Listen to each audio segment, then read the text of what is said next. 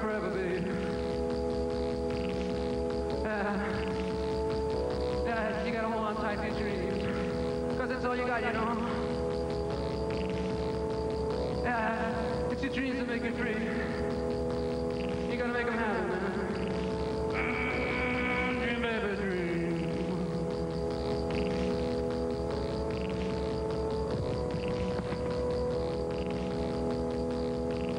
Yeah, you gotta get the dreams burning, baby. Dream, baby, dream.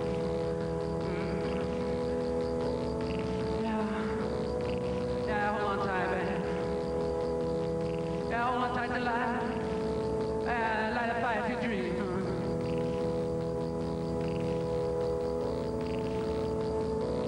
Dream, baby, dream. Dream, baby, dream. Forever.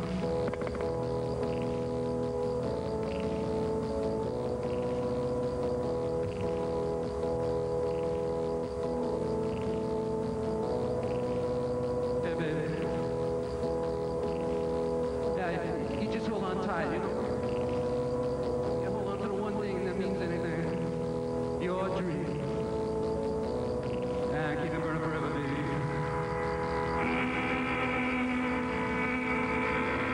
Dream, baby, dream.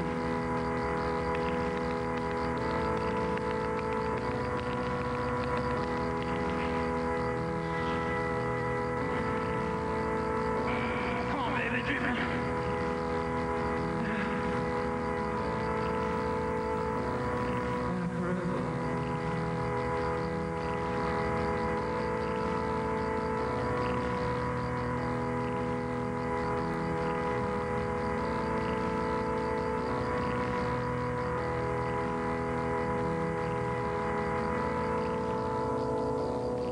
Yeah, dreaming, baby. Yeah, dream forever. Dream, baby, dream.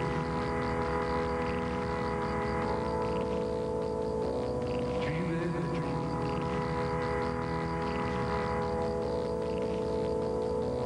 Dream, baby, dream.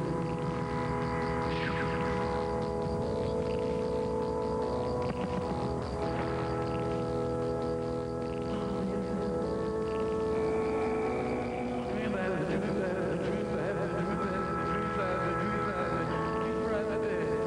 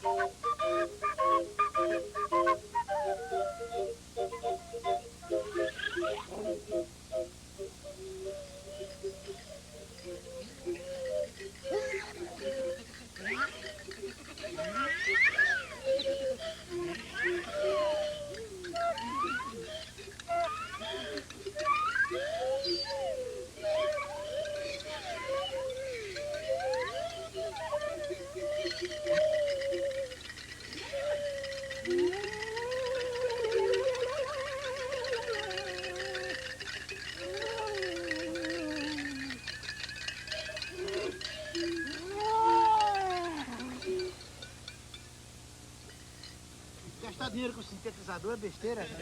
Campeão, não contigo, deixa em 7 e não toca dentro da água, não. Ah, é.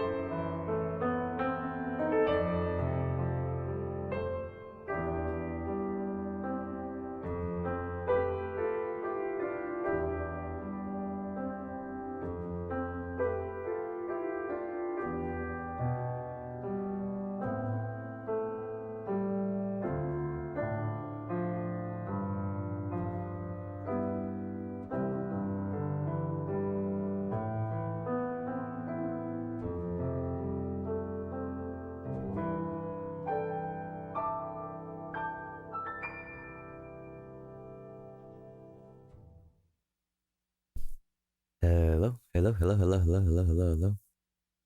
Hey, sorry I'm late. Hello. Boycott. Boycott. Boycott. Boycott. This world shall know pain.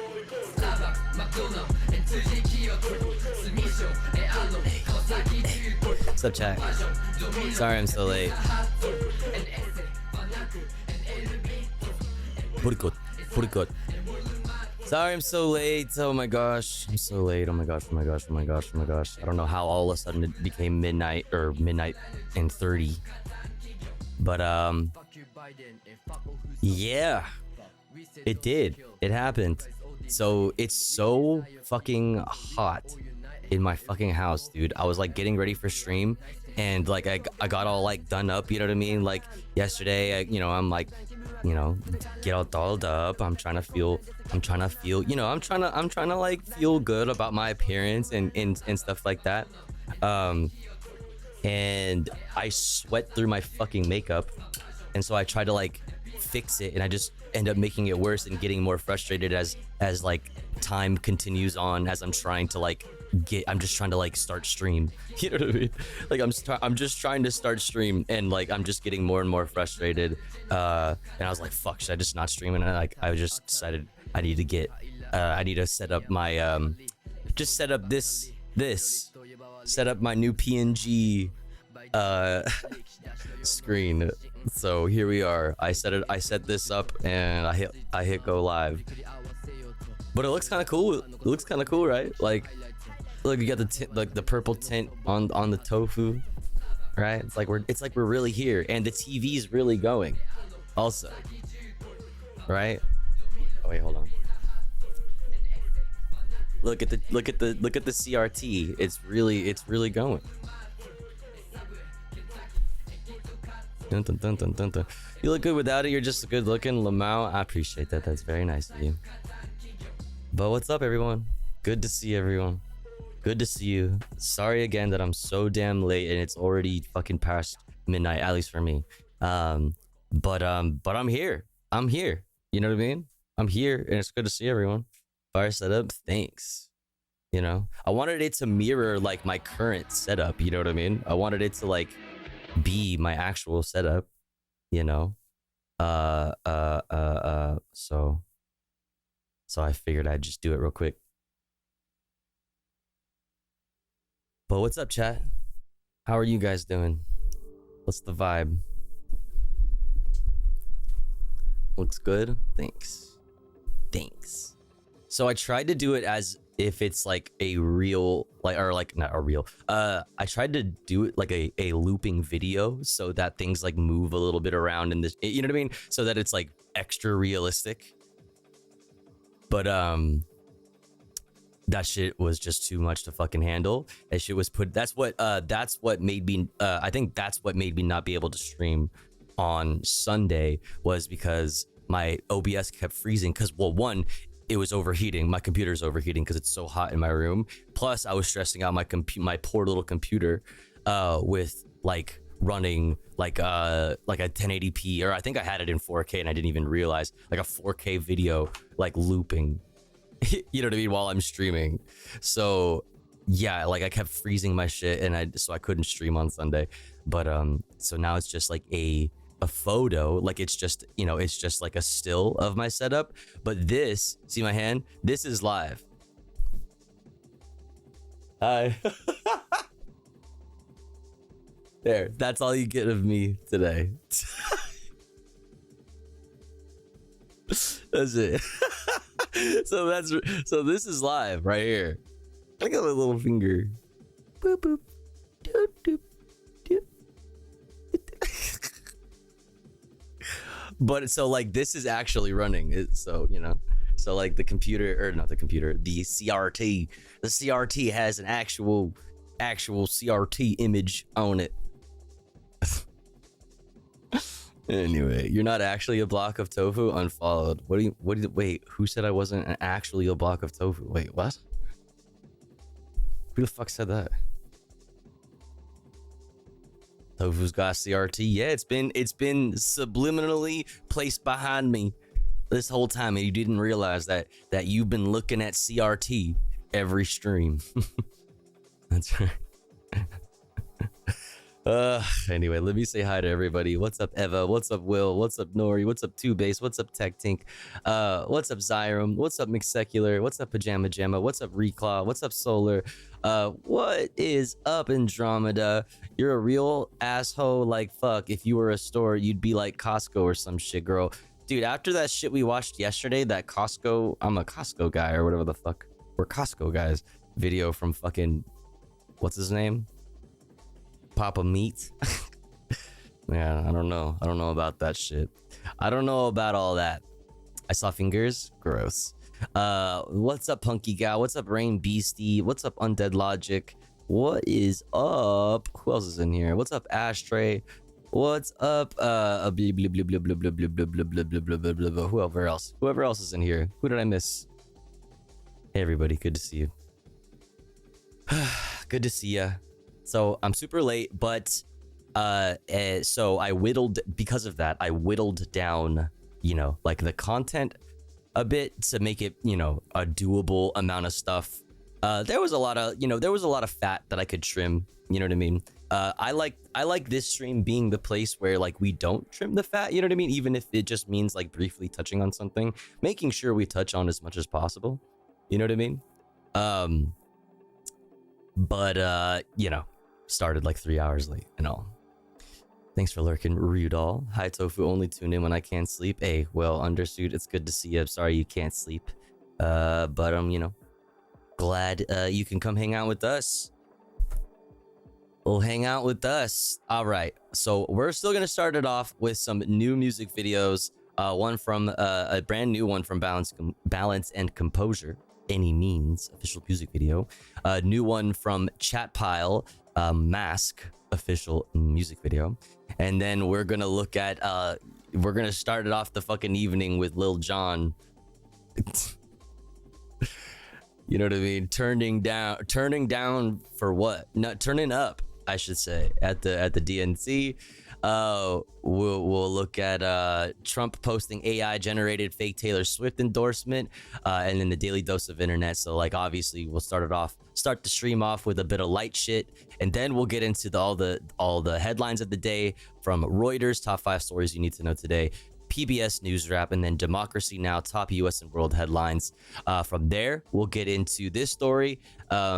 UC president, like the University of California system, president orders campus-wide encampment ban going into students returning to campus soon. The semester or whatever you call it is starting soon, I believe. So they're getting ahead of it with the campus-wide encampment ban on all the University of California campuses. So we'll take a look at that. Then we'll see, like, we're just gonna be jumping, right? Normally I'd have a lot more in between here. Well, I have some kind of brief shit, but we'd have a lot more, but we're just gonna hop straight to you know, the main things, the main stories of the day. We're gonna get our updates out of Gaza, Israeli attack on a market and a school. Okay, the genocide continues. And then we're going to go from there straight into the DNC.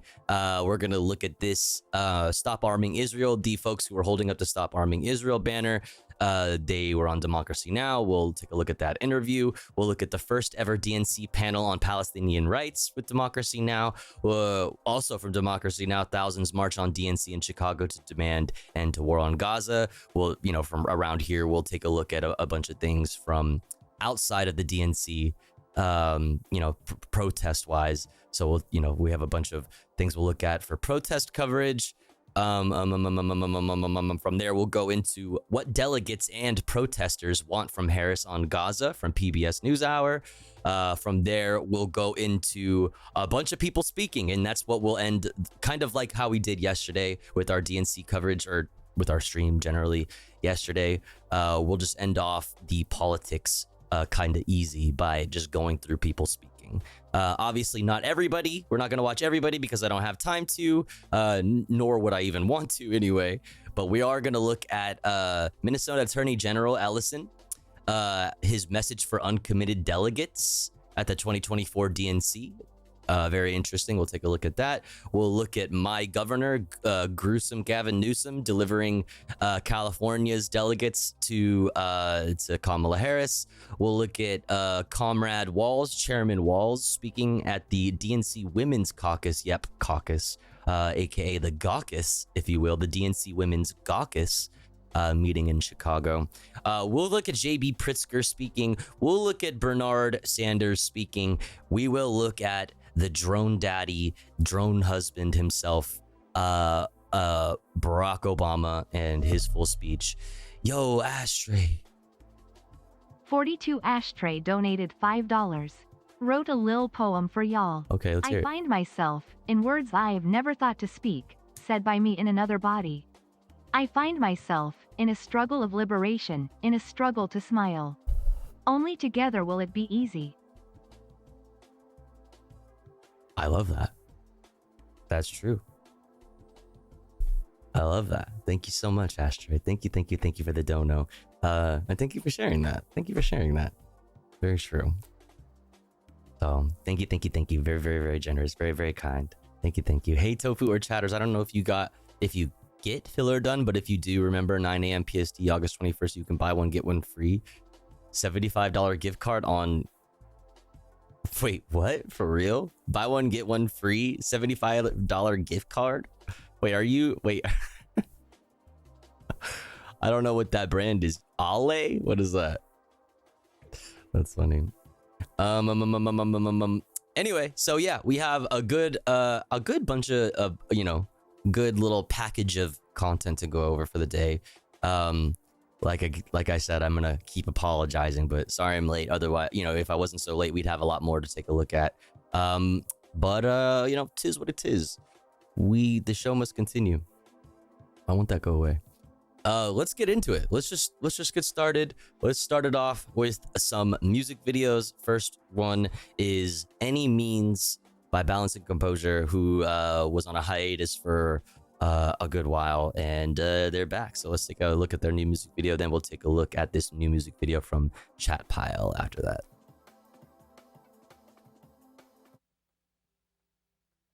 Oh, flash warning.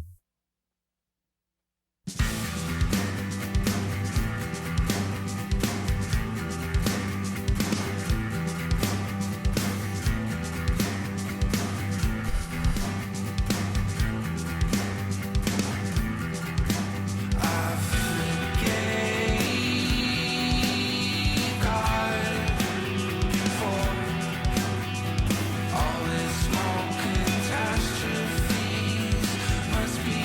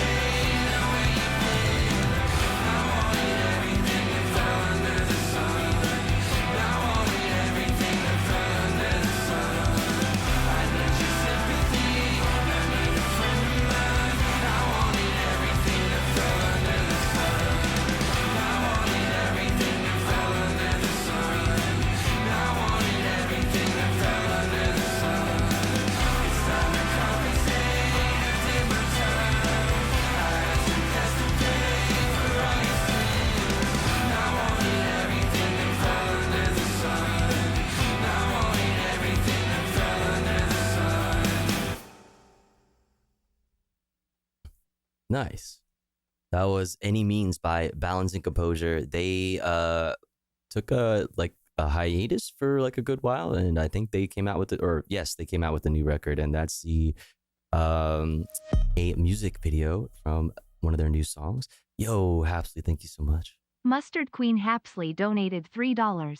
On some real ho shit. Bringing back KESHACORE. Dat puking up glitter look. Dat waking up with Kesha last Court? night's hairspray look. Smeared mascara fucks. Very Where did it brazen, go? Very chaotic. I mean, that's Anyway, literally me right here's now. $3. But I won't Go show get you. yourself a Slurpee or whatever. Hey yo. Just don't get an icy. Ew. Hey yo. Hey yo. Thank you so much, Hapsley. That's very, very kind of you. I really.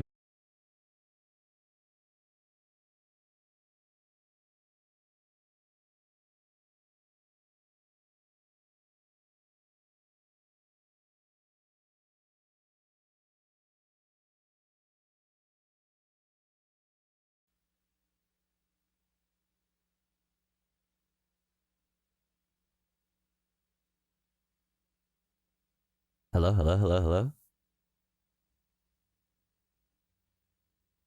Am I here?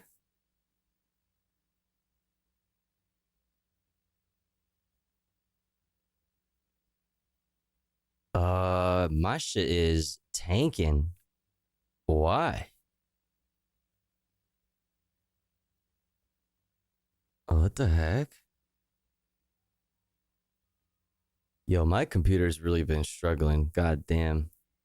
It can't just mean it has. I mean, I don't know. The only thing that's different is the heat. The heat has really been fucking with my shit.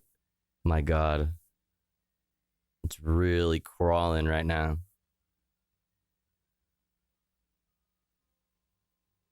Twitch is just broken. I don't think it's Twitch because I'm able to see it on my. I'm able to see that my frames are like shit right now.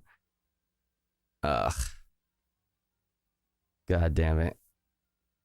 Oh boy, oh boy. I don't know. I guess we're back, so we'll see. We'll see how this goes. Hopefully we last. Hopefully we last. Paid $3 to tank Twitch. Yeah, I didn't realize that was an option that I had on my stream. That you could fuck up my stream. That you could make my stream F for the low price of $3. God damn. I really gotta fucking turn up the price for that option. That's crazy. That's crazy. Anyway, let's look at this. Brand new chat pile. This song is called Mask. Let's check it out.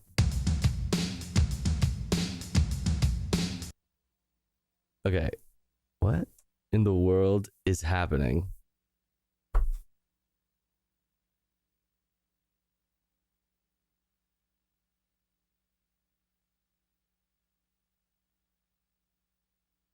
It's my need to get a different account for that. God damn it.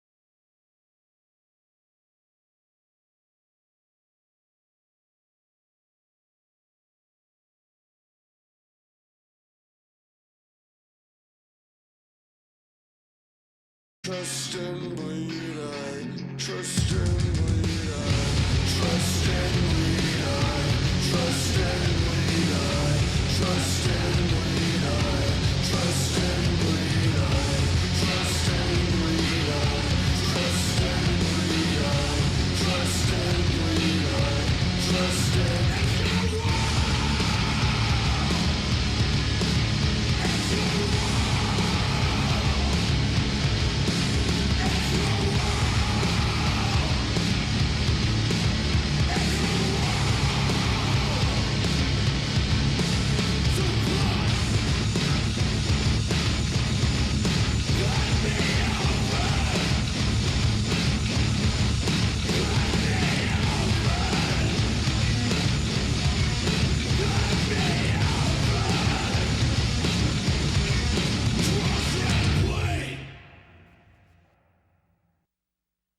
That was Chat Pile. Mask. That was fire. Fire. Banger. Absolute banger. All right. Now let's look at some light things. Some light news. Both music related. Before we get into the daily dose of internet and then take our ad break and then get into the headlines. Let's start off with this wonderful, wonderful thing that happened earlier today. What's up, Ligma? Georgia, how do you cast your vote? Georgia, how do you cast your vote?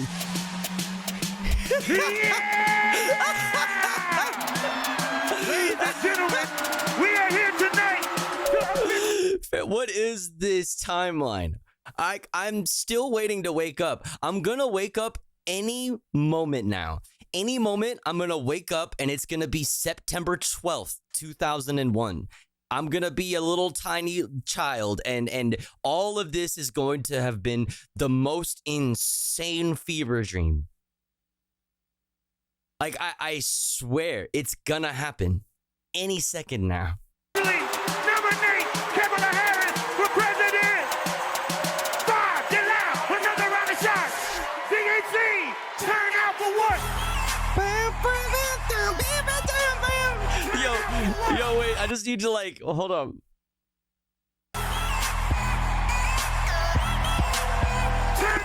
You know what I mean? Like, the people are getting the the vibes are, I don't know. This is otherworldly. I don't know what to do with this, you know?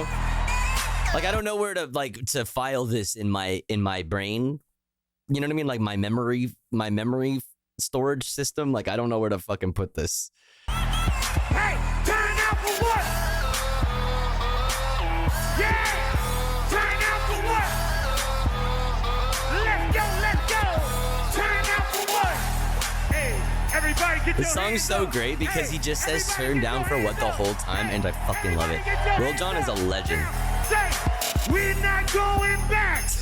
We're not going We're back. We're not going back. We're not going back. VP Harris. Yo, turn out for walls. Governor Wall. VP Harris, Governor Walls. Till this sweat drops down my balls. Till I skeet. Till I skeet, goddamn. Till I skeet, motherfucker. I skeet, goddamn. VP Harris, Governor Walls.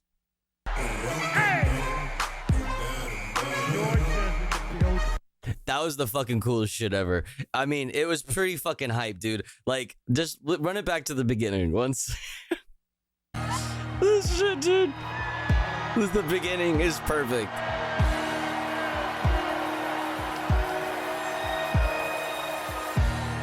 Georgia, how do you cast your vote?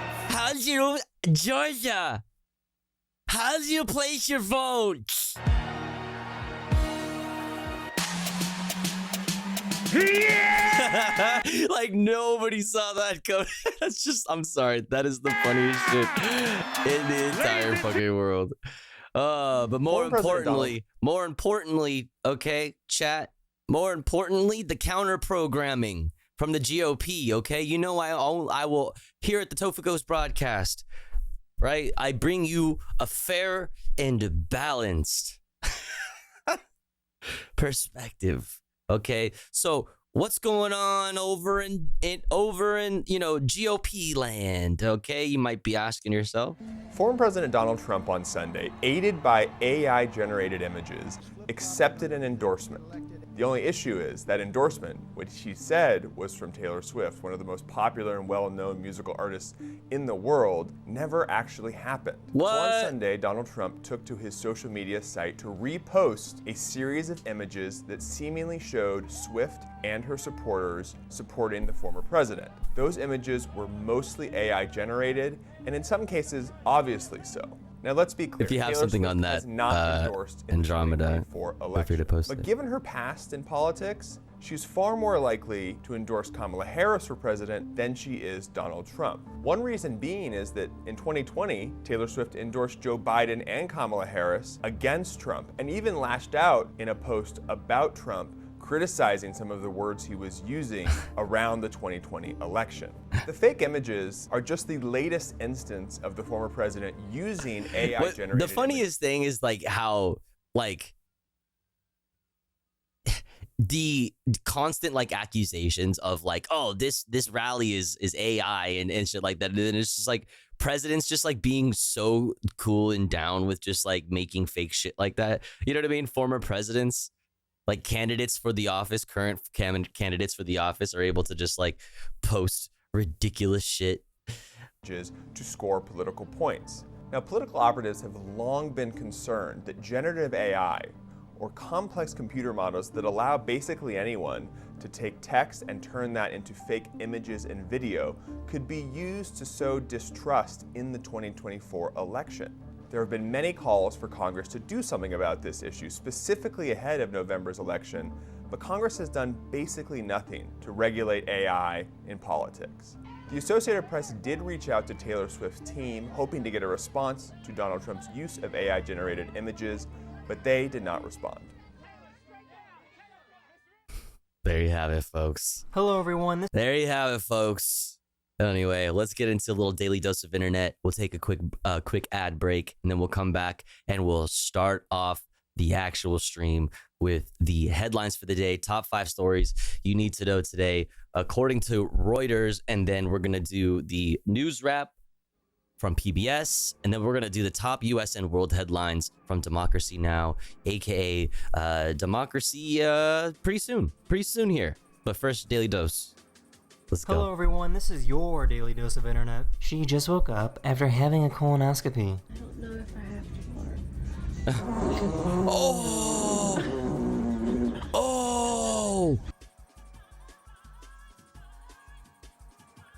Oh shit. Yo, what? Did they... Is that like the first fart in like months or like...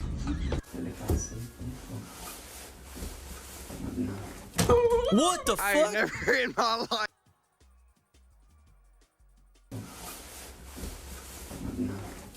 Oh, it's like a little mouse. Never in my life seen a donkey and a dog be best friends. Oh. The car behind the cameraman was honking because this SUV wasn't moving. This sucks too. Traffic is like so. The car behind me, they want this car to pull out and they can't pull out. They got tired of waiting and decided to jump to the front of the line. Uh-oh.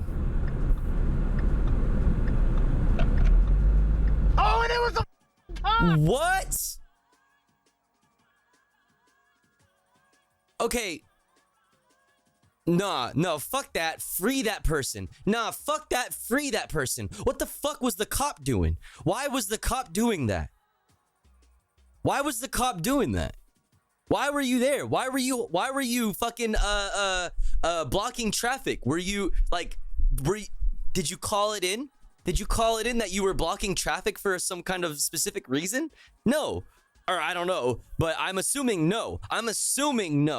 And I'm betting that like you were just like taking a while to like pull in. Here's where my mind immediately goes, right? Maybe there was a bunch of traffic because it's also raining and like whatever, there's a bunch of people going, so they were just being careful, they're yielding, right? And then the car behind them is probably like, maybe there's somebody like a few cars back like honking. And so I bet you they were just like brake checking the world because they're they're a police officer and fuck everybody else. Like I bet you, I would bet money on that. But either way, like that, this is unacceptable. What the fuck were you doing? What was that? Unacceptable. And it's on my dash cam. What?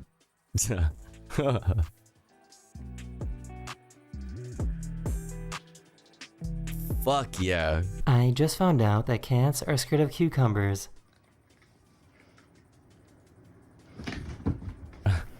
Whoa, that one flew. I guess I never realized how uneducated I was about the process of making soy sauce. What?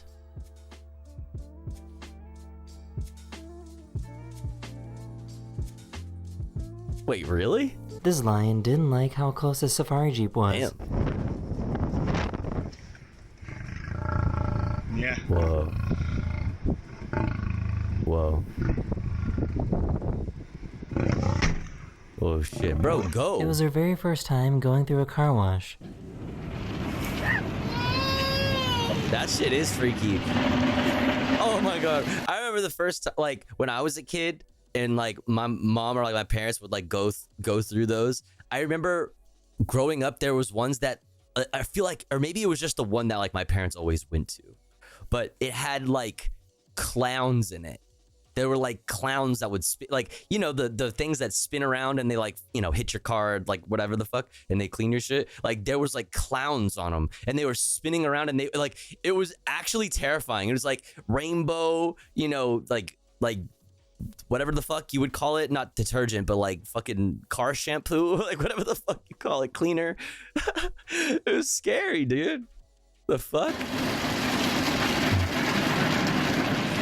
I found a really polite and patient cat. Oh my god. And of course, his entire feed is just monkeys.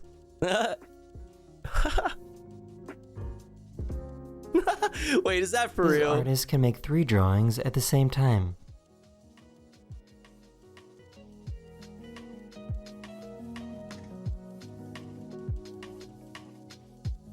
That's pretty cool. Oh, what the fuck? Oh, it skipped. Oh, that's crazy.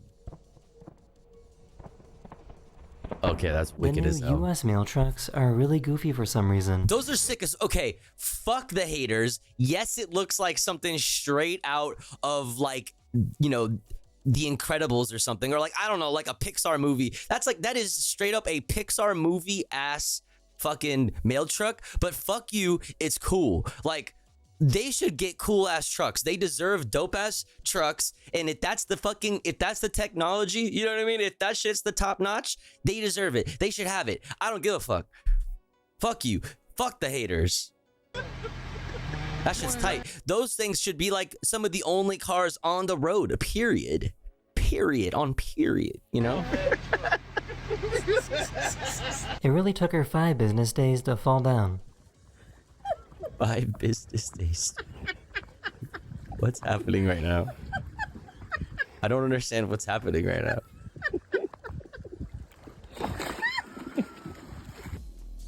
Is that person okay? Oh, that's okay. That's actually sick. Wait, that's fucking genius, actually. Wait, that's actually genius.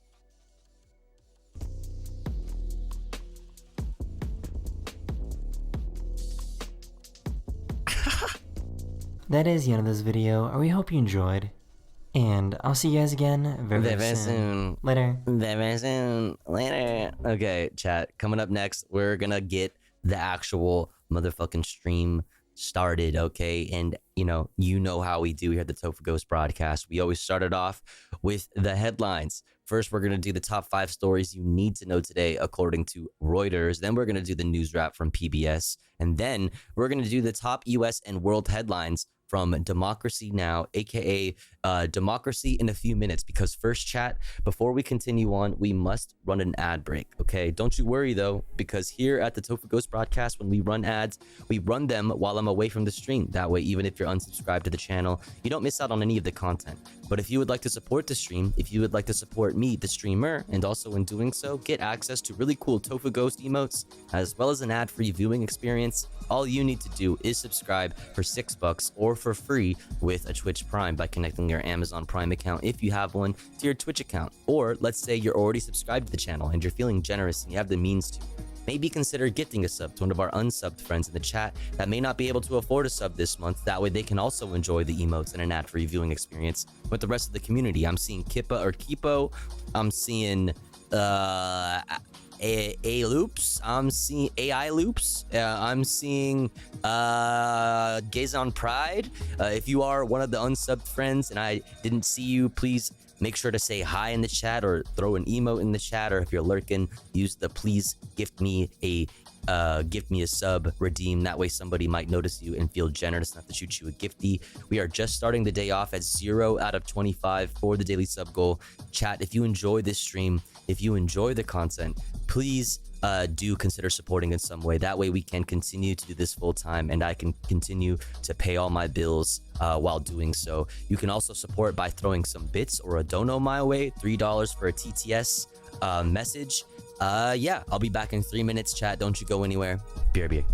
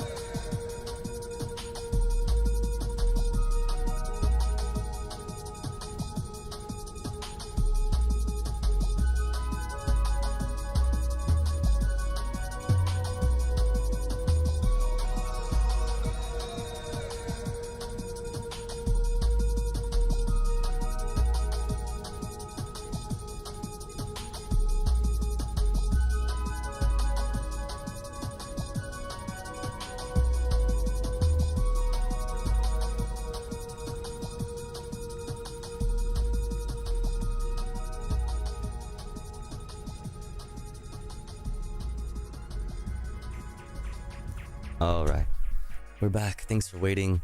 Thanks for sitting through the ads. But we're back. Okay. Let's get back into it. Or at least, let's get started. Let's get into it. Exclamation point watching for a link to the playlist that contains all the videos that we have already watched and will watch for the rest of the stream. Let's start it off with top 5 stories you absolutely must know today, according to Reuters. Let's go. Top 5 stories. Number 1. President Joe Brandon hails Kamala Harris as the future of the Democratic National Committee. Number 2. A Russian airstrike causes more damage to Ukraine's power grid. Number 3. Tony War Crimes Blinken says Israel accepts a proposal for Gaza and urges Hamas to do the same. Yeah, the one that is, you should know better, contains language that is a non-starter for Hamas. Anyway, more on that later. Number 4. We deserve respect, not assault. India's top court sets up a doctor's panel on workplace safety after the rape and murder of a medic. Number 5. A search resumes for those missing, including entrepreneur Mike Lynch, after a yacht sinks off Sicily.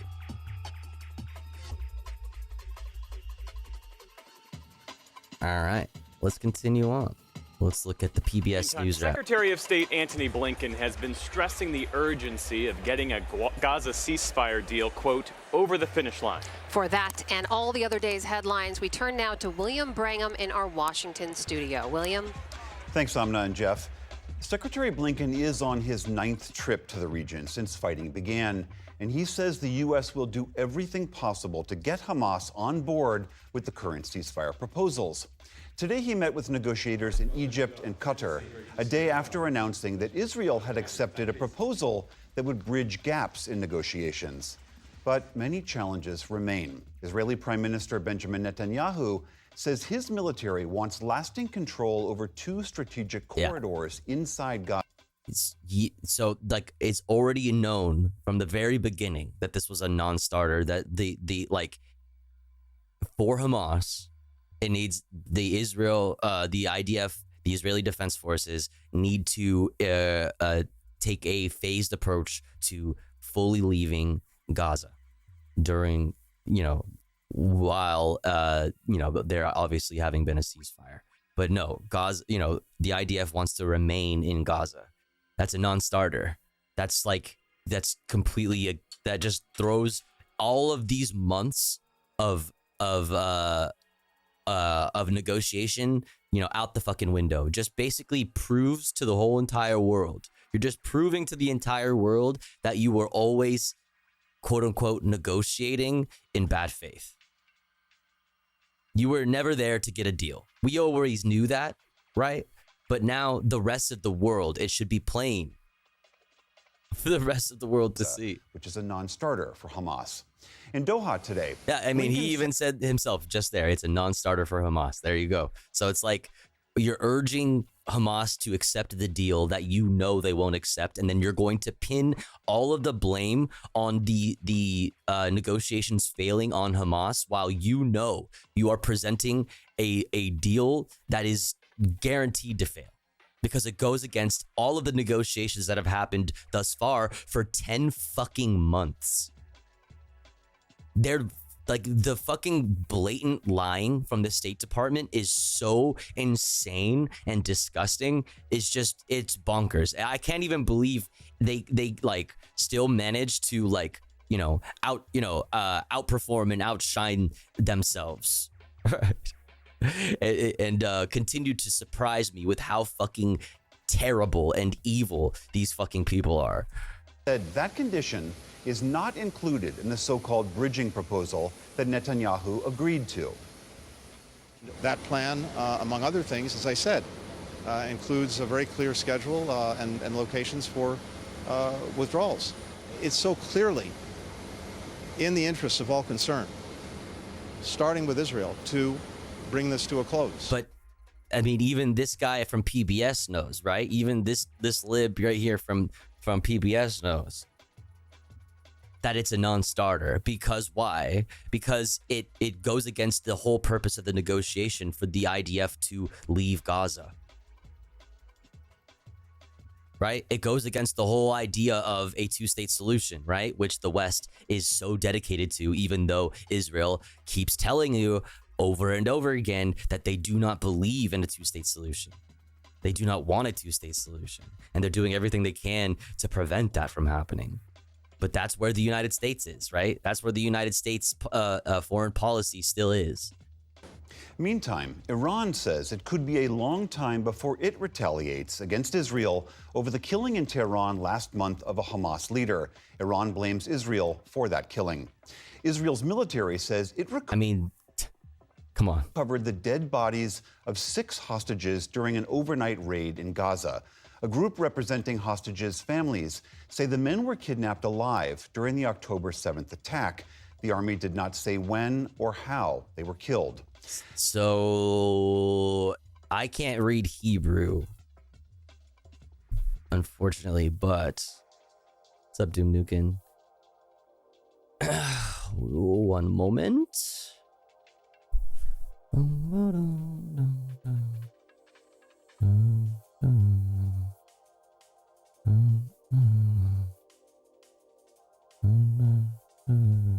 This 972 media guy here. Here, let me. I can translate it. One sec.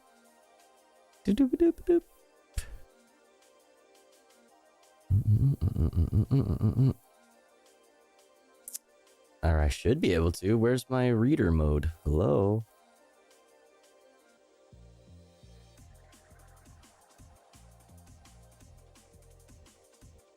Shit. Maybe I can manually do this.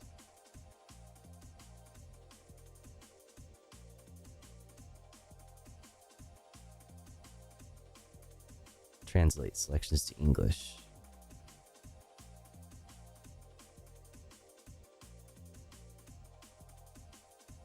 From Hebrew. Is Hebrew even on here? There's no Hebrew on here? Well, shit.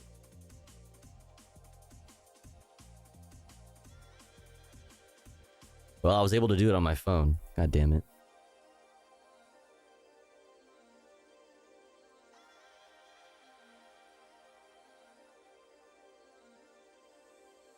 Well, if you're able to translate this article, I was able to on my phone, but for whatever reason, I'm not able to because Hebrew is not one of the languages, I guess, in the Firefox like reader translate thing.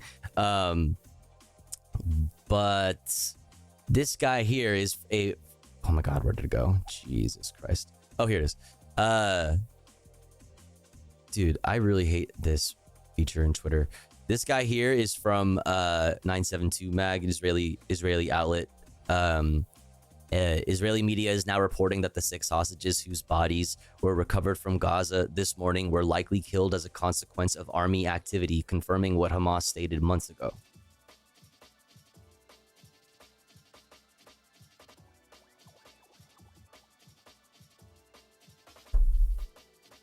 Oh, I just sent you my bookmarks. God, I always do that. Oh, so stupid. All right. That link is the one that I meant to send you. Okay. So consider this. Okay. Consider this. Yo, Jinx, thank you so much for the raid. I hope you had a wonderful stream. Hello, hello, hello. Welcome in. Welcome in, welcome in, welcome in. I'm in tofu mode today. It's so hot in my house, and I was getting ready for stream, and I like sweat through my makeup, and I tried to fix it and just made it worse, and then I got frustrated. So here I am. I'm a block of tofu today. But I hope you had a wonderful stream. Mafia Jinx, what were y'all up to? Steamed tofu, that's me. Extra jiggly today. Relate so much, dude. So like, right, like, okay, so like I thought I was feeling good, like I was feeling myself. Like yesterday I was feeling myself on stream. Anonymous, thank you so much for gifting to KNTS. Thank you so much. Wait, why did that one go off? That's weird. I don't know why that alert went off. But I was like feeling myself yesterday. I was like, all right, I'm gonna get all done up today. I have like a new outfit. I'm gonna just like, feel good about myself on stream. And then I thought my makeup looked nice and I was, ready to go and I just getting ready for stream, but it was so hot that I started sweating and it fucked up all my shit. And then I tried to fix it and all I did was make it worse. And I kept trying to fix it. I ended up like taking all my makeup off and tried to like redo it from the beginning, and I just kept getting more and more frustrated and like wasn't gonna stream because I was angry.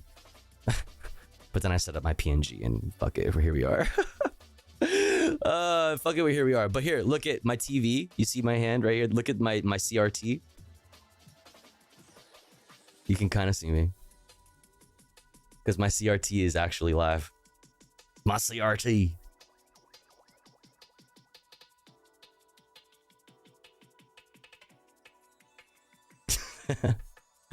Sometimes I mess up and cry it all off. Yo, I fucking feel that so hard, Jinx. That's like so me.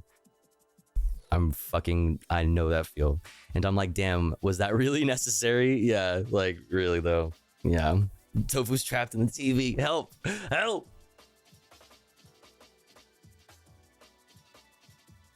Let me out of here. Anyways, it's good to see you all. If you've never been here before, I'm Tofu. We talk about the news.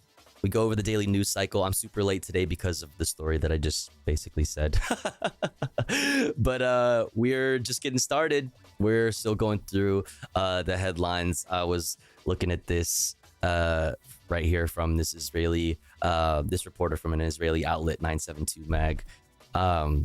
Talking about how Israeli media is reporting that the 6 hostages whose bodies were found were likely killed by the IDF. Mustard Queen Andromeda donated $3. Thank you so much. Hello, fellow raiders. This block of tofu is delicate and cute, so please treat her right. Oh. Please bring your chaotic energy too. Also, in this stream, we like to use the mustard lewd emote and talk about mustard and being fake leftists. That's anyway, not true. Enjoy your stay. That's not true. Don't listen to that part. Don't listen to that part. Don't listen to that part. Thank you, Andromeda. Thank you. All right, let's get back into it. Separately, Gaza health authorities say at least... !watching in the chat, by the way, for a link to this playlist that contains all the videos that we have watched and will watch for the rest of stream. 10 people were killed in an Israeli airstrike on a school that was sheltering some 700 people. Israel says the strike targeted Hamas militants who had set up a command center inside.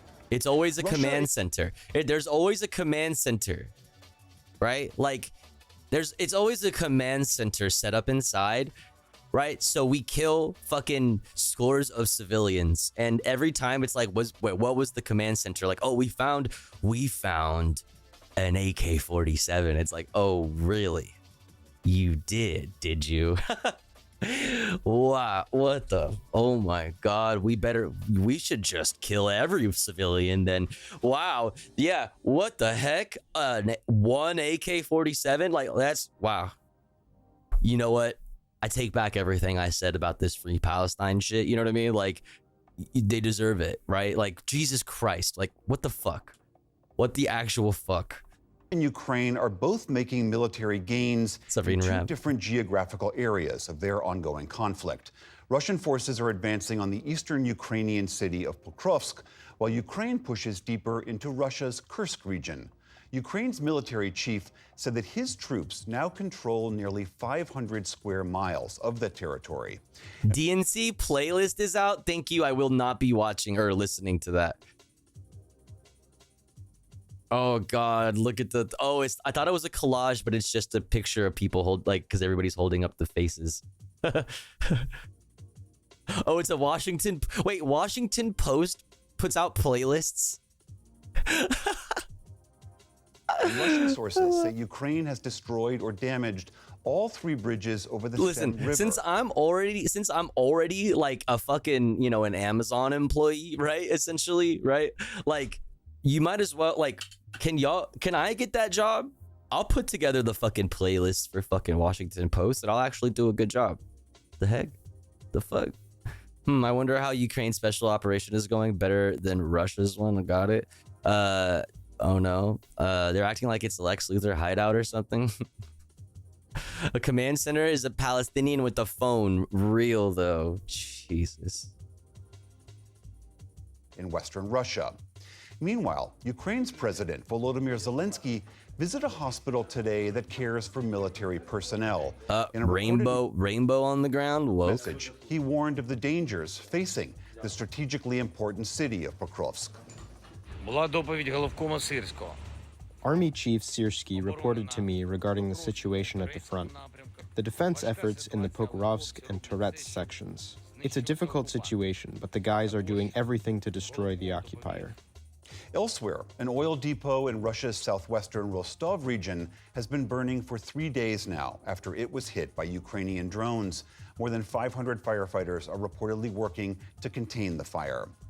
Back here in the U.S., in the state of Maine, an independent commission found that the Army Reserves and local police missed several opportunities that could have prevented a mass shooting in Lewiston last. Wow, color me surprised. There was something that the police could have done ahead of time, but didn't. They had... The police should have known.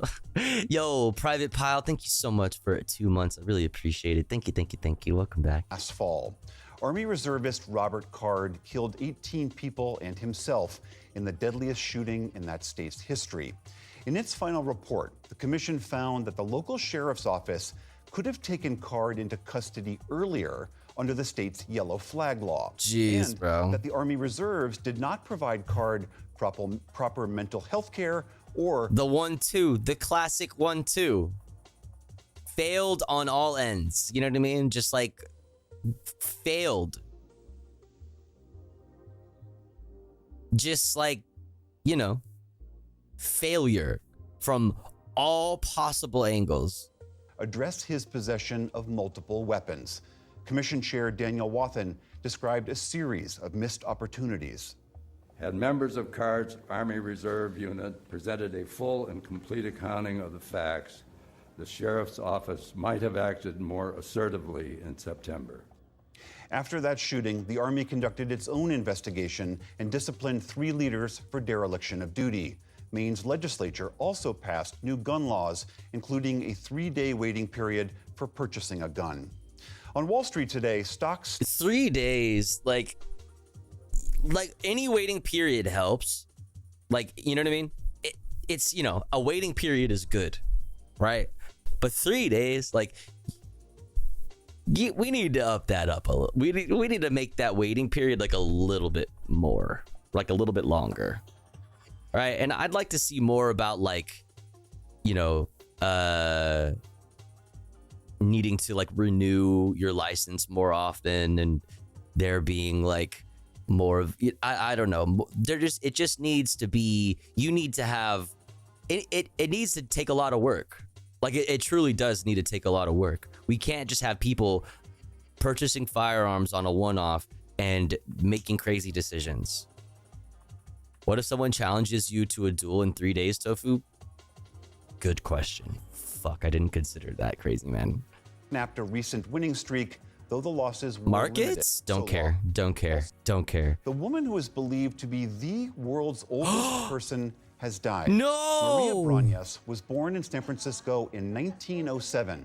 That's a decade before the United States entered World War I. Old as Her family moved to Spain when she was young, and she died there at a nursing home in the Catalan town of Olot. Damn. Her social media account called her, quote, Super Catalan Grandma, with a Super Catalan Grandma. a bio that read, I am old, very old, but not an idiot.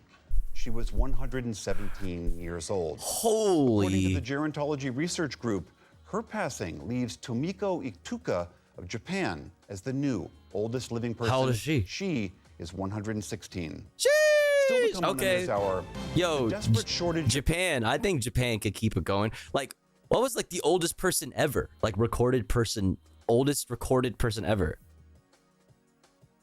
Like, have we ever broke the 120s? 121s kept easy? Joe Biden?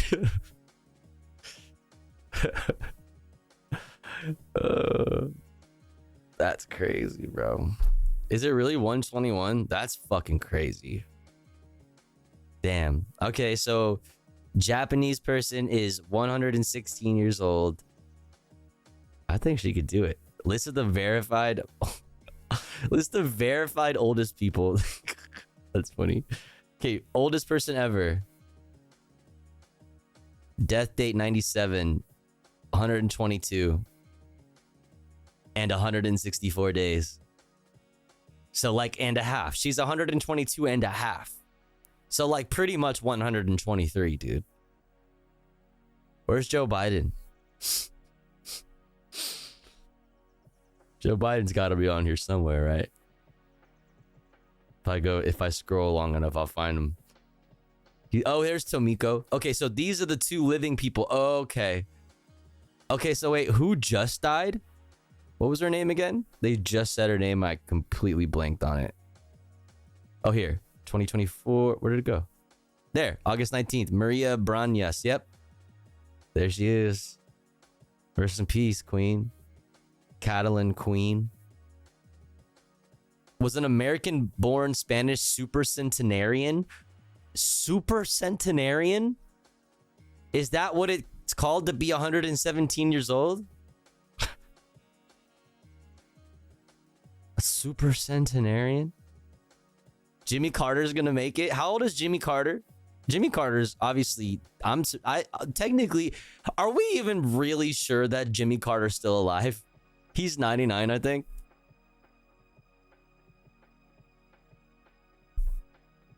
Also, I know nobody really wants to hear it in this community, but like, can we all just can we just talk about how like Noam Chomsky's like probably not alive anymore? Like it, you know what I mean? Like we're probably gonna get like I don't know, like because what was the last we heard?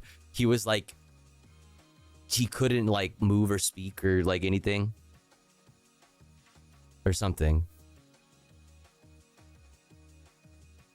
Like I don't know, I haven't heard anything since then. So I don't know if Noam Chomsky's still kicking it, unfortunately. Noam will convince you he's alive. Last I heard he was still alive. Yeah, last I heard he was still alive, but the last I heard he was like not able to like do anything. You know? So unfortunately there's that. But Tomiko Utsuka, that's who.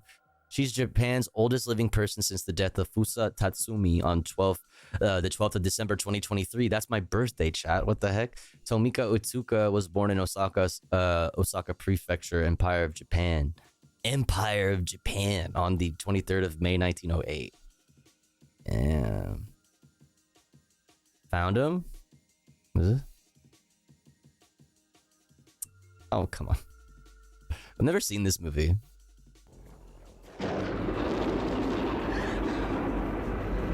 All I know is that's Atreyu. That's all I know because I loved that band when I was a child. When I was a baby tofu. I loved that band. Anyway, let's continue. Food and medical care in war-torn Sudan. And what you need to know about the latest COVID surge. Oh boy. This is the PBS NewsHour from WETA Studios in Washington and in the West from the Walter Cronkite School of Journalism at Arizona All right, State. that's enough. That's enough. Democracy Now! War, peace, and the president. Okay, wait.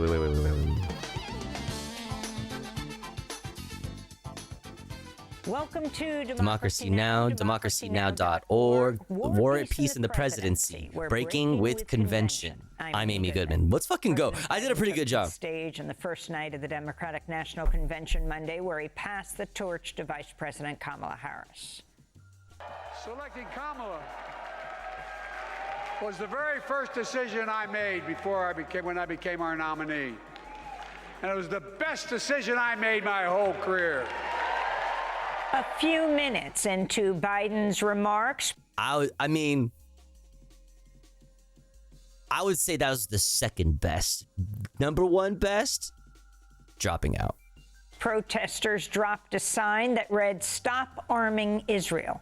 The sign was quickly wrestled away from protesters. We'll speak to 3 delegates involved in last night's actions in hour 2 of our live DNC broadcast.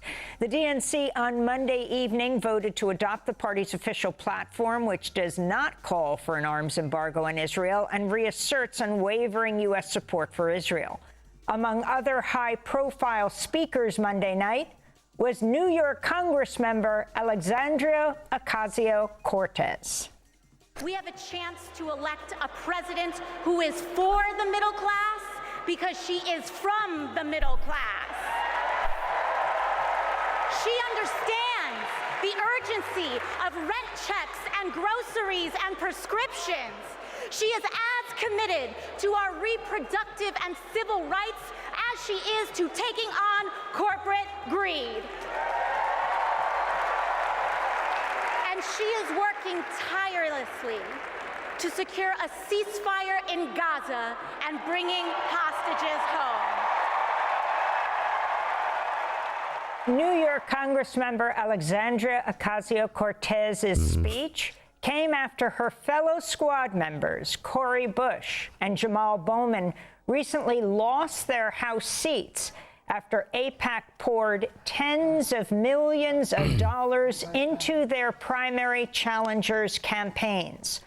Also on the first night of the DNC, 3 speakers, Amanda Zurowski, Caitlin Joshua, and Hadley Duvall, shared their experiences from the podium with abortion, a central issue in November's election. Zurowski was one of a group of women who sued Texas last year shit, you can after see me. they were denied Oh, no. abortions even as their pregnancies posed serious risks to their health and were non-viable.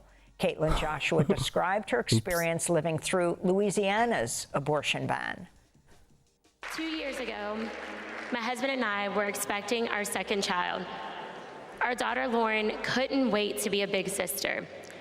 I was getting ready for her 4th birthday party when something didn't feel right. 2 emergency rooms sent me away. Because of Louisiana's abortion ban, no one would confirm that I was miscarrying. I was in pain, Jesus Christ. bleeding so much my husband feared for my life. No woman should experience what I endured, but too many have. They write to me saying, "What happened to you happened to me." Sometimes they're miscarrying, scared to tell anyone, even their doctors. Our daughters deserve better. America deserves. Well, because even, you know, depending on where you're at, a doctor will be the one who fucking calls the cops on you. You know what I mean? Like, you'll be sitting in a room in the hospital somewhere, and your doctor will like leave the room, and then the next thing you know, cops are knocking on the door, you know? It's better. We'll have more on the first day of the Democratic National Convention, inside and out, after headlines. Thousands of protesters took to the streets Monday as part of the march on the DNC. Nick Tilson's an Oglala Lakota leader and president of the NDN Collective. I'm here to remind America that this election is happening on the stolen lands of indigenous people, and the Land Back movement stands in solidarity with. Wait, did the DNC do a land acknowledgement? That's a genuine question. Because I heard someone say that they did, but I don't know if they were joking or not. I don't know if they were joking or not. Because, like, if they did, that's, like already kind of funny and cringe. But at the same time, like, it is true. And you know, like, I obviously support land back 100%. I heard that they did. That's what I heard, too. But, like, I didn't know if they were joking or not. They did. Does anybody have a clip of that? Can anybody find a clip of the land acknowledgement for me? Free Palestine and to end all military aid to the state of Israel and to stop the genocide. Amidst heavy police presence, a group of protesters broke off from the main march and headed to the United Center, where they breached a security fence as they chanted, "Whose streets are streets?" before police began making arrests outside the DNC. We'll hear a number of those voices after headlines. During a separate action Monday, Sherry Hunk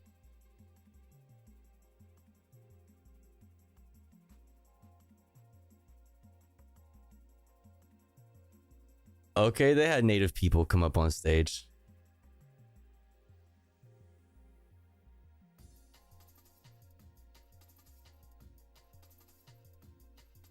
Here we are together on our ancestral homelands of the Prairie Band Potawatomi Nation and our sister Potawatomi nations.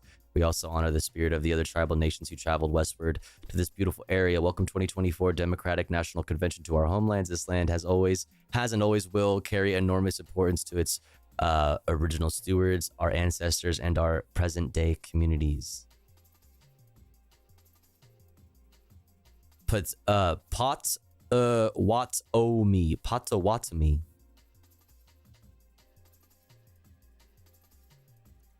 Cool. I mean, listen, it was from, you know, we had like natives talking, like, you know, I support that. Go off. That's with awesome. The Poor People's Army was also arrested near the United Center after she crossed a police line as she attempted to walk into the DNC to deliver a citizen's arrest warrant for Democratic leaders the Poor People's Army has accused of crimes against humanity. This is Hankala speaking before her arrest. Either arrest me or let me continue to walk. Push Am I under arrest? If I'm not, I continue to walk. You do not have a right to beat. Wait, she was arrested for crimes against humanity? Did I hear that right? Hankala speaking before her arrest. Either arrest me or let me continue to walk. Push.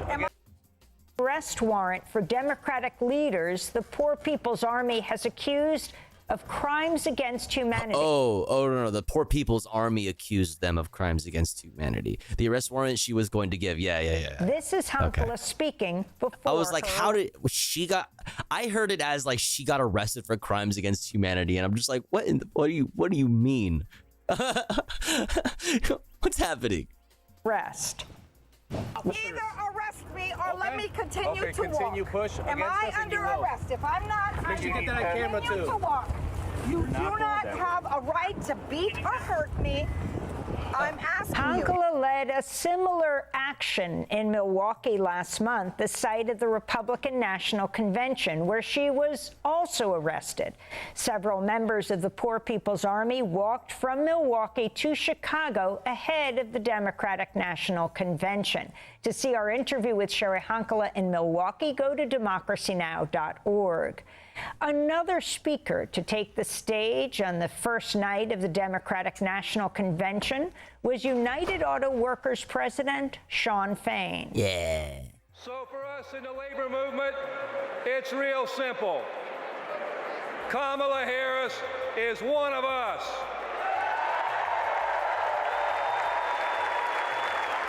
She's a fighter for the working class. Yeah, we saw it at the beginning of stream. Is a scab. He's a scab. Yeah. As the DNC got underway, hundreds of nurses from the University of Illinois Hospital stood on the picket line as they kicked off a week-long strike just a few miles from the United Convention Center.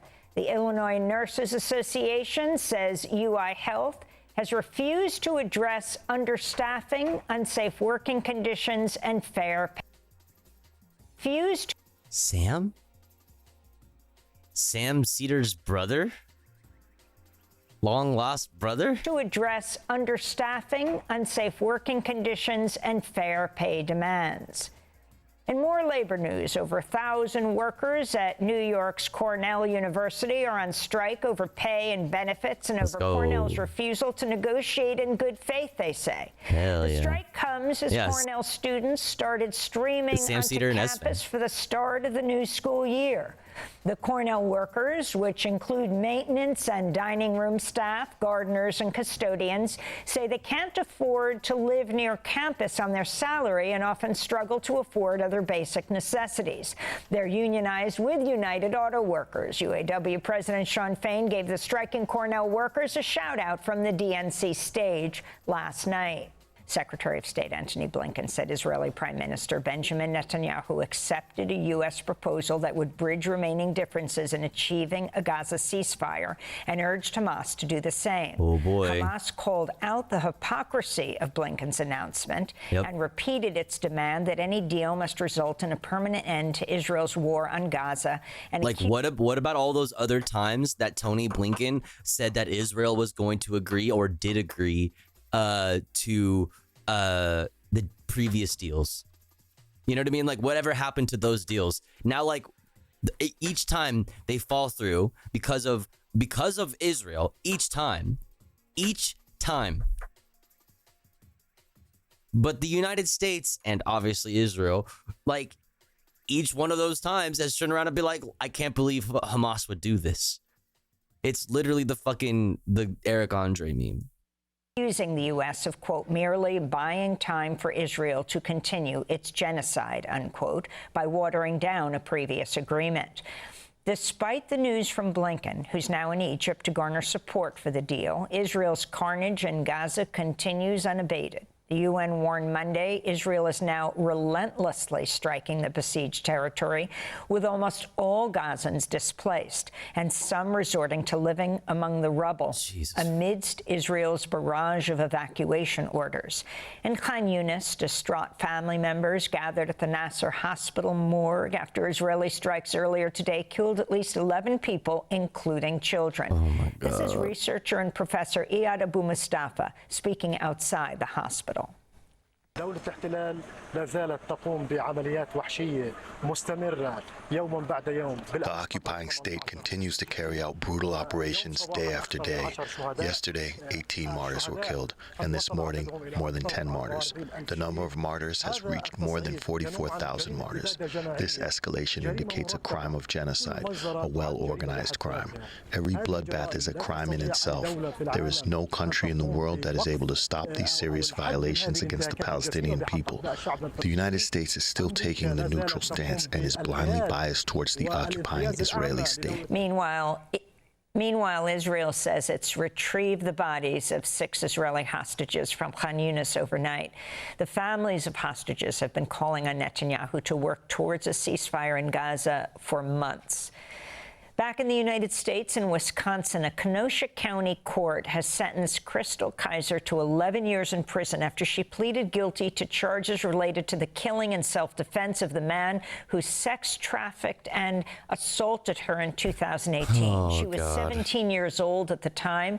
He'd abused her since she was 16. Court records show Kenosha police knew the man, Randall Volar, who was white, had a history of sexually abusing black girls and was under investigation for sex trafficking, but he remained free for months.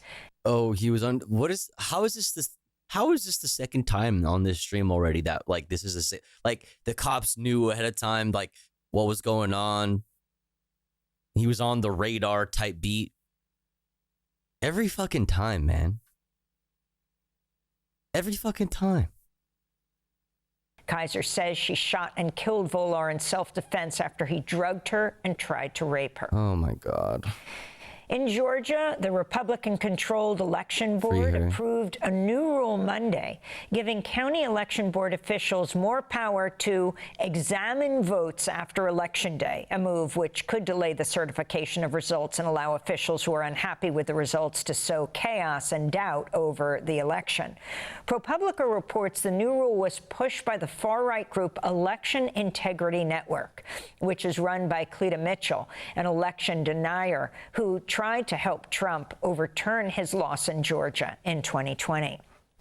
In New York, former Republican Congressmember George Santos pleaded guilty to federal wire fraud and identity theft charges. Among other things, Santos admitted to defrauding his donors by using their money for personal use and charging Look at the eye. At least, yo, the eyebrows are on fleek. Look, yo. Look at they did them with the little wing. God damn. Cards without authorization, as well as lying about his finances on House disclosure forms. But yeah, watching him cry like a little fucking pussy bitch after he spent the past few months since he was fucking ousted, you know what I mean? Being a catty bitch online, making tons of money off his cameo, right? 1. And 2, just all the shit that he's said on all of the interviews he's done, all of the fucking Twitter lives that he does, the Twitter spaces that he does. He is just such a fucking catty bitch and just like so fucking dismissive of everything. Like, it's all fucking bullshit, yada yada yada. And then he fucking takes a fucking guilty plea and is crying and talking about how this gives him an opportunity to prove that he can change and da da da da da. Just like, oh wow. Just nobody will ever believe you. Like I said this yesterday, nobody will ever be able to trust you. You know what I mean? Nobody will ever trust you ever again. And the only people who surround who like will hang out with you, like that will surround themselves with you, are gonna want something from you. They're just gonna be other fucking scammers just like you. You're a shit. You're fucking a crap person. Former Congressman Santos's guilty plea comes just weeks before he was scheduled to stand trial. Oh, is he crying there? Yo, I like this like movement thing they got going on here. Like this thing like trying to show movement. Okay, like he's like freaking out, like crying, rubbing his face or something. Damn. He's expelled from the House Not in like a rare this. move, putting an end to his brief congressional career. Santos will be sentenced in February. He faces at least 2 years in prison. This is Nassau District Attorney Ann Donnelly. It's no Banks. George Santos is many things. He's a liar. Queen. Oh, sorry. He's a master manipulator and a con man. But one thing he's not above the law. The advocacy group Tax Justice Network said even a modest wealth tax on the world's richest could easily raise $2 trillion each year, more than enough to help poorer nations become climate resilient and transition to clean energy. The group cited Spain's solidarity surcharge, implemented less than 2 years ago, which raised hundreds of millions of euros last year simply by imposing a small progressive tax on the net worth of the 0.5% richest households. The Tax Justice Network released its proposal for a global tax on the ultra-rich ahead of November's UN Climate Change Conference in Baku, Azerbaijan. Democracy Now! Will be there. Dude, so funny. Like, UAE and was the last one, and this one's gonna be in fucking Baku, Azerbaijan. Like, two like oil-loving, you know what I mean, fucking nations. Just amazing. The Southern African Development Community warned some 68 million people, nearly 1/5 of the population of Southern Africa, are suffering from the effects of a severe climate change-fueled drought. Meanwhile, Azerbaijan is sounding the alarm over the catastrophic shrinking of the Caspian Sea due to changes in the climate. Azerbaijan's President Ilham Aliyev said he discussed the situation with Russian President Vladimir Putin on Monday. From the window of the room where we held talks, I showed Vladimir Putin the rocks that were underwater 2 years ago, and today they have already emerged a meter above the surface. And we are seeing this along the entire coast of the Absheron Peninsula, and not only there, along the entire coast of Azerbaijan. The Caspian Sea is the world's largest inland body of water and is bordered by Azerbaijan, Kazakhstan, Russia, Iran, and Turkmenistan. Baku, the capital of Azerbaijan, will host November's upcoming UN climate talks. And in some more hopeful climate news, environmental groups in the U.S. hailed a major milestone as new federal data revealed wind and solar overtook energy production from coal in the first half of this year, and the trend is likely to continue for the rest of the year. Ben Jealous, head of the Sierra Club, said the news represents a, quote, significant win for clean energy advocates, for ratepayers, and for people in communities across the country that simply want to breathe clean air, drink safe water, and worry less about climate disasters like floods and wildfires, Ben Jealous said. Ukraine has ordered families to evacuate Russia's eastern city of Pokrovsk as Ukrainian forces continue to advance in Russia's Kursk region. Ukrainian President Volodymyr Zelensky said Monday Ukrainian attacks in the region showed Moscow's threats of retaliation were a bluff. We are now experiencing an extremely important ideological shift, namely the entire naive, illusory concept of so-called red lines regarding Russia, which dominated the assessment of the war by some of our partners, has crumbled these days somewhere near Sudza. Russian military bases and Russian military airfields, Russian logistics and other military facilities whose existence allows Putin to avoid seeking peace are entirely legitimate targets for our defense forces. In Mexico, unions representing judicial workers launched an indefinite strike Monday as lawmakers prepare to vote on a highly contested court reform. Judges joined other court workers in opposing the proposed overhaul, which would see judges, including those on the Mexican Supreme Court, be elected by the people. The striking unions warn courts are the only counterweight to the ruling Morena Party's authority. This is judicial employee Maria Cisneros speaking in Mexico City. We are not against reform. All reforms are good, but not from a discourse of hatred, polarization, and saying that the judiciary is evil, that the judiciary is corrupt. In India, hundreds of thousands of doctors have prolonged their nationwide strike over the rape and murder of a young medical trainee in a Calcutta hospital earlier this month. Doctors at public hospitals turned away all but emergency patients Monday as they continue to take to the streets in protest. It's not a rape of a doctor. It's not a rape of a doctor. It's a rape of a daughter. She was a daughter. She was a mother. Sister, someone's sister. So if we do not raise a voice for ourselves, then no one ever will. For this, and in health news, authorities in the Democratic Republic of Congo say they are hopeful the country will receive its first doses of Mpox vaccines by next week after pledges from the U.S. and Japan. The World Health Organization declared Mpox a global public health emergency last week, but the disease has overwhelmingly affected West and Central African nations so far, especially the DRC, where Mpox was already endemic, but access to vaccines is low or non-existent. One of the strains detected is believed to be more lethal than previous ones. Even when not deadly, Mpox can cause fever, rashes, and extremely painful lesions. Children are particularly vulnerable. Meanwhile, shares of Mpox vaccine manufacturers are surging following. Disgusting, dude. Wow, good news, chat. Good news.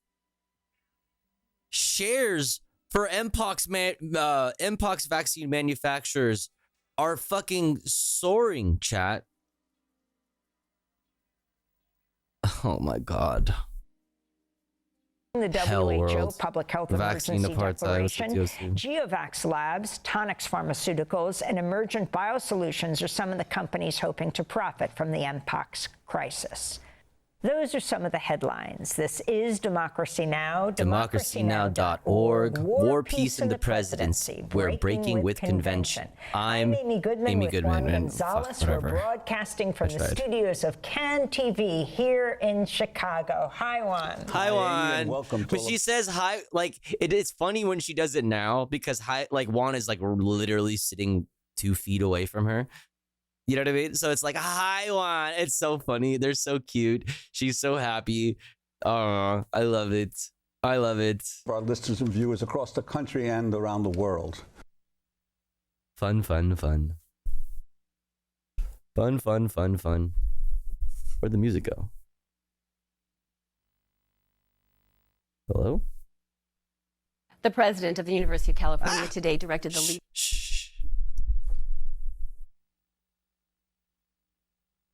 Where's the music?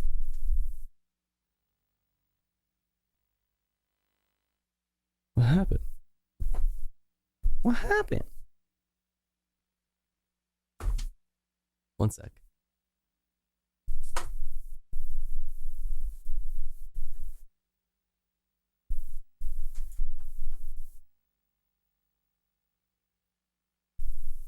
Why no signal? There we go. Okay, that's weird. Don't worry, chat. We have music. Music no legal anymore. Honestly, that's fucking real. Honestly, that's fucking actually real. All right, chat. Let's continue on. Or let's see, how much time do we have until the ads? We have 8 minutes until the ads run. I can work with that. I can work with this. Let's get rid of that. First, let me hit you with some news local to me first. I thought this was interesting here. What big city police department is the most deadly? The LAPD. I found this in a CPRA of LAPD documents. This is their own data.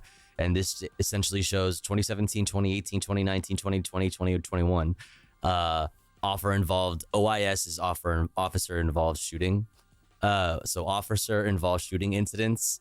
Like LAPD leads on all of just on all of them, which is pretty great. It's pretty cool stuff. Deceased suspect percentage change, people deceased, like bystanders, like innocent bystander deaths. Oh Jesus, man, look at us, we're toe and toe with the Chicago Police Department, which is relevant today, right?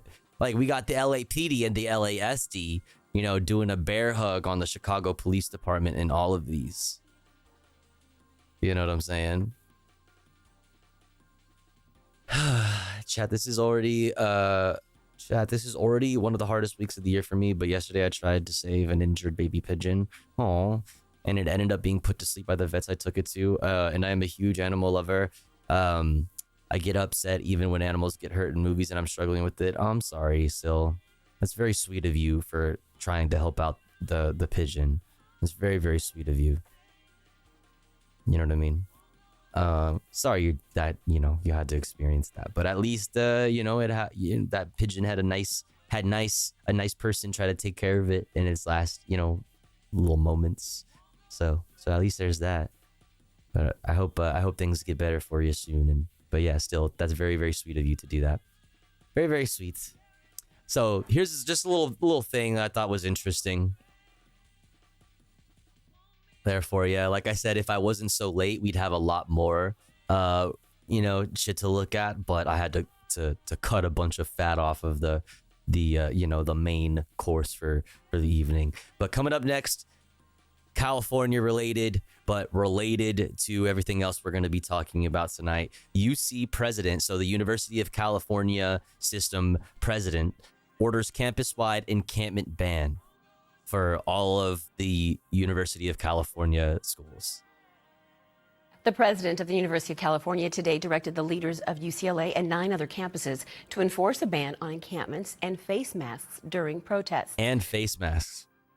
So more mask bans. So on top of the encampment ban, it's a mask ban. So like, not all encampments are banned ahead of time, right? But not protests generally. So technically you could protest, but what you can't do at those protests is do what you need to do to keep yourself and others safe, because COVID is still going motherfucking crazy. Okay, isn't that germ warfare? I mean, yes. Protect from the tear gas? No, it's they say it's a identity thing. So it's like they're saying people are concealing their identities at these protests, which people that is a one use of masking. Sure, right? But fuck any disabled person or immunocompromised person that wants to go to a protest or anything like that. I guess their First Amendment rights don't matter. Also, like, people are getting COVID. Like, COVID is still spreading and going fucking crazy. We all should be wearing masks anyways, but like, definitely should be wearing masks when you're in crowds of people, and typically protests tend to be crowds of people. So fuck.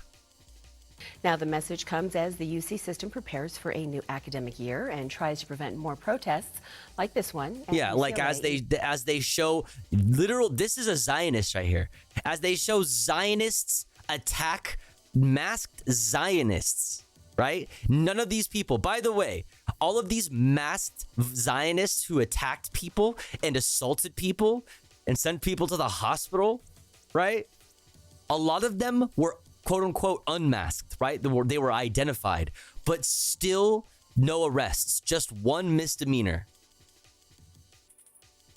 As far as I know, there have not been any updates on that front.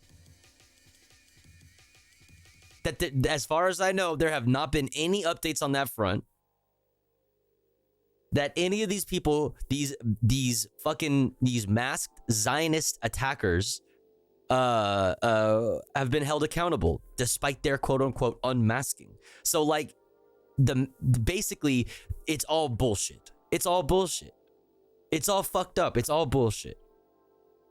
Spring. Last week, a federal judge ruled the university has an obligation to prevent anti-Semitic zones after... Yeah, Diosu, exactly. Remember that story? That's where the fucking this emote comes from.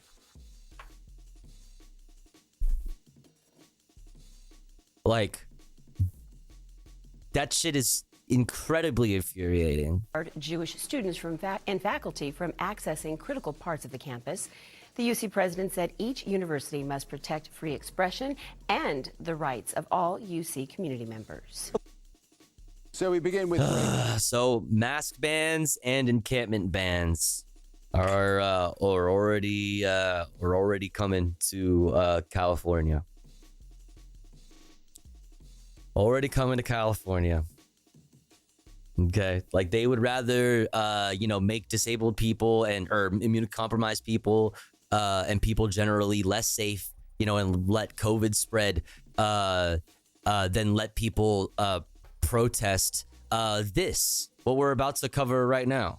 That has been happening for the past 75 years. Breaking news: an Israeli attack on Deir al-Balah in central Gaza has killed at least 9 Palestinians. The number of dead is expected to rise. Injured Palestinians were brought to Al-Aqsa Hospital, less than a kilometer away from the site of the attack. It happened in a busy area that leads to a market in the city. Let's get the very latest. We can go straight to Deir al-Balah. Hind Kudari is standing by for us there in central Gaza. So, Hind, tell us what's happening around you there.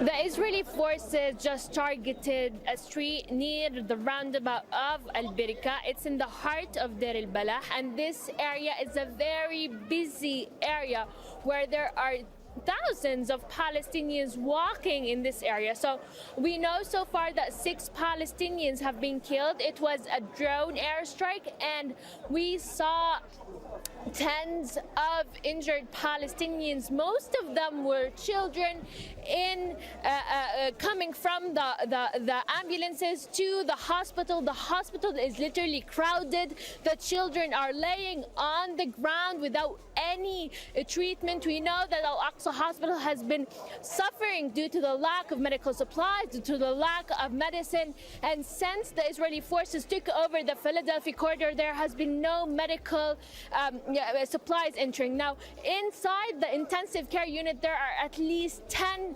Palestinians right now suffering from very critical diseases. We have been seeing mothers who lost the lives of their beloved ones coming out from the emergency main entrance, crying and screaming after they lost their beloved ones. More injuries are coming. It's very crowded inside. We're not allowed to enter. 75 years. 75 fucking years of this. How to tell me you don't know anything about what you're talking about, but you still want to chirp about it? You want to talk about something, but you don't know anything about the history. How to immediately tell me you're not here to argue in good faith or to like have a conversation in good faith. You are here to be a dumbass and you're working backwards from an assumption that you already have about the situation that is very, very ill-informed.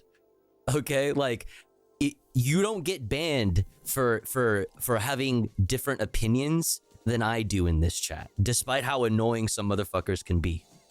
Right? Like, I'm pretty good about that, and I don't think anybody can fucking tell me that. There's like, you can't tell me shit about that, right? I'm good about that. Okay? Even though people have the right to do that. People have every streamer has every right to fucking ban motherfuckers that disagree with them. That, you know, if that's not the vibe that they want for their community, they have every right to do that. But I don't do that here. But if you come in here and you say some shit like that, I already know you are here in bad faith. I already know. So, like, I'm not gonna fucking, you know, even waste time on you. You're annoying. Like, have some self-awareness. You know what I mean? You know, anyway, moving on.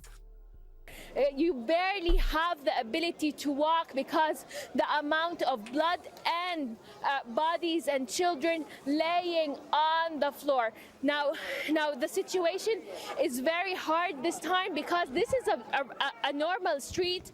It's a street where there's a market. There has been no warning, there has been no sign that there is going to be a target, and this is the main reason why there is a lot of casualties. As you see, they're also trying to take more bodies from inside the hospital. Some of them are going to be buried right now. Most of the hospital also is not only people who are suffering from airstrikes, but also those with chronic diseases, and that's why the hospital is very overwhelmed. Yo, Oxpecker, thank you so much for subscribing at tier 1. I really appreciate it. Thank you.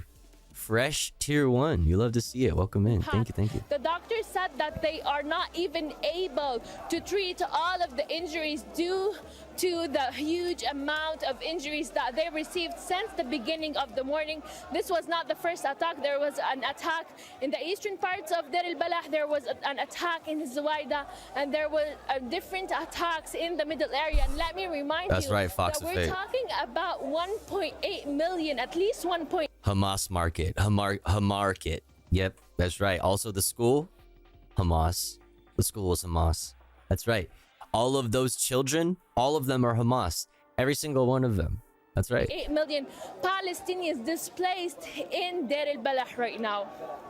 And Hind, I think you've been talking to some of the grieving relatives. What kind of reaction has there been to this terrible incident?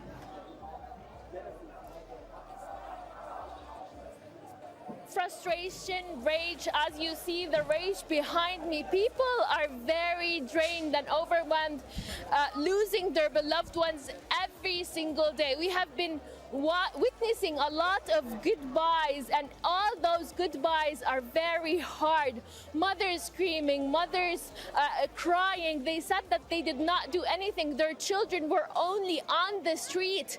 They did not do anything. Most of those who were killed in this attack were children and women and girls, and that's why it's very hard. They said that their children were not doing anything.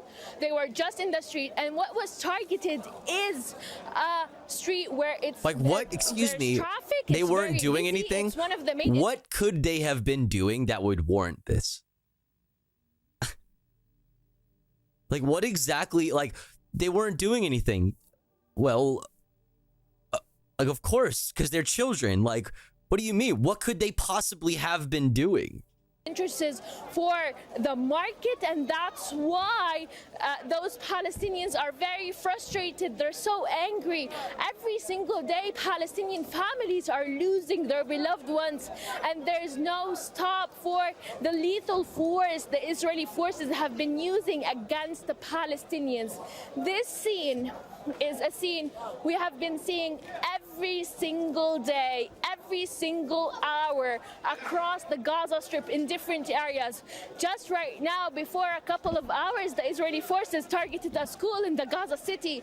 At least 700 Palestinians were sheltering this school, and the civil defense teams still now are trying to rescue those Palestinians from under the rubble. We're talking about 12 Palestinians that were killed in this school being sheltered. So this has been, as you see, it's rage. Palestinians do not know where to do. They're drained, they're frustrated, they're exhausted. We're talking about more than 300 days of war now. And I will leave it there for the moment. In Kuduri, they're talking about that Israeli attack on Deir al-Balah in central Gaza that has killed at least 7 Palestinians. A number of dead is expected to rise. We'll get more on that in the coming moments and hours ahead. Make sure to subscribe to our channel, get the latest. Okay, so the ads are about to run, chat. Coming up next, we're going to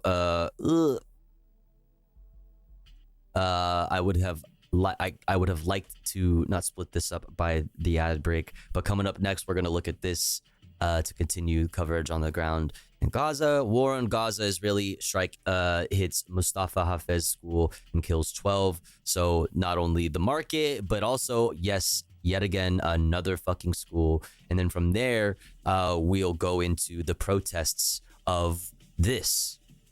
This is what is being protested. A reminder of what is going on right fucking now that is being protested. We're going to look at the people who had the Stop Arming Israel banner while Brandon was speaking, interview on Democracy Now! We're going to look at the first ever DNC panel on Palestinian rights.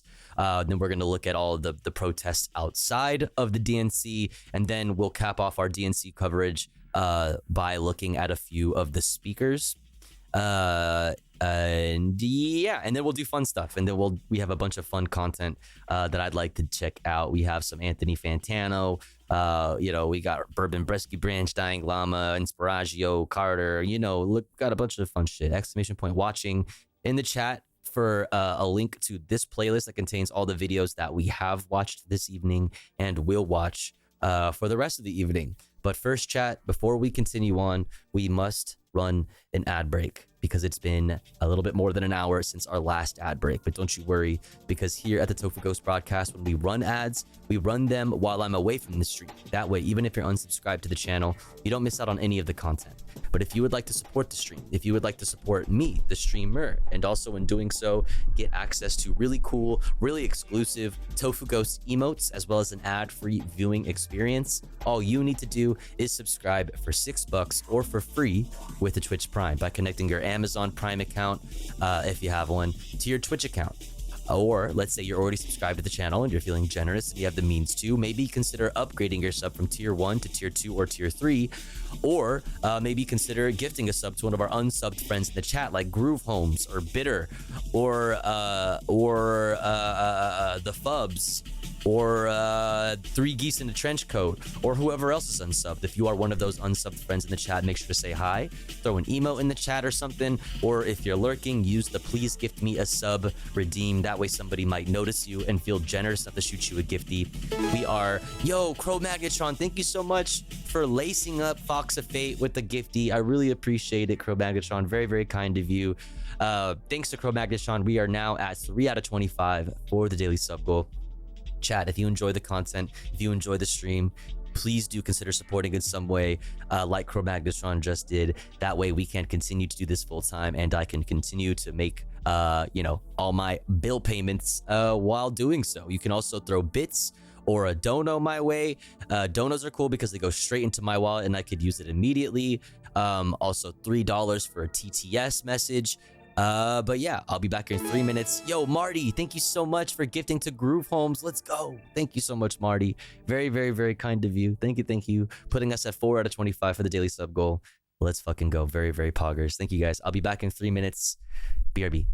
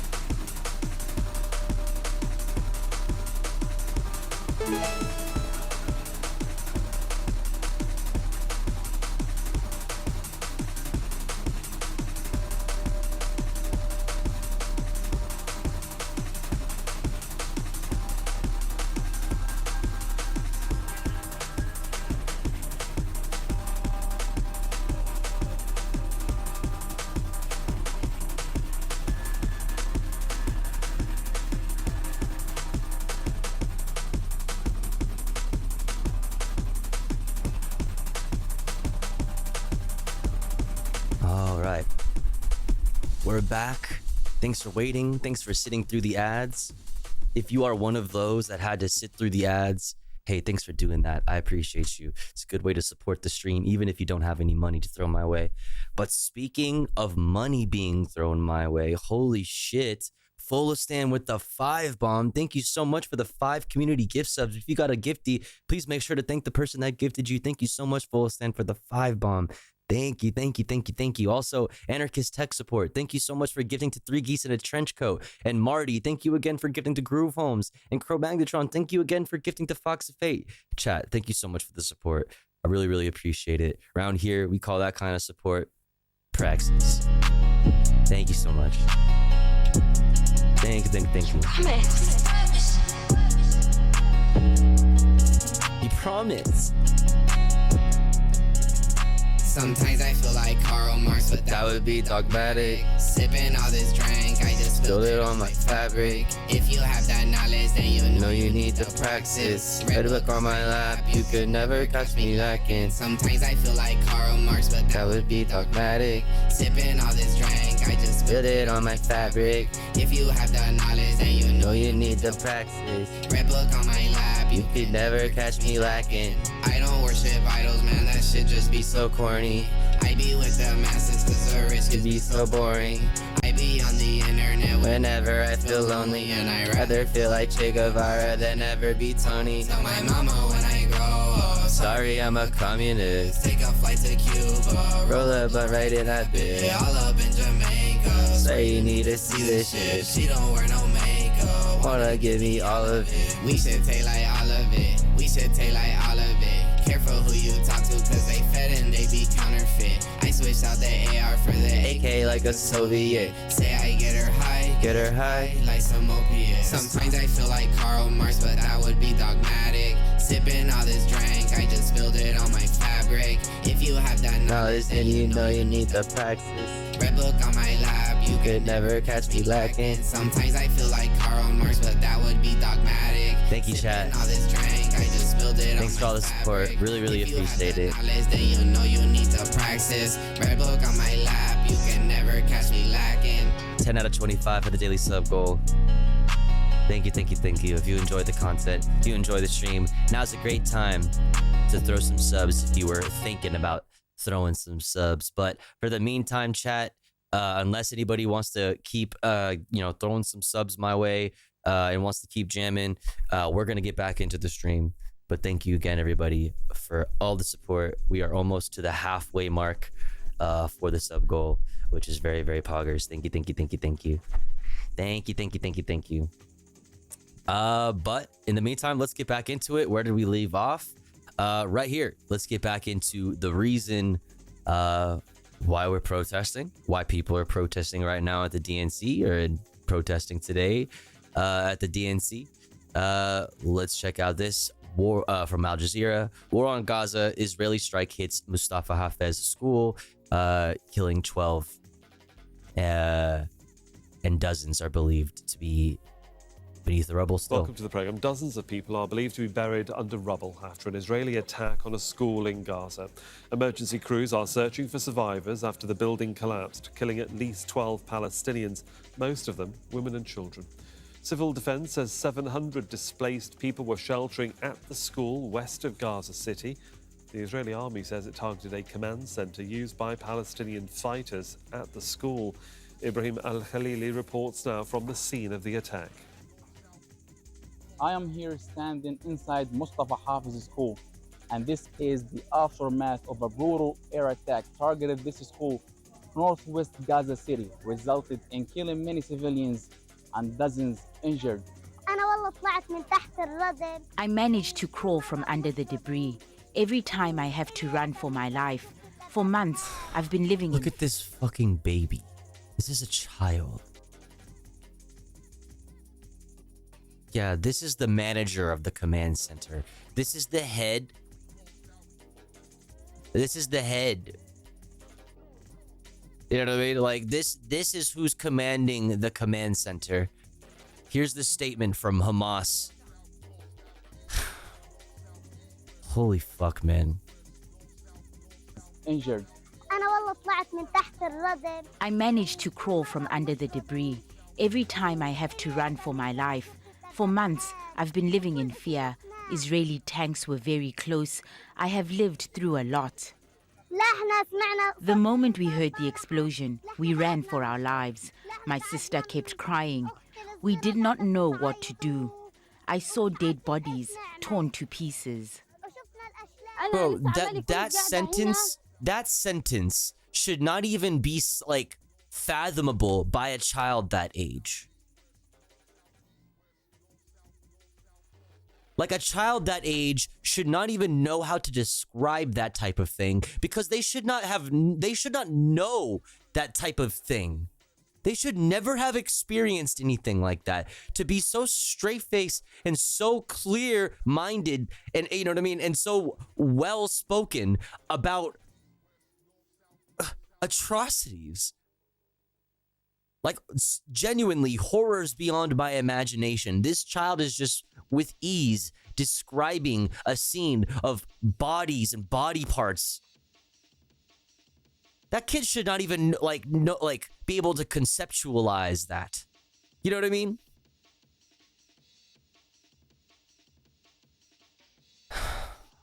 We were sitting inside one of the classrooms when we heard the loud explosion.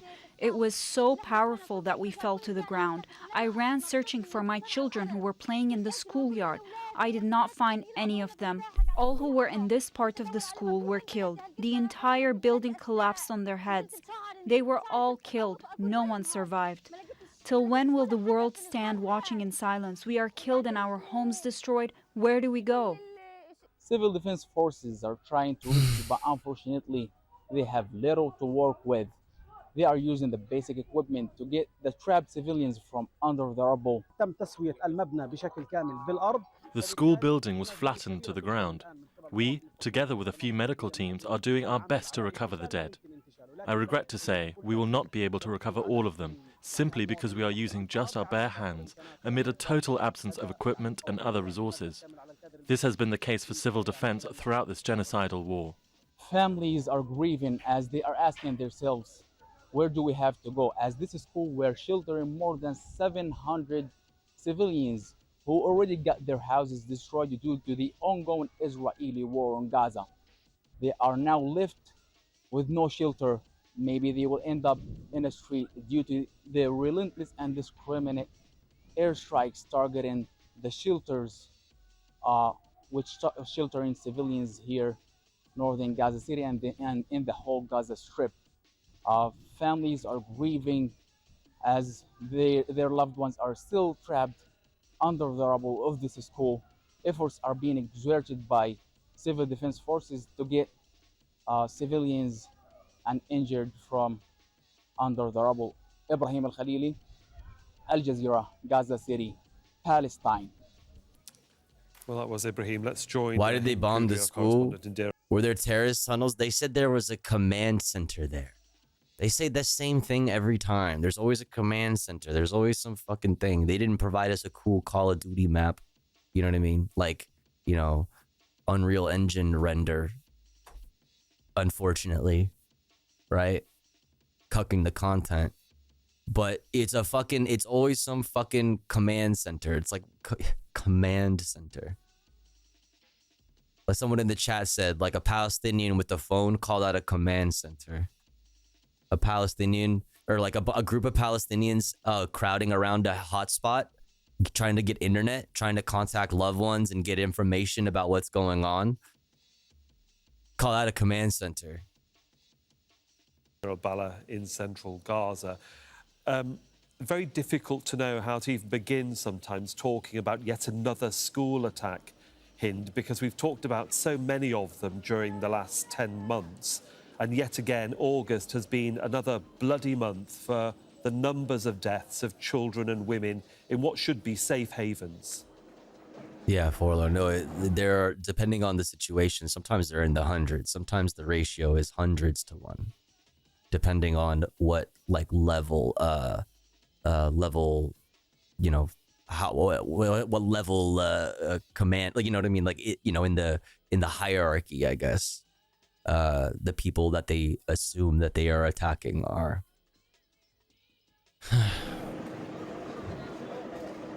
Well, yes, this is the 9th school that has been targeted since August.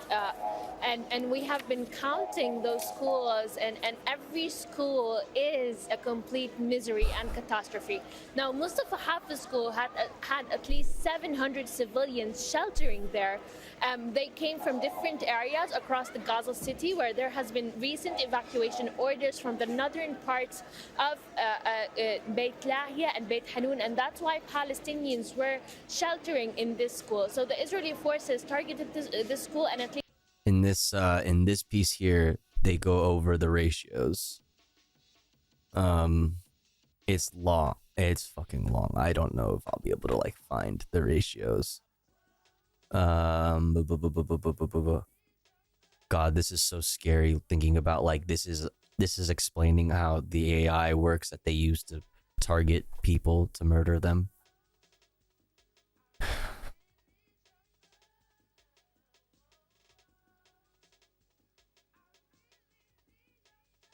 I really want to see the numbers.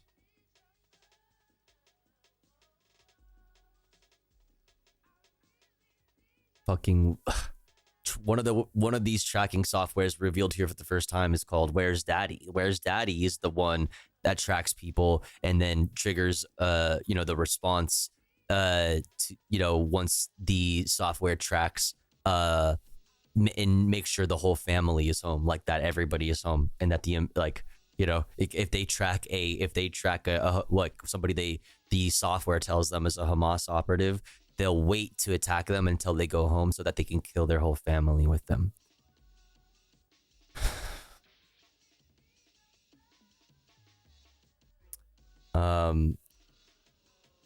Fuck, man. I don't know. This is a long ass article. I could just sit here forever, or not forever, but like for a long time trying to find it. But here's the link for you in the chat. Here's a link for you in the chat if you'd like to check it out. It's quite a fucked up read, but it is an important one if you're not familiar with the AI targeting systems that the IDF uses. Acknowledging it and presenting the grim reality to the wider public, demonetized community guidelines violation labeled misinformation.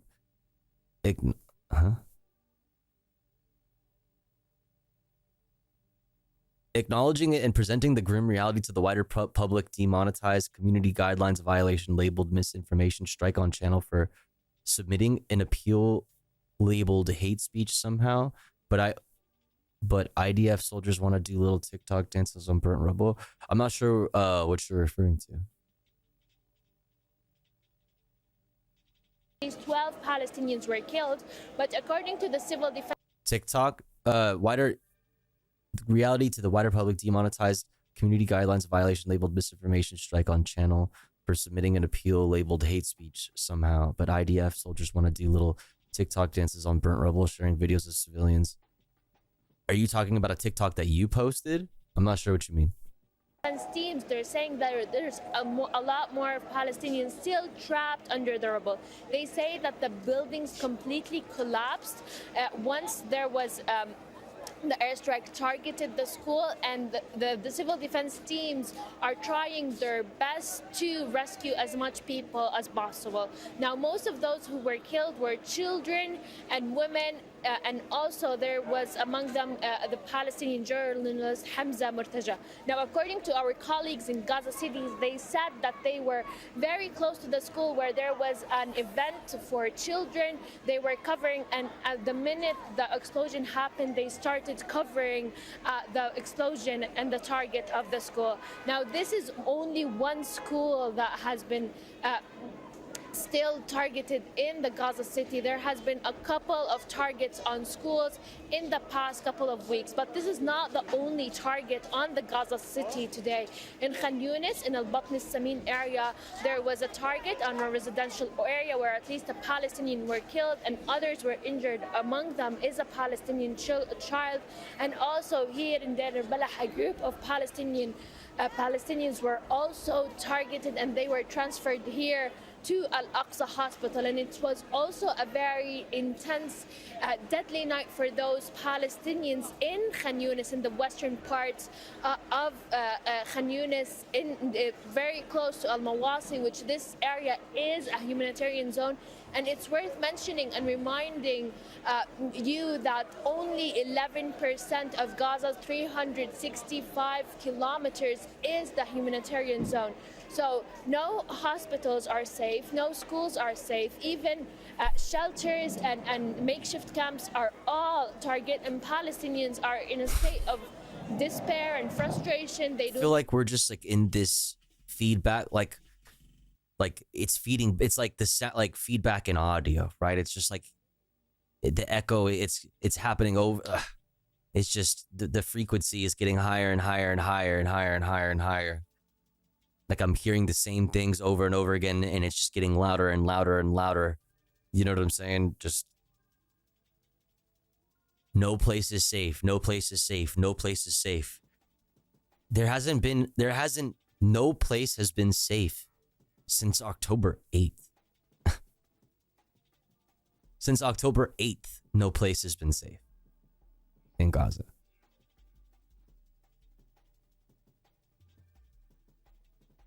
What's up, Yarn Dragon?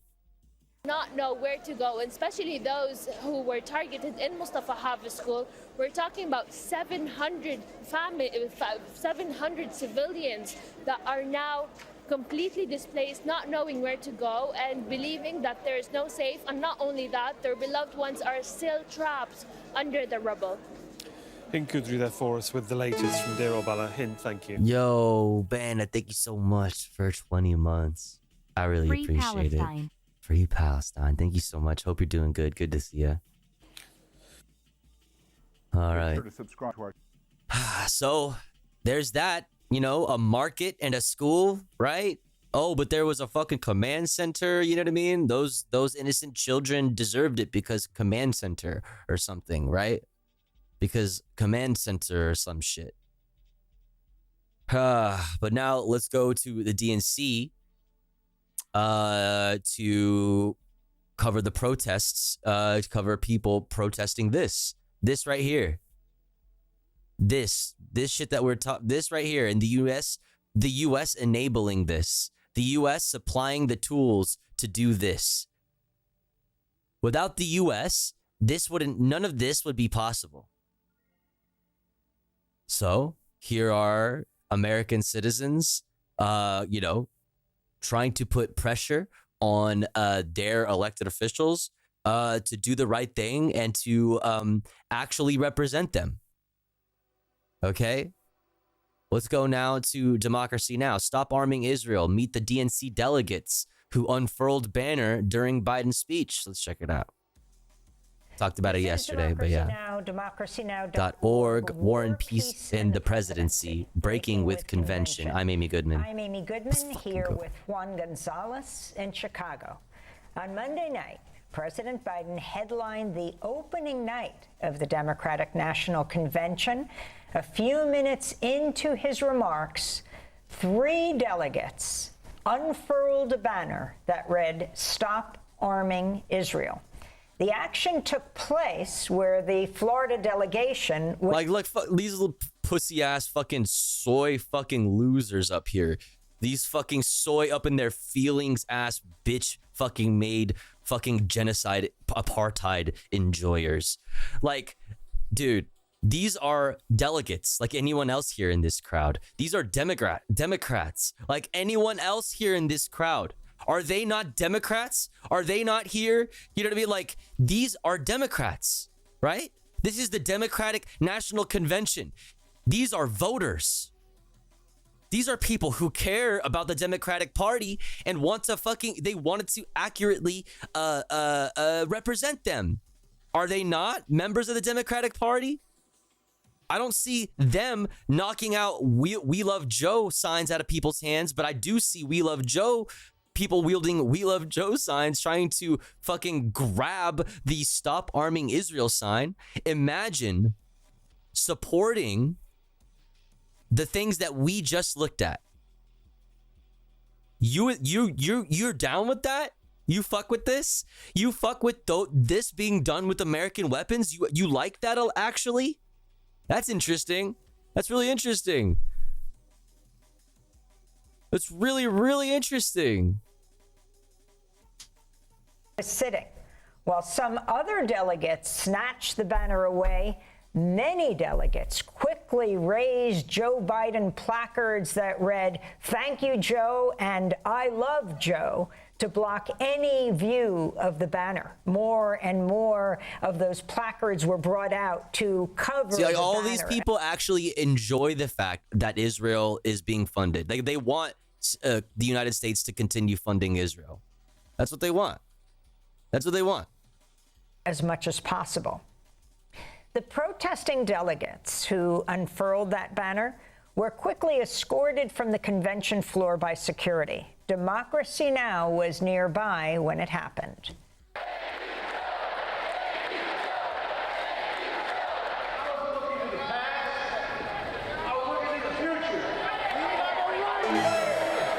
Yo, Callie Fox, thank you so much for 15 months. I really appreciate it. Thank you so much. Jonocide enjoyers. Wait, that's crazy. We love Jonocide.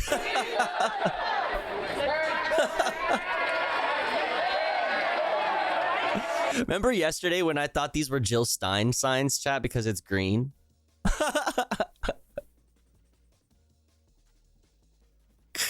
I'm so stupid, bro. Oh my god.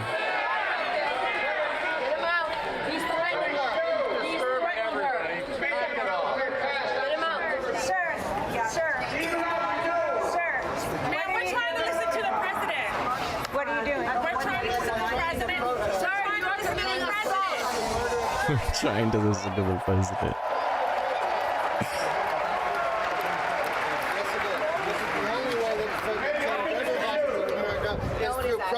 What's your name, sir? Sir, what's your name? My name's Leano Sharon. I'm a DNC delegate from Michigan. And what did you do today? Today we held up a sign protesting the murder of children in Gaza and the I love how like you're in an arena, like it's a poppin' ass arena. You know what I mean? They got big ass speakers, like people are screaming, like it's huge. There's so many people there. You know what I mean? Like it's really poppin'. It's a whole production, you know? And like you're telling me you couldn't hear the president over the sound of a sign being held up? Shut the fuck up. You're such a pussy, dude. Shut up, dude. Watch your step, watch your step. What did the sign say? It said stop arming Israel. All right, thank you. Let's keep it going. We'll watch out get into the tunnel. Let's get into the tunnel. You can interview him in the tunnel, okay? And what happened? I just don't want you to break your ankles. Then the people behind us grabbed a hold of the sign and tried to rip it out of our hands several times. Eventually they succeeded. Interview in the hall, okay? Let's get him down. Come on. All right, thanks for being cooperative, sir. Yeah, okay, thank you. And why would they not be cooperative? They're there to hold up a sign. They literally held up a sign, and anybody saying anything else is fucking weird. You know what I mean? Like about that. And why did you do it? I did that because we are currently funding a genocide, and we need to. Thank you, Joe. Thank you, Jonocide. We love Jonocide. I want to. I actually really enjoy the fact that my tax dollars are funding an apartheid ethno state that is doing genocidal acts in Gaza. I actually enjoy being one of the very few countries on the face of this earth that doesn't recognize that fact. Everybody knows. The world is looking at it, and everybody knows. Make it clear to the Harris campaign that this is actually in their interest. Netanyahu is trying to instigate a larger war so he could remain in power and avoid going to prison. In order to move Netanyahu, all of those people actually like Netanyahu. Actually, they're Democrats, but they really huge fan of the far right government of Israel. Position of you know what I mean? They don't like the far right, right? The far right is bad, except for when it's in Israel. We like that far right. We want to give them money. In order at guns and to bombs. stay in power and remain out of jail, we believe that the U.S. needs to stop arming Israel. Needs to have an embargo against their genocide. Look, there's Ryan Grimm. Netanyahu doesn't have the incentive to stop the genocide, to stop the mass murder. Why does this matter to you so much? It matters to me so much because I'm a Jew. Is this anti-Semitic though? So I'm waiting for some fucking liberal to still call this anti-Semitic. And I was always brought up to believe that never again means never again for anyone, anywhere, ever, period. And that's not what's happening right now. What's happening right now is that we are... Period. And everybody that was being, like, he was just there holding up a sign. Just holding up a sign. Not tearing down anybody else's signs, not stopping anybody else from holding up their We Love Joe sign. They probably have their own We Love Joe signs. They're DNC delegates. They're members of the Democratic Party. They're members of this party. They're Democrats. They're Democratic voters.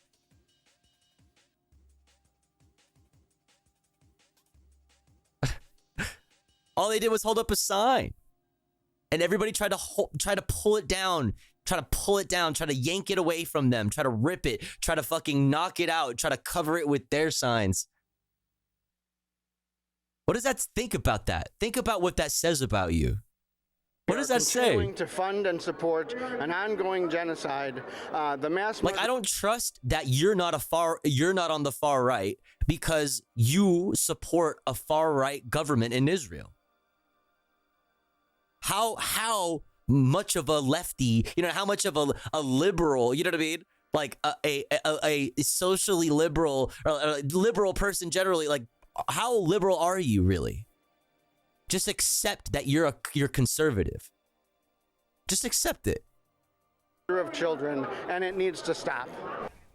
We're joined now by the 3 DNC delegates who unfurled the Stop Arming Israel banner.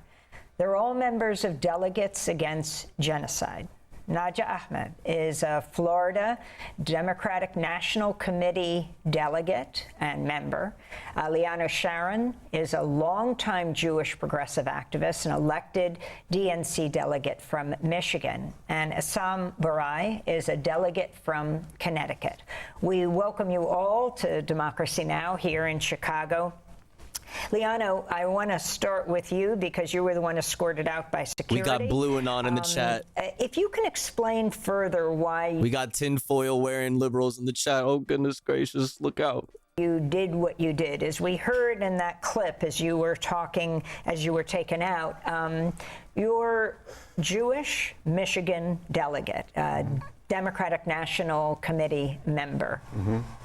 Well, I mean, as I said when I was escorted out, I was always raised as a Jew that never again means never again for anyone, anywhere, ever, period.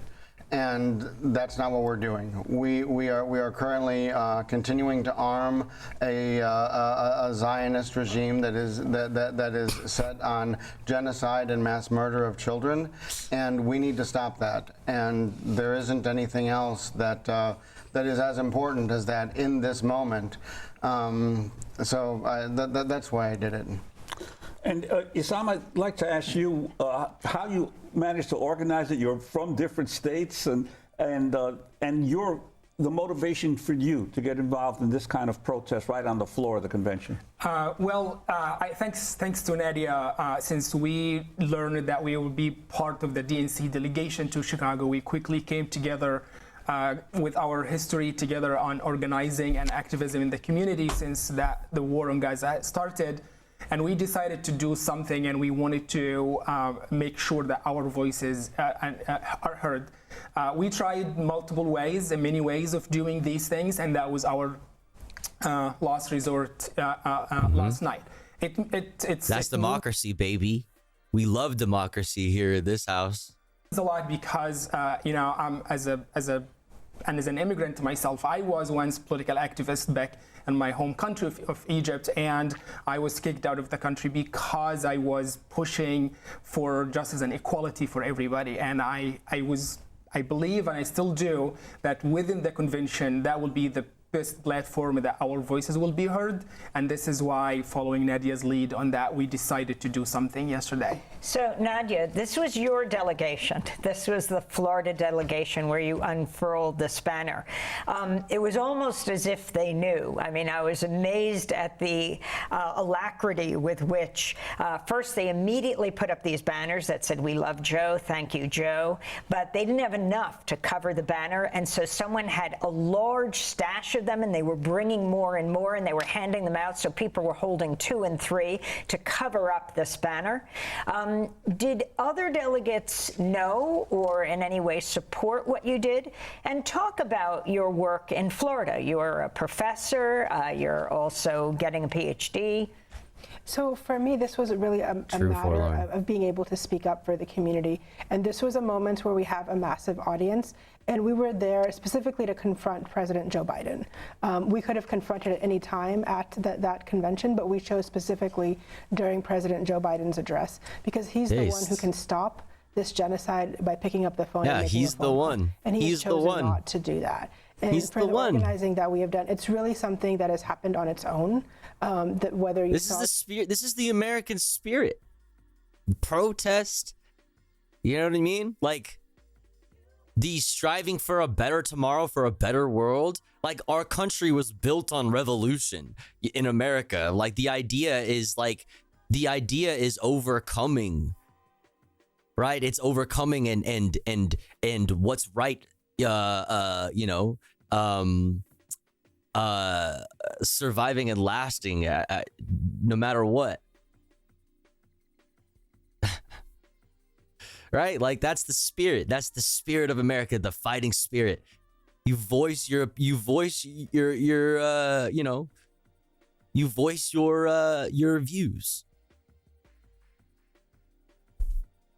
What's the problem here? And we're talking about people trying to voice their views around not being big fans of apartheid, right? Which people who lived under apartheid in South Africa, which we all agree existed, right? Unless you're a freak. People who existed under that apartheid have pointed to the apartheid in Israel and said, "There's nothing like that. This is a whole new level. This is a whole other thing." There's 40,000 dead that we know of since October 8th. That's not even including everything that has happened in the past 75 fucking years.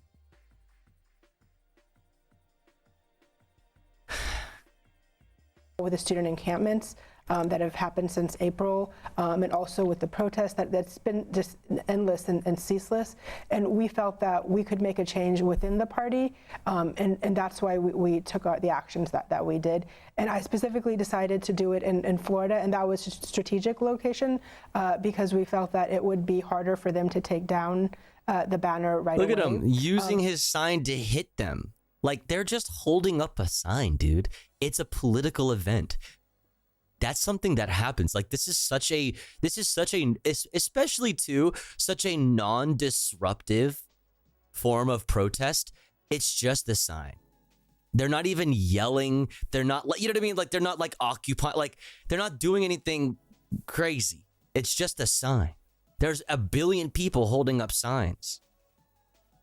You know what I mean? To hit somebody with your sign, you know what I mean? Like, because they're doing like the least disruptive possible form of protest at a political event where those types of things happen. You know what I mean? At least in a healthy, like, well, I wouldn't say that our society is healthy by any means, but I would say that like, if you live in any semblance of a democracy, right? There would be protest. There would be people doing things like this. If you live in anything that somewhat resembles a democracy, right? Like I obviously have my issues with our so-called democracy, but I think you understand what I mean. But I don't think they knew about it. But what they did, because throughout the time that we were there, they kept giving banners and posters. So they just started to just give a lot more in that particular area. And I'm wondering just tactically how you managed to get the banner in, because I'm sure that they're on the lookout for any kind of protest signs that are not part of the official placards that are distributed at the convention. So I was a reporter for 6 years. I'm an attorney and a law professor. I've been to the White House a number of times. I've been to DNC events. So I know like the level of security that they will go through. And I also felt that if I didn't wear anything, like I wore a hijab, I tried to wear something that wouldn't attract attention. So I wore a large dress to kind of just wrapped it around myself. You're wearing a Yale University t-shirt right now. Yeah. What's your connection? So I'm a PhD student there. I was also the first visible Muslim woman or a hijabi to be somebody who taught there with the rank of professor. And I'm wondering, for any of you, the conversations you've been having with fellow delegates, what your sense is of the unspoken support that exists for Gaza among the delegates who don't dare say anything. There's a great deal of it. We spoke to a large number of delegates, and the vast majority of the people that we spoke to, especially the people that I spoke to, were supportive of the idea, but were intimidated by the party. In fact, we know of people who were told explicitly that if you participate in this, you will never have a position in the party again. And that's the kind of intimidation that we really have to expunge from the Democratic Party, because we have a right to protest and to have our voices heard and to have our opinions known. Describe the sash that you're wearing. This is a Palestinian symbol, kafia. This is these lines symbolize the Mediterranean Sea, and the dots symbolize the olives, which are important symbols of Palestine. And that says Democrats for Palestinian rights, which I don't know why anybody in the Democratic Party could possibly object to Palestinian rights or human rights. Yeah, imagine not being a Democrat and not supporting human rights. That's like, damn. Anywhere. Right? What is that? Is that the Democratic Party you want to be a part of? No. Not me. Not me. Sam, can you describe what happened to you on Sunday around a Palestinian flag? Oh, yeah. So we arrived, I arrived in Chicago on Sunday afternoon, and as part of our efforts to raise the Palestinian issue within the party, we were invited to an event by the American Palestinian Community Association, and there they gave us flags, Palestinian flags, and pens. So I didn't have time to go after that event to go back to my hotel room and drop my stuff. So I decided to carry my bag to the reception party. And at the gates, they asked me to open my bag, which I did. And then they started digging into my bag. And immediately, the security guard held my bag from me and said, you need to wait for a minute. And then called his supervisor, who came along and looked at the bag and said, OK, we need to call someone. So he called the DNC people who showed up. And I kept begging for any explanation. So the supervisor told me, like, I'm not going to give you any explanation. The DNC will do, but we're not going to let you in. And then the DNC employees showed up and they asked me to leave or leave the bag behind. I was not allowed to get in with the flag inside. I told them that I'm not planning on anything. I'm just the flag in my bag. There is no harm found in that whatsoever. But they forced me to go back and leave my bag outside and come in without the bag, which was very concerning. And I'm wondering, after this convention is over, the debate that will continue among those who believe that the Biden administration, whether it's President Biden or Kamala Harris, are not really moving in the way they should to end this war. What your sense is of what's going to happen in the future in terms of the Gaza support movement. And also, I'm getting the feeling that the Biden administration is really trying to rush to announce a ceasefire before this convention is over as a means of building greater unity within the Democratic Party. That would be so great. Oh, my God. Bro, please. I'll be so libbed up. Bro. Yeah. Come, hello? I'll be libbed. Are you joking? I'll fucking be Harris walls to the fucking, balls to the Harris walls. Like, dude, if you got a ceasefire, if you cave to these demands, dude, this is what, are you serious? I think that some people think that if the left got what they wanted, they still wouldn't be happy or something, and that the point isn't that like the left actually wants anything, that they're just like mad, they just don't know it, like, you know what I mean? I think that's what people think. Obviously those people don't know anything about politics, like they're politically like what's the word I'm looking for, politically illiterate, you know what I mean, if that's what they think. But like I think that is what people think. Like if the left got what they're calling for, like you watch how quickly you'll get your flowers. Like you watch how quickly you get your flowers. If you hold Netanyahu accountable, are you kidding me? Are you kidding me? If you did an arms embargo on Israel and you ran on that, I would fucking door knock. And I would do that shit on, like, I would make it content. Like, I would go crazy, bro. Like, are you joking? Let's go. Like, let's do this. Let's do this. On top, that way I could be extra happy on top of the actually progressive economic policies that you've teased. Like, if we're gonna build on the teased economic policies, bro, I could be one little happy camper. I would be like, bro, we have specific demands because we have specific principles, right? Look how much support you've gotten when you've caved to what the progressives have been saying all along. With Joe Biden, with Tim Walz, like, look at all the flowers you're getting. Look at how poppin' this DNC is. You are lying to yourself. You are living in Delulu fantasy land if you think that this DNC would be this poppin' with this good of energy. You know what I mean? If Joe Biden was still running, you are actually living in a different realm. You know? Look at this. We want to give you your flowers. Please allow us to give you flowers. We have flowers. We are dying to hand them out. We've seen a lot of change in the rhetoric of the party, which is something we really appreciate and support. But that rhetoric is not going to cause any real change on the ground. So I believe our efforts to push forward will continue. However, we have a biggest concern. Like, let's be honest here for a second. So we've been, for the last night, we've been hearing about we are stopping the fascism from coming to the American politics, and Trump will come back and bring all of the fascism to the American politics again. And here we are, a hijabi woman, a Jew, and an immigrant who just raised the banner, and the immediate reaction was someone from the Democratic Party who starts beating a hijabi woman with a sign on her head. And 3 others pulled out just the banner, while the staff of the DNC encourage everybody to raise their signs as high as possible to block just a simple banner. So if we are fighting fascism, what are we doing in the convention center? We're going to give you the last word. And actually, I'd like to know if any of you want to share with whether you are going to support Kamala Harris in November, what your thoughts are, what your bar is.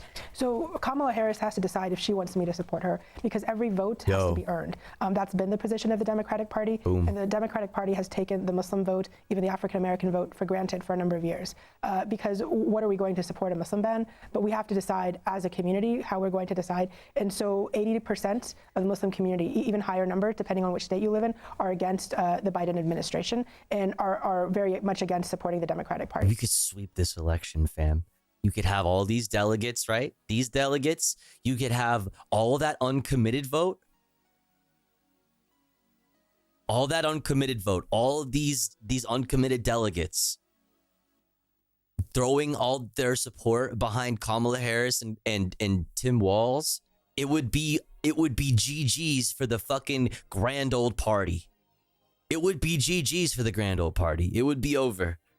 It'd be over. And the likelihood of like MAGA-ism or whatever, you know what I mean, sticking with us, you know what I mean, in our American culture, fucking dwindles.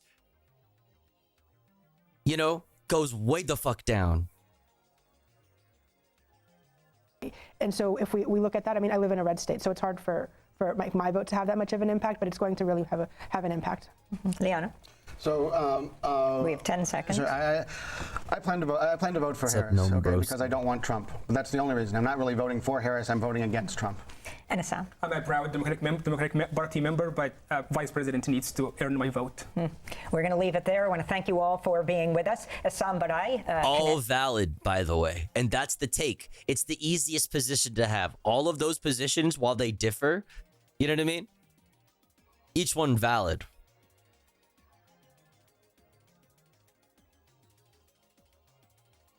Delegate, Liano Sharon, a Michigan delegate, and Naja Ahmed, a Florida delegate. All three with delegates against genocide unfurled a banner that read, Combustible lemon, talking about Israel. that ratchet effect. That does it for our broadcast. Not quite. Coming up next, first ever DNC panel on Palestinian rights. Let's check it out.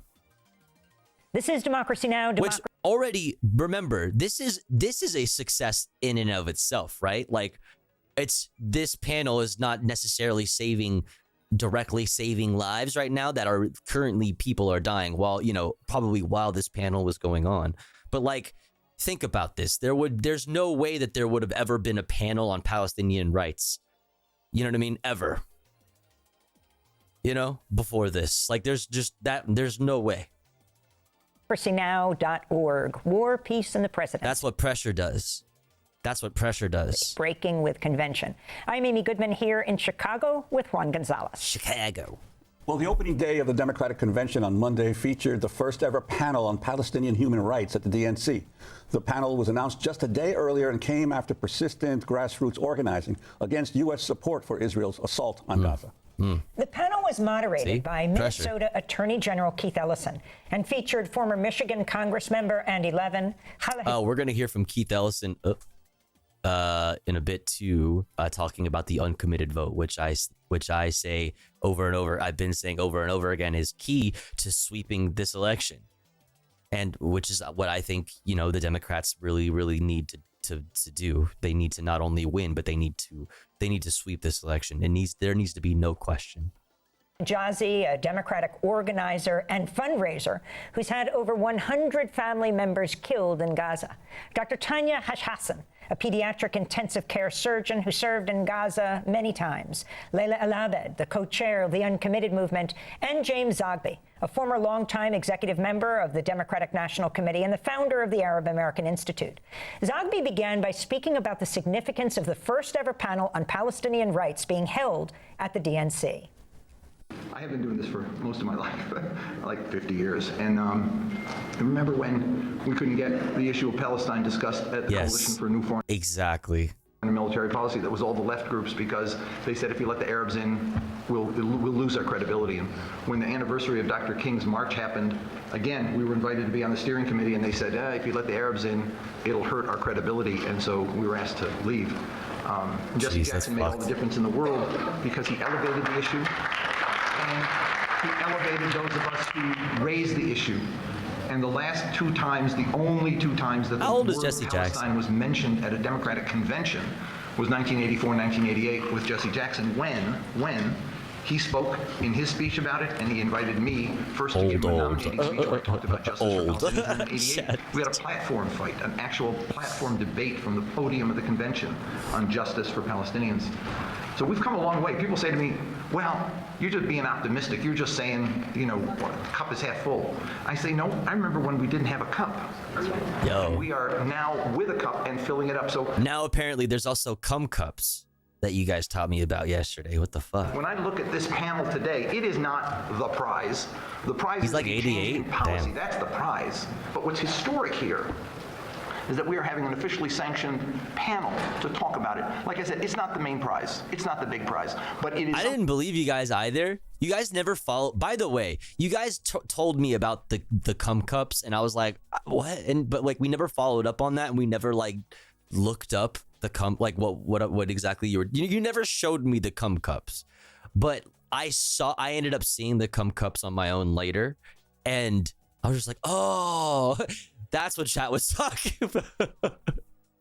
They're just like the cups that you come in or pee in when you're, when the doctor asks you to.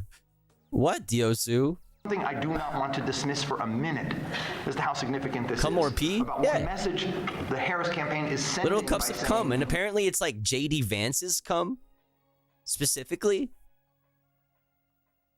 We want to talk about this and hear you talk about it.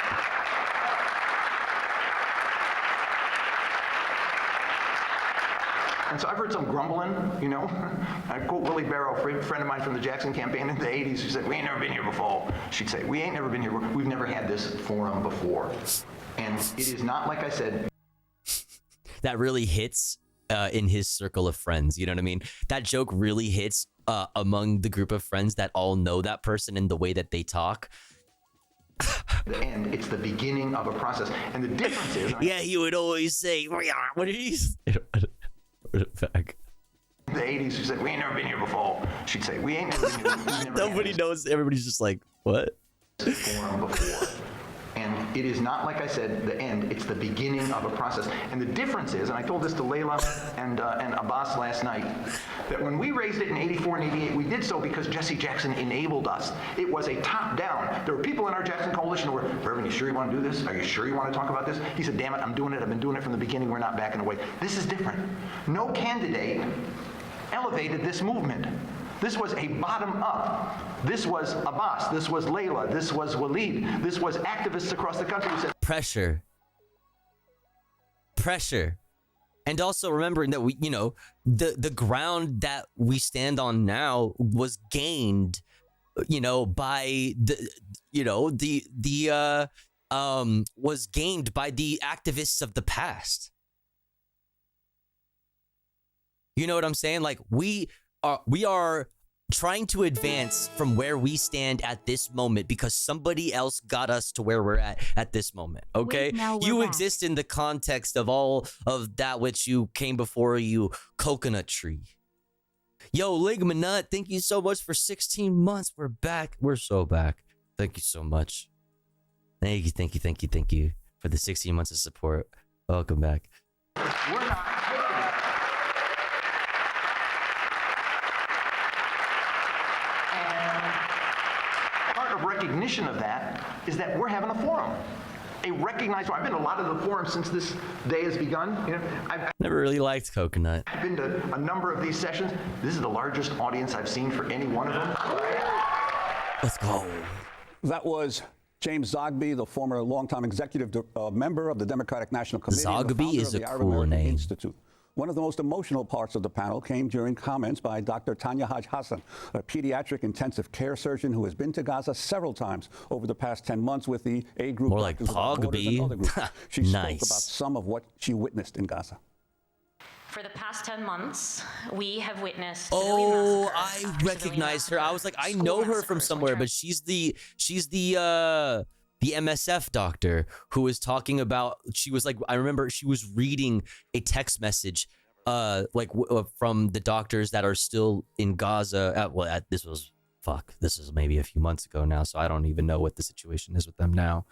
But and she was like, you know, reading out the text message from the doctors that stayed behind because they didn't want to leave. They didn't want to leave the people that they were treating. These people are real life heroes, by the way. Like this person right here and the people that she serves with and served with, like, are the best examples of humans on this earth. The best examples. Displaced people were sheltering. The Flower Massacre. Massacres of people trying to collect water, massacres of people collecting aid at aid sites, massacre after civilian massacre. Entire families exterminated in one single bomb. Humanitarians, healthcare workers. American-made bombs. Killed, and journalists killed in record numbers. The most, she's saying it right now, record numbers, the most journalists killed in any modern conflict. Period. Numbers, pediatric amputations in children that are breaking records, over 17,000. And I don't think that would be even considering how many people have had limbs amputated, like hands and feet, amputated at Israeli torture prisons, like Sderot or whatever.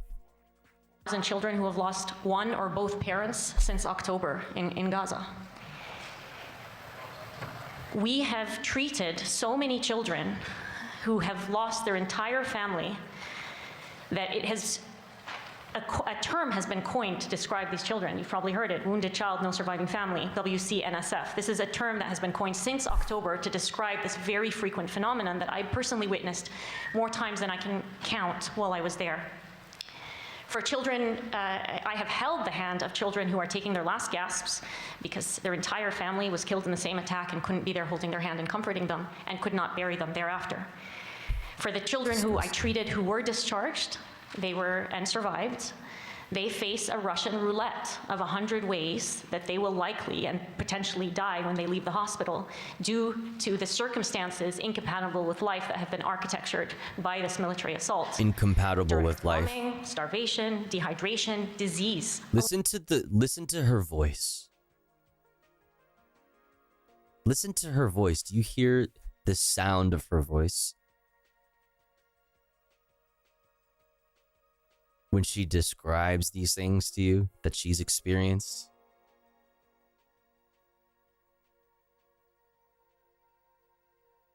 I could hear the horror in her voice. Alarming reports of the first cases of polio in Gaza right now. Polio is a potentially deadly disease that causes paralysis, including paralysis of the muscles needed to breathe. That has been eradicated for decades in that region. There's been a polio vaccination campaign that essentially has eradicated the disease from the majority of the world, and now we're seeing cases emerging in a area of the world that has a healthcare system that has been completely and entirely annihilated. I mentioned these wounded children with no surviving family. I'm going to give you two quick stories just so that you can humanize what I mean when I say this, because I know it's really hard to hear these numbers and think about individuals and what this means to them. I received a young boy into the emergency department during one of the mass casualties who had half of his face and neck blown off. Luckily, the organs that are vital for breathing and blood supply to the brain were preserved. They were visible, but preserved. And he was talking to us. He couldn't see himself, so he didn't know what he looked like at that point in time, and he kept asking for his sister. His sister was in the bed next to him. The majority of her body was burned beyond recognition. He didn't recognize that the girl in the bed next to him was his sister. His entire family, parents, and the rest of his siblings,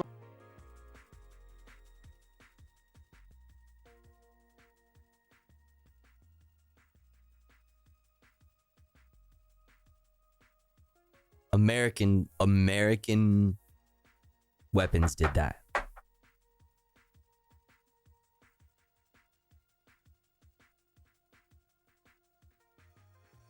My country enabled that. My country did that.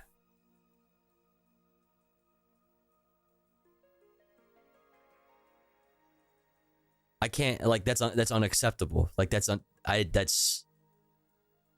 can't live like that. I can't live with myself knowing that. My country is enabling this. Same attack.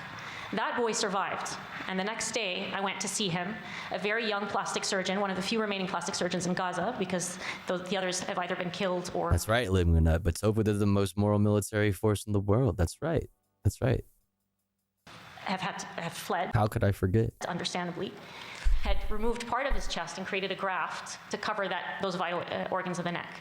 He was lying in his bed and mumbling because it was so difficult to talk, and he kept saying, I got really close to him and he said, I wish I had died too. And I said, what? And he said, I think my entire family has gone to heaven. My country is sucking your dick? Hey, yo. All of Australia is sucking my dick right now? That's crazy. It's not my entire family. His exact words were something to the effect that down under toppy? of everybody I love is now in heaven. That toppy, that sloppy toppy from down under? I don't want to be here anymore. That is one of so many stories. I'm so sorry, Leila, but I think people need to hear this. I'm giving you the story of one child. One of my healthcare worker colleagues, a young nurse, one of the most dedicated nurses I've ever met, was trying to evacuate a patient when Al Shifa Hospital was bombed from north to south. He carried that patient, was eventually called by Israeli forces, not by name, but by uniform. You, the person in scrubs, come here. He was subsequently detained for 53 days. He reported physical, sexual, and psychological torture while in detention and ultimately released because he had no crime. See, like these are examples of torture and examples of rape, systemic examples of torture and sexual assault and all of these things. Like actual, like we have evidence, like it's even acknowledged by Israeli sources and the government, like, you know what I mean? Like it's widely reported on. These are facts. While all of that bullshit that was shoved in our fucking faces by people who don't give a fuck about human lives, truly do not give a fuck. They'll tell you they give a fuck about human lives, but they don't. All of that bullshit about systemic sexual assault and rape and torture on October 7th, none. No evidence, no proof, no corroborations, nothing.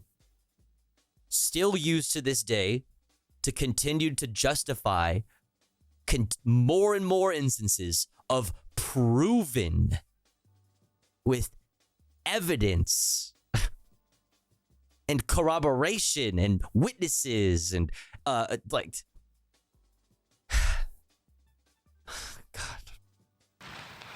After he was released, he worked constantly because one, he was so dedicated, and two, he suffered from severe insomnia from the trauma of his detention. He was always in the resuscitation room of the emergency department, cleaning out sand from the eyes of people pulled from under the rubble, trying to comfort them. One day, overnight, he fell asleep holding the body of a dead child, still with the breathing tube in after they had failed to resuscitate the infant. Another day, I asked him to go home because he hadn't slept in so many hours, so he left the hospital. A couple hours later, I see him in the emergency department trying to resuscitate a man whose both legs and one arm had been blown off. I asked him what he was doing in the hospital. I thought you went home to rest. And he said, this is my sister's husband. They woke me up to tell me that the aid distribution site had been bombed and my sister's husband had gone there. So I went to find him and found him severely injured. So I helped him resuscitate this patient. His home has been destroyed. He's a young man, he's engaged, he's trying. Why are you still here? You need to go rest. This is my family member. How many stories like this have we heard, chat?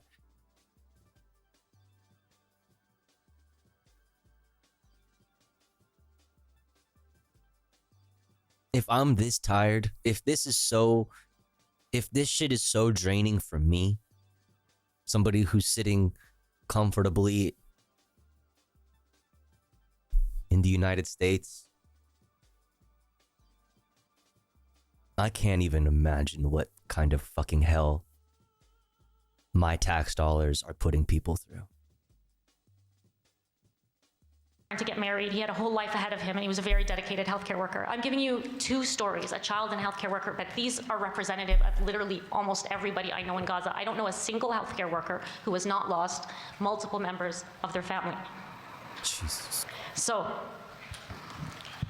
as the U.S. continues to fund this military campaign unconditionally and somewhat blindly, in stark contrast to documented realities on the ground, in stark contrast to the findings of the International Court of Justice of plausible genocide, and in stark contrast to the universal global condemnation of humanitarian and human rights organizations, we have no choice but to exert as much pressure as possible and use all the leverage we can. All of it. All we have. Okay, listen to what this person said. If you don't want to hear it from a dirty fucking, dirty fucking leftist like me, take it from fucking her, a real life superhero. We need to be using all of the leverage we can to apply pressure on those that have the ability to change something, to do something. All of it. That includes holding up a fucking sign that says, "Stop arming Israel," while Joe Brandon speaks. That's what that means. Because it's worth it. Because there are children dying. Unless you support that kind of thing. It's like, whether it's a banner, you know, holding up a banner during a speech, or what we're gonna cover here after this, went down and what is going down on the outside of the DNC, whether it's, going to the DNC and doing interviews with people and asking them about Gaza and just saying the words Gaza to influential people in our government. Like, all of these things need to be done right now. Every single option we have needs to be exhausted. Every single option, every single tactic available to you, whatever you have the ability to do, whatever you are the most effective at doing, you should do that. You should do it. Don't take it from me, take it from her. The direction that this country is taking. That was Dr. Tanya Hajhassan, a pediatric intensive care surgeon who's volunteered in Gaza hospitals a number of times. Layla El-Abed, the co-chair of the Uncommitted National Movement, who is seated right next to her, was overcome with emotion and briefly walked out during Hajhassan's comments. Layla El-Abed later responded to a question about the plans for the Uncommitted Movement between now and November. We stand at a very crucial moment for our party. The Democratic Party, the party of my father, the party that has stood up for justice, is being tested. That's right. Will it rise for the occasion and stand for the values that it was built on? Freedom, equality, justice? Or will it remain silent in the face of unimaginable suffering?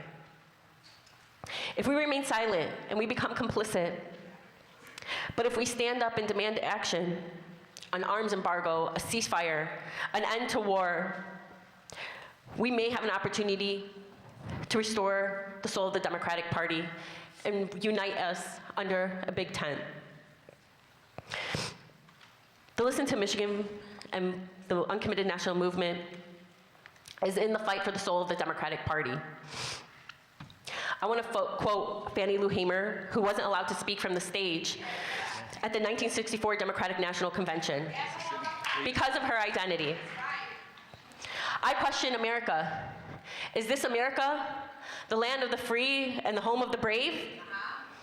All we are doing right now is in the tradition of Fannie Lou Hamer and the Mississippi Freedom Party and the Civil Rights Movement of the 1964 Democratic Party Convention. Let's go. Bringing moral witness to the most powerful political party in the world, to listen to voices people said Democrats said things about the civil rights movement that Democrats are saying today about, like, the Black Lives Matter movement and by extension, like, the pro-Gaza movement. Remember that. Impacted by our U.S. policy decisions. We aren't that different from any other movement, from unions, civil rights, gay marriage, reproductive rights, or climate justice. We are fighting to be recognized, to be part of this party, and we are fighting for this party to believe in our equal rights. Hala and I shouldn't have to stand up here and tell you the suffering of our family members. For Democrats and for this administration and for Vice President Harris to want to do the moral and right thing to do. Layla El-Abed is co-chair of the Uncommitted Movement, speaking at the first ever panel on Palestinian human rights here at the DNC. This is Democracy Now!, democracynow.org. The War and Peace in the Presidency, Breaking with Convention. I'm Amy Goodman. With Juan Gonzalez. And Tova Ghost. On Monday night, President Biden headlined the opening night of the Democratic National Convention. Biden's speech came less than a month after he announced he ended his re-election this is them campaign, covering paving the way for Vice President Kamala they might Harris's nomination. Not have meant to leave night, this in. Biden briefly spoke about Israel. Chat. Next up, We're going to go into some coverage of what went down on the outside of the DNC, and then we're going to finish up with a few speeches, okay? I whittled it down quite a bit, unfortunately, because I started so late, and you know what I mean? Obviously, that's how time works. So we're going to get in some coverage of the protests outside. We're going to look at some speakers and then finish it up with the speakers on the inside, including Keith Ellison, not a speaker, but Keith Ellison talking about the uncommitted vote. My governor, gruesome Gavin Newsom, releasing the final California delegates to Kamala Harris and Tim Walz. We'll look at Tim Walz speaking at a DNC Women's Caucus meeting. We'll look at Senator Bernard Sanders speaking at the 2024 Democratic National Convention. We were going to look at we were going to do a bunch of others, chat, but like I said, we started way too late because I also want to do fun stuff. We have lots of fun content that we can get into. But first, chat, before we continue on and get into protest coverage, we must run an ad break. Don't you worry, though, because here at the Tofu Ghost broadcast, when I run ads, I run them while I'm away from the stream. That way, even if you're unsubscribed to the channel, you don't miss out on any of the content. But if you would like to support the stream, if you would like to support me, the streamer, and also in doing so, get access to really cool Tofu Ghost emotes as well as an ad-free viewing experience, all you need to do is subscribe for $5, or excuse me, goddammit, $6, or for free with a Twitch Prime by connecting your Amazon Prime account, if you have one, to your Twitch account. Or let's say you're already subscribed to the channel, you're feeling generous and you have the means to, maybe consider upgrading your sub from tier 1 to tier 2 or tier 3 to get access to exclusive emotes, or even better yet, maybe consider gifting a sub to one of our unsubbed friends in the chat, like Zarian, Zarian's in the chat, or Reeks on Sensitivity, or whoever else is unsubscribed. If you are one of those unsubscribed friends, make sure to say hi in the chat, throw some emotes in the chat, or if you're lurking, use the please gift me a sub redeem. That way somebody might notice you and feel generous enough to shoot you a gifty. We are currently at 10 out of 25 for the daily sub goal, chat. If you enjoy the stream, if you enjoy the content, if you would like to see this stream continue on full time, if you would like me to be able to pay my bills while making that happen, please do consider supporting in some way. That way I can make all of that happen. You can also throw bits or a dono my way, $3 for a TTS. But I'll see you in 3 minutes, chat. Don't you go anywhere. BRB.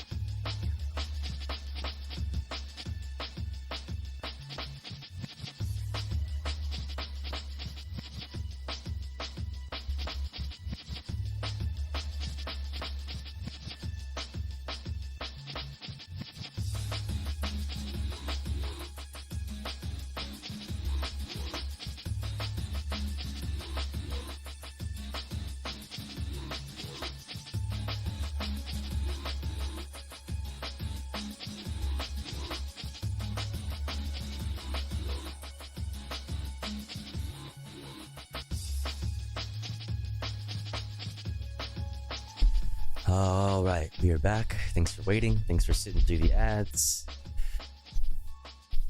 If you had to sit through some bullshit ads, hey, thanks for doing that. It's a good way to help out the stream, even if you don't have any money to throw my way. But we are back. Let's get back into it.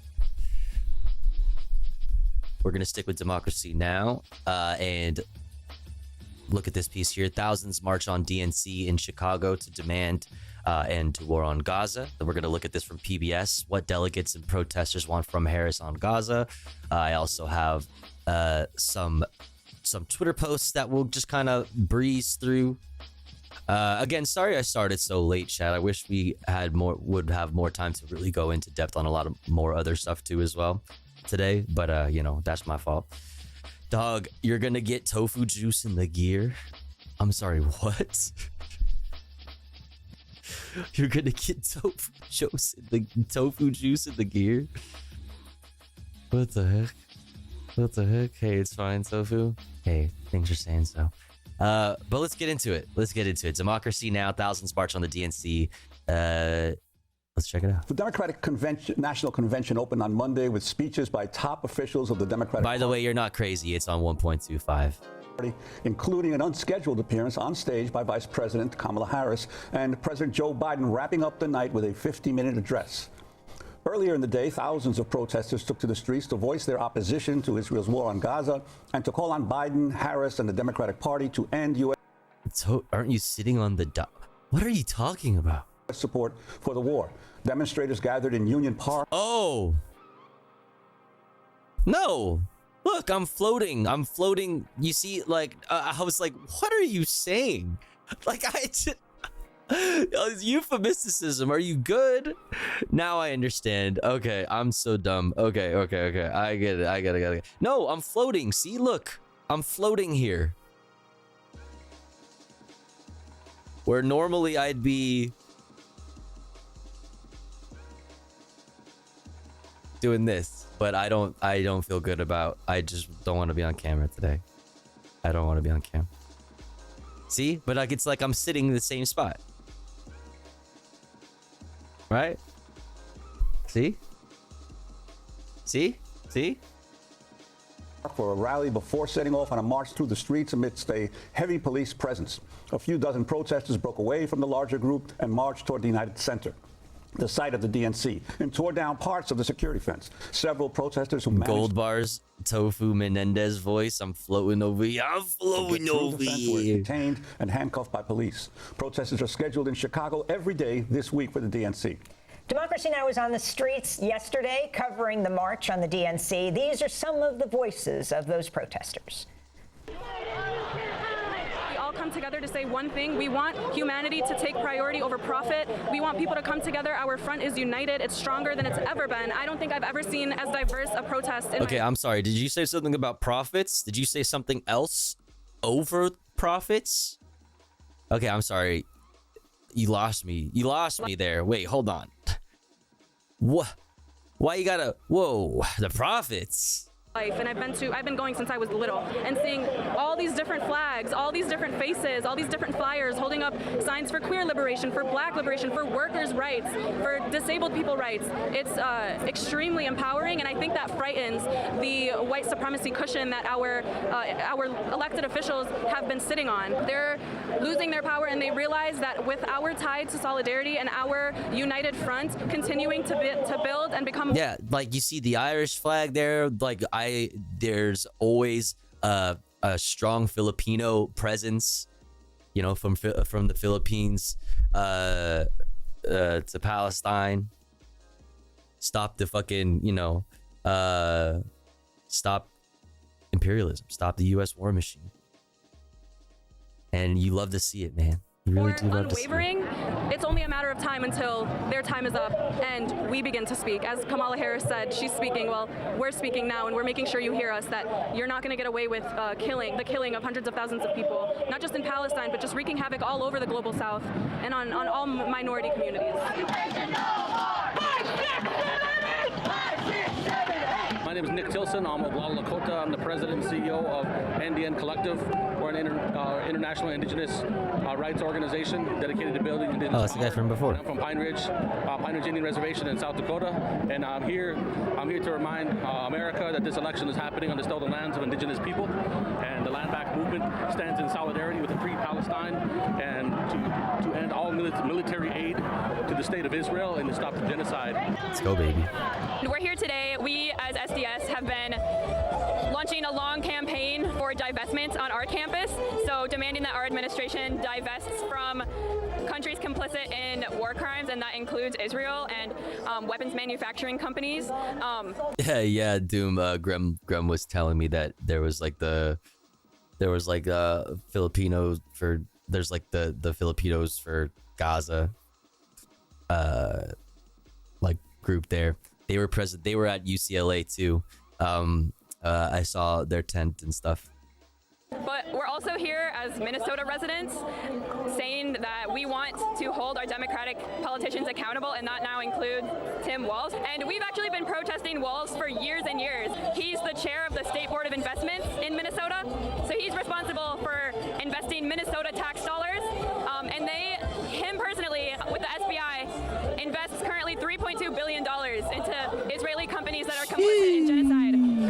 And I was actually arrested on Walz's front lawn. Really? This exact thing before he was even announced that he was the VP nominee. Really? I'm a UPS Teamster, local 638, Minneapolis. I'm also with. Good to know. I get really annoyed when Republicans are like, Tim Walz is the super far left radical. Like, I assure you, he's not. Okay. Relax. Wait, did he say Republicans say that? United. I get really annoyed when Republicans. Okay, he said Republicans. Okay, yeah, Republicans do say that. Republicans do say that, and they're crazy and they're stupid. Or like, Tim Walz is the super far left radical. Like, I assure you, he's not. He sent out the National Guard to beat up protesters after the George Floyd riots in 20. Yeah, Trump praised him. Trump's trying to say that he didn't. That he didn't like what he did in Minnesota, right? Like, it's true. Like he did do that. Order the National Guard, Minnesota National Guard, on protesters. That did happen. That's true. 2020, he's continually ignored people calling for Minnesota to divest its investments in Israel and its genocide. Mari with MIRAC, the Minnesota Immigrant Rights Action Committee. The same company, Elbit Systems, that created the wall in Gaza, created and has funded and designed the wall at our southern border in Mexico that uses both wall and then and what they're calling smart wall technology, surveillance towers, drone systems. And so there's a pretty direct link between Palestine and Gaza because the same business of oppression is being used in both places. And what is your response? It seems like Kamala Harris is trying to prove that she's tougher on border security than Trump in order to garner more support. What are your thoughts on that strategy? Border security is a lost cause. Border security is an illusion. There is no such thing as a safe border. This wall is impossible. We are spending millions and millions of dollars at something that will never be completed and will never make us Tim safe. isn't the uncle everyone loves. I mean, listen, he's still got the lovable uncle vibes. He's still got lovable uncle vibes. Here's the thing. I can be truthful, right? I can be truthful and say that like that yo, Lily, thank you so much for 11 months. I really appreciate it. Hope you're doing good. Thank you. Much love. Thank you. Hope you're doing good.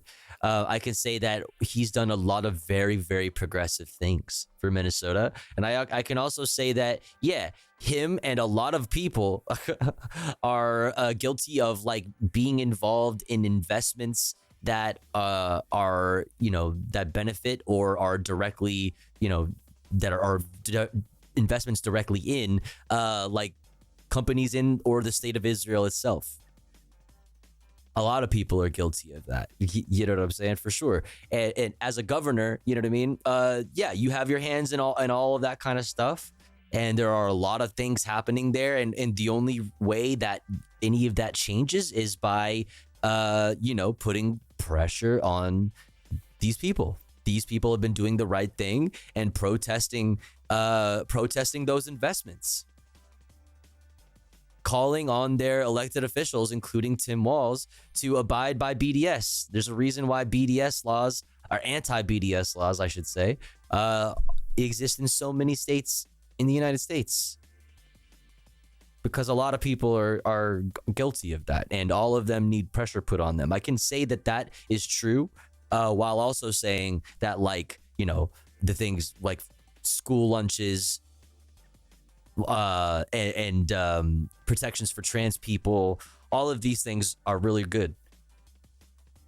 His support for unions is key, right? Like the most, I think and I think a lot of you will agree, is that like one of the most important things one of the most important movements on the left that really combines all of the movements together, right? Where you like the movement that, when successful, makes you stronger and more able to take on all of the other things that you care about in the, you know, as a leftist broadly, or being on the left broadly, is the labor movement and unions.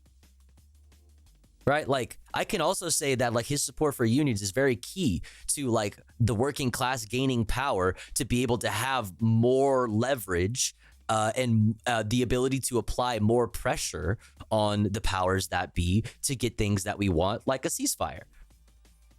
Right? Like the UAW being one of the biggest proponents in the United States for a ceasefire, being like propped up, like, you know, and held up by the DNC, like, you know, like honorably, like Sean Fain is treated like deservedly so, like a fucking, you know, like a fucking real leader. Right? Like Sean Fain is a real leader, and he's calling for a ceasefire. Right? And he's able to do it from a huge fucking stage. So like, I don't know, all of these things could be true at the same time, is what I'm saying. So like, don't stop, right? Like, you keep putting pressure. Like, well, Tim Walz is no longer governor. So like, whoever, you know, or well, he is governor, but he's not gonna be governor. So like, you keep putting up the pressure, putting that pressure on the people who are responsible for investing that money as a state. Absolutely, you should call on your state to divest from Israel. Abso-fucking-lutely. Abso-fucking-lutely. But I can also say that he is great for the left, in that because of Tim Walz, we're in the United States, we have successfully shoved the Overton window back to the left because of Tim Walz's record, by the way, right? While not perfect, we have moved the Overton window in American politics back to the left. This has never been done in my lifetime. I have never seen this happen before. Liberals are defending progressive policies. It's amazing. It's good stuff. So we just gotta all you know. What do you take away from this? What's to take away? Keep the pressure up. Pressure. More pressure. Pressure. Do not stop. Do not stop. Most crime, most drugs coming through the border come through legal ports of entry, and they are aided by Custom and Border Patrol agents. So we're, Kamala, her position is just to continue the same, which is pushing our money, our tax dollars into a system. Yo, Kaisa, thank you so much for the raid. I hope you had a wonderful stream. Welcome in. Pokemon Tofu the Pulse.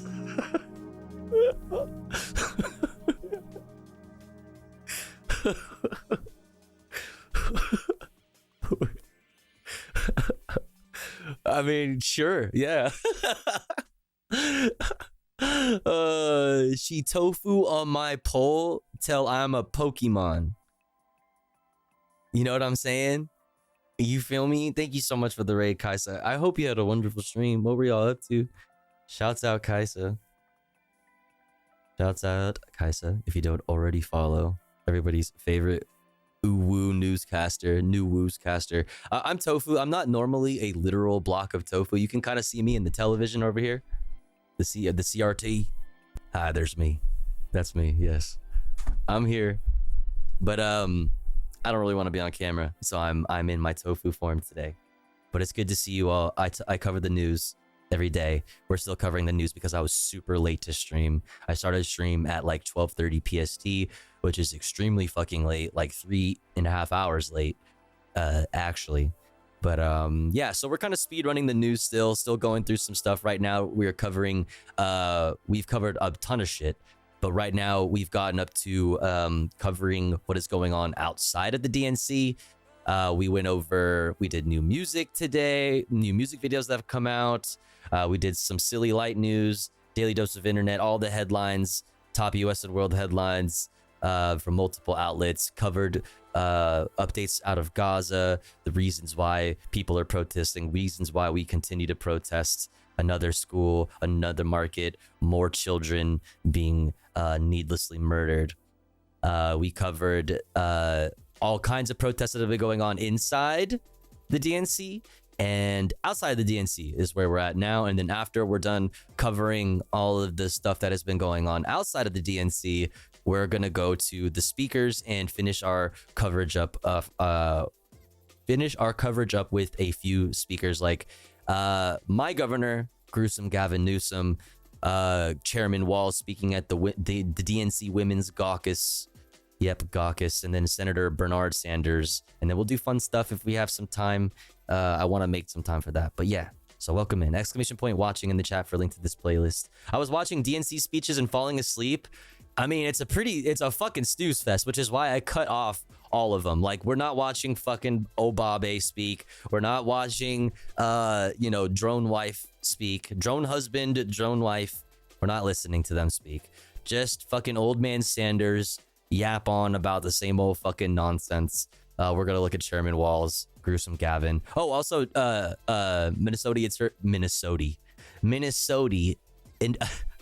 Minnesota Attorney General. That was really hard to say. General Ellison's message for the uncommitted vote, which I have said time and time again, is absolutely key for the Democrats. Absolutely needed by the Democrats in order to be able to sweep this election. But anyways, let's get back into it. That will never work for any of us.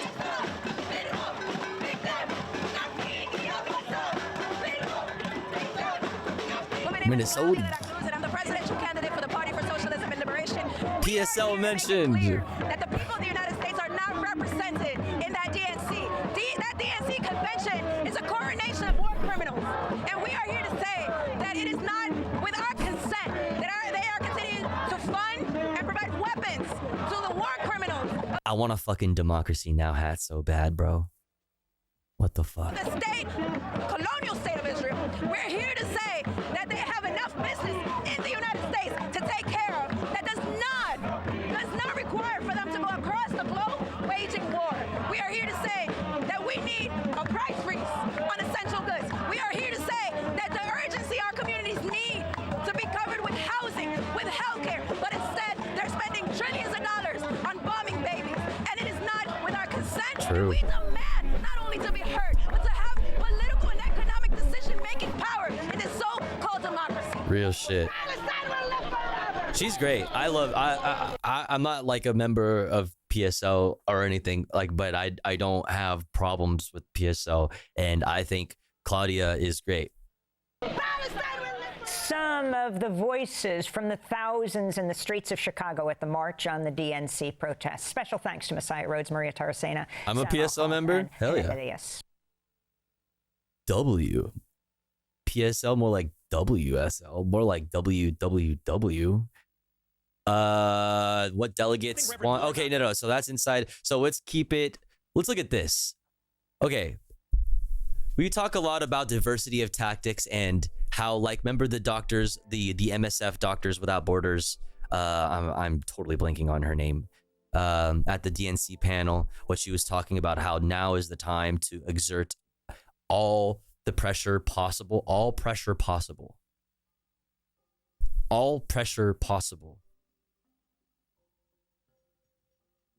by any means. This is what that looks like. And if this isn't, this isn't something, if this isn't like the type of protest that you have the ability to partake in, that's okay. There's other types of action that you can take. Everybody has their own place. Everybody has their own ability. Everybody has their things that they're good at, that they have the most, access to, or whatever it is. If this is yours, hell yeah.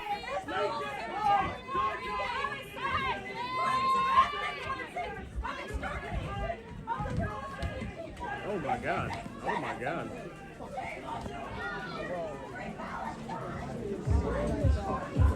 Legends. These people are fucking... Shouts out to these people. This is very brave. This is very brave. Disrupt. This is disruptive. You don't like it? Yeah, clutches pearls. You don't like it? This is protest. Protest is by definition disruptive. If you don't like it, maybe question whether or not you actually are a fan of democracy. Maybe question that. Maybe start to think about it, right? Maybe start to think about it. Axios is a... What a... Come on. Seriously? Seriously, you know why. Axios is a large news outlet. It doesn't matter if it's Axios or CNN or Wall Street Journal or Newsmax or Fox News, MSNBC. It's an audience. Come on. This is like Protest 101. Eyes. There are eyeballs on Axios. There are eyeballs on the DNC. Via things like Axios. If it was CNN, it's the same thing. It doesn't matter. I don't care. It doesn't matter. It's such a silly... Oh my God. Oh my God. Shouts out to these people.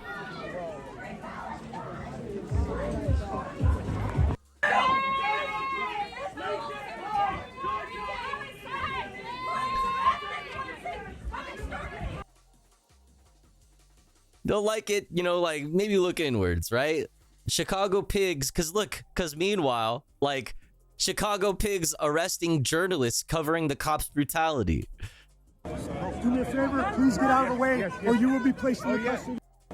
Do me a favor, please get out of the way. Journalists are being arrested.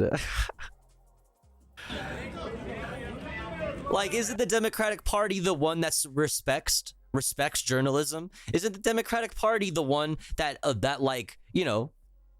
thinks that a good and strong and combative press is necessary for a healthy democracy? Don't they, right? Because Republicans, right, are the ones who say fake news. It's the thing that Donald Trump does every time he points to the back. He said, there they are.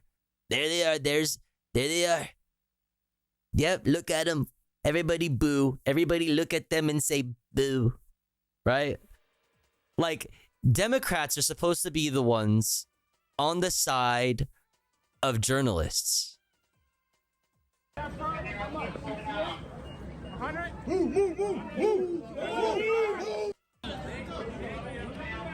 But like I said, if you have problems with any of the other stuff, maybe start to question whether or not, how you actually feel, about the concept of democracy. Because it's a genuine question that you should probably ask yourself and wrestle with, right? If you don't have the same smoke for these pigs arresting journalists, right? Ask yourself, how do I really feel about democracy? Do I like democracy? Am I a fan, actually, of democracy? Look at these pigs.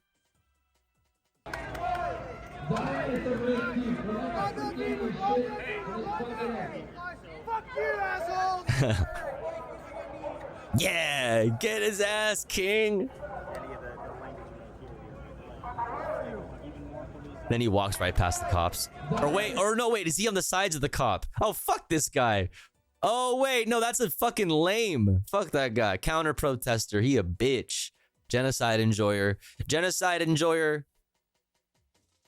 The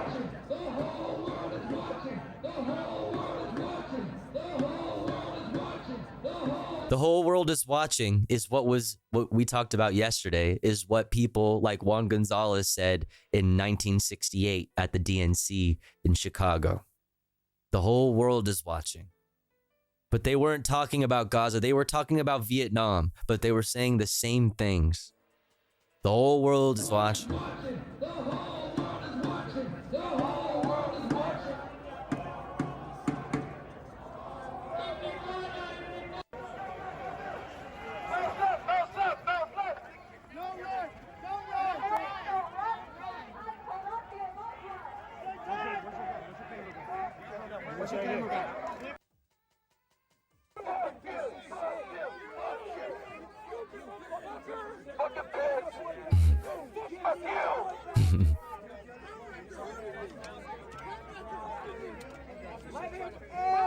Get him up.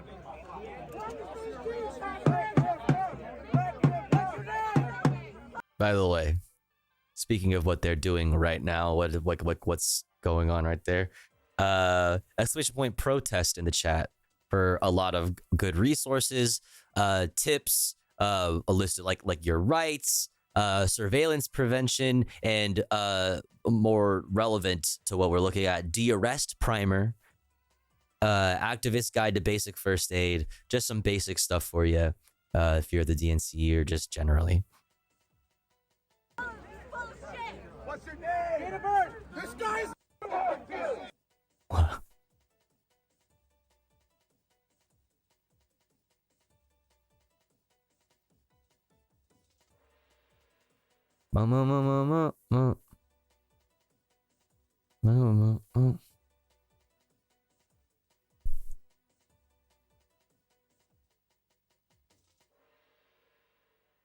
Chaos as police attack pro-Palestine protesters outside DNC.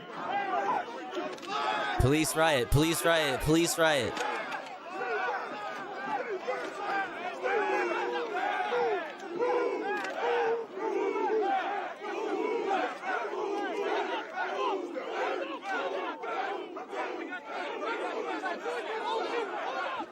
Oh, pig pile, pig pile, pig pile. Oh no, oh no. Oh no. Oh no. Pig pile, pig pile.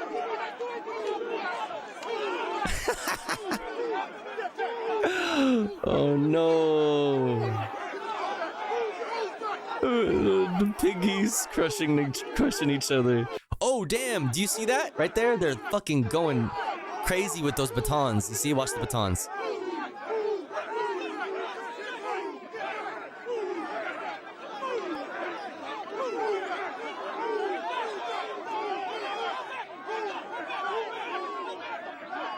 Fuck, where did it go? I missed it.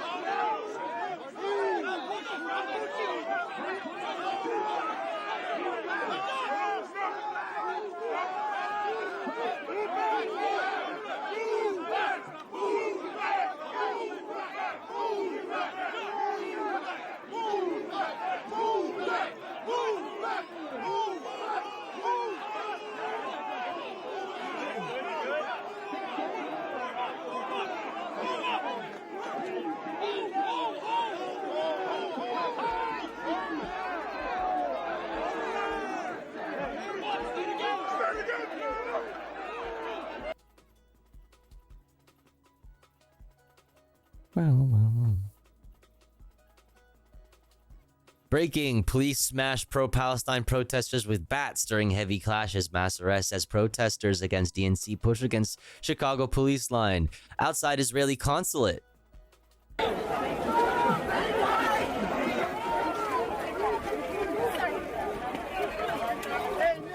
Oh, look at that.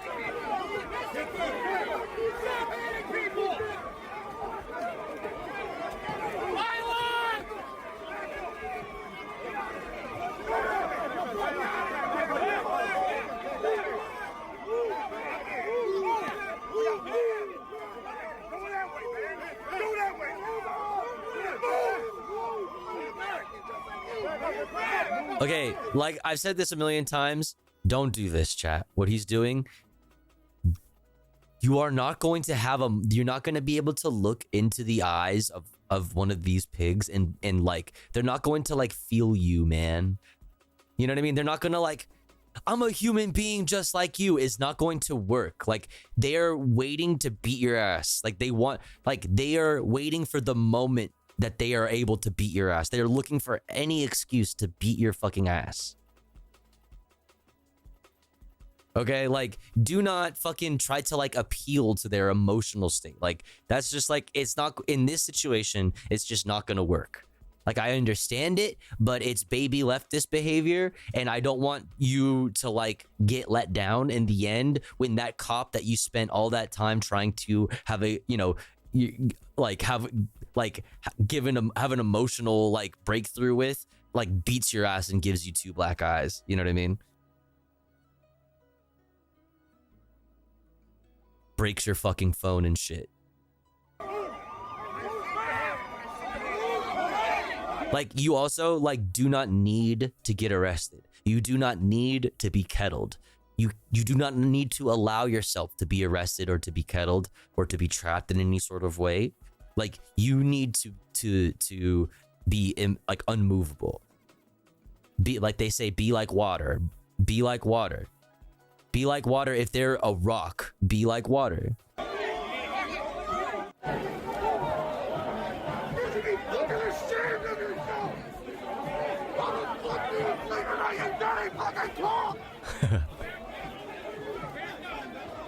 Like, it is significantly more efficient to just tear into a police officer and tell them how much of a piece of shit they are. I'm talking like tear into them and make them feel like they are not wanted. Make them feel like nobody cares, like nobody likes them. That they are a cancer on society. Like, make them fucking feel just completely unwelcome. Right? Do not appeal to them emotionally. Tell them that you are a piece of shit pig class traitor. You are a piece of shit pig. And fuck you. End of story. Welcome in, Rotterdammer.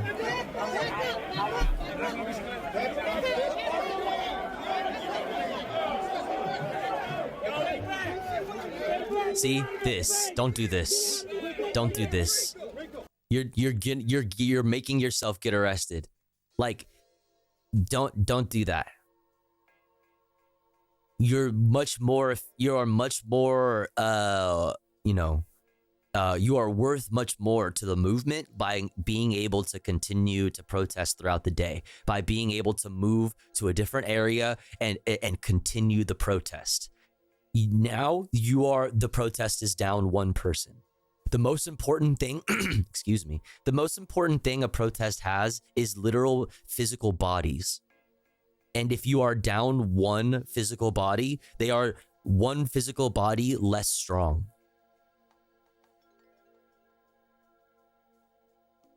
This is not how you move. This is a waste of time. Now you're just gonna get your ass kicked. You put yourself in more danger, and now you're arrested for this reason. The cops know all about you. You better believe that they're gonna be looking at all your social media like crazy. Like, don't do this. You just fucked up, dude.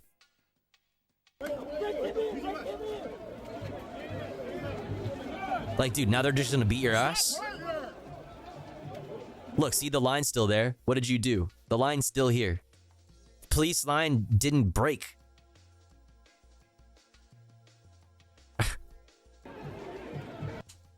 Yeah. Anywho. Oh my god, it's already 4:20. Nice. Oh wait, 4:21 now. Not nice.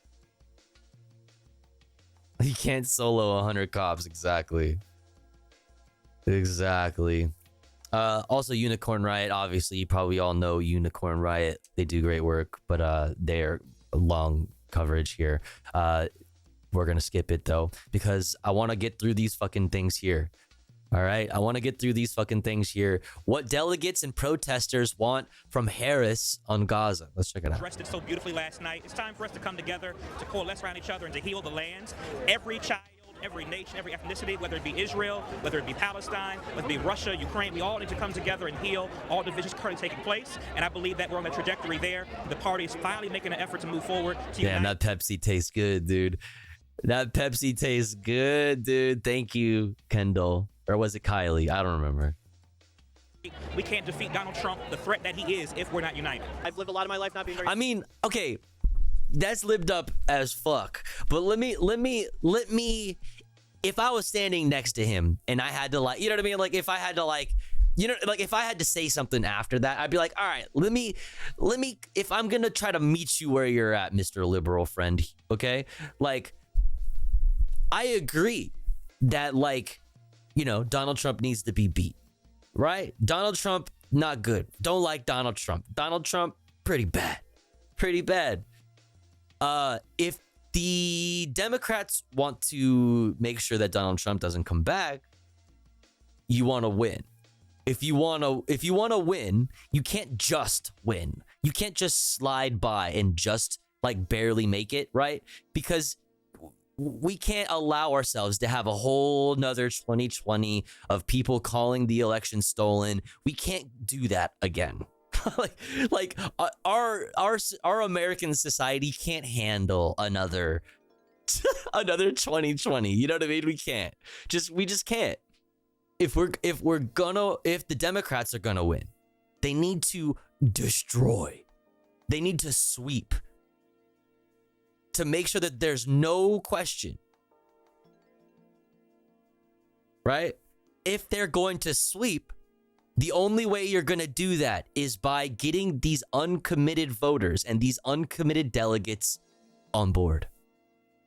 I agree that, yeah, a united, you know, a broad left coalition, you know what I mean? A broad, you know, left of center to left coalition to stand up against, you know, the far right is definitely a good thing to make sure that the far right doesn't rise to power, right? How are we going to do that?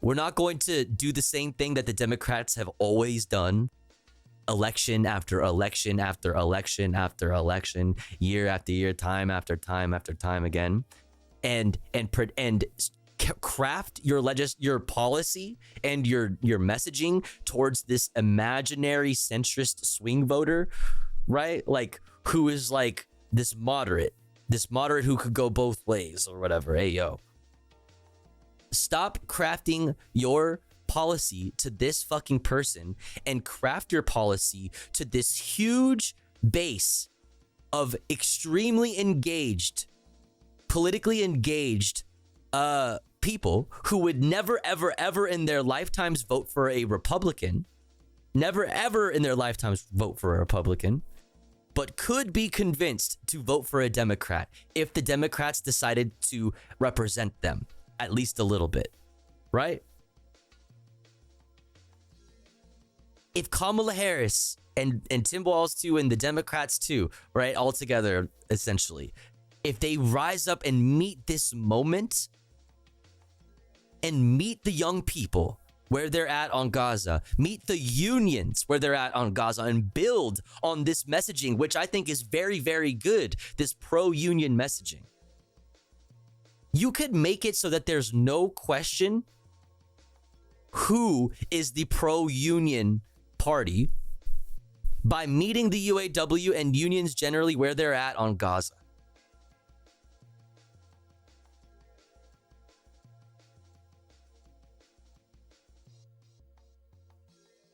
That's how you could win, handedly.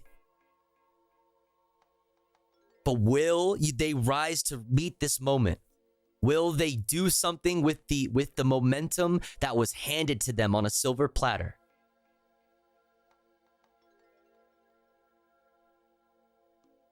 Active, and the genocide in Palestine has inspired me and helped me realize that, like, we are all Yeah, you guys could slide to a long way to the left and still be the most right-wing planet in the nation. The most right-wing planet in the nation?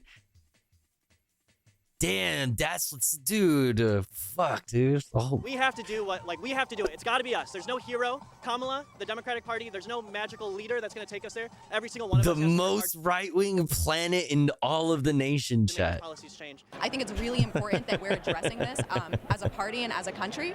I think it gives me a positive view towards what the potential Harris administration, how they could distinguish themselves from the Biden administration, given that she did choose Governor Walz as her running mate, someone who has condemned what's happening in Gaza and who has called for a ceasefire. As a young person, that gives me hope to look towards the future. I believe, well, in comparison to Trump, I don't like Trump. I don't believe for his political ideals. As for Harris, I believe she's still complicit, even though currently she's just a VP. But I couldn't imagine the things that she would still be complicit in as president. I'm happy for her that she's running, but I'm not happy with the things that she's been doing. Is there anything that she could do that would get your vote between now and November? If she would call a ceasefire and stop sending aid to Israel. You heard it from the president as well as Senator Warnock. They obviously recognize that there is a need for us to lead with empathy and compassion.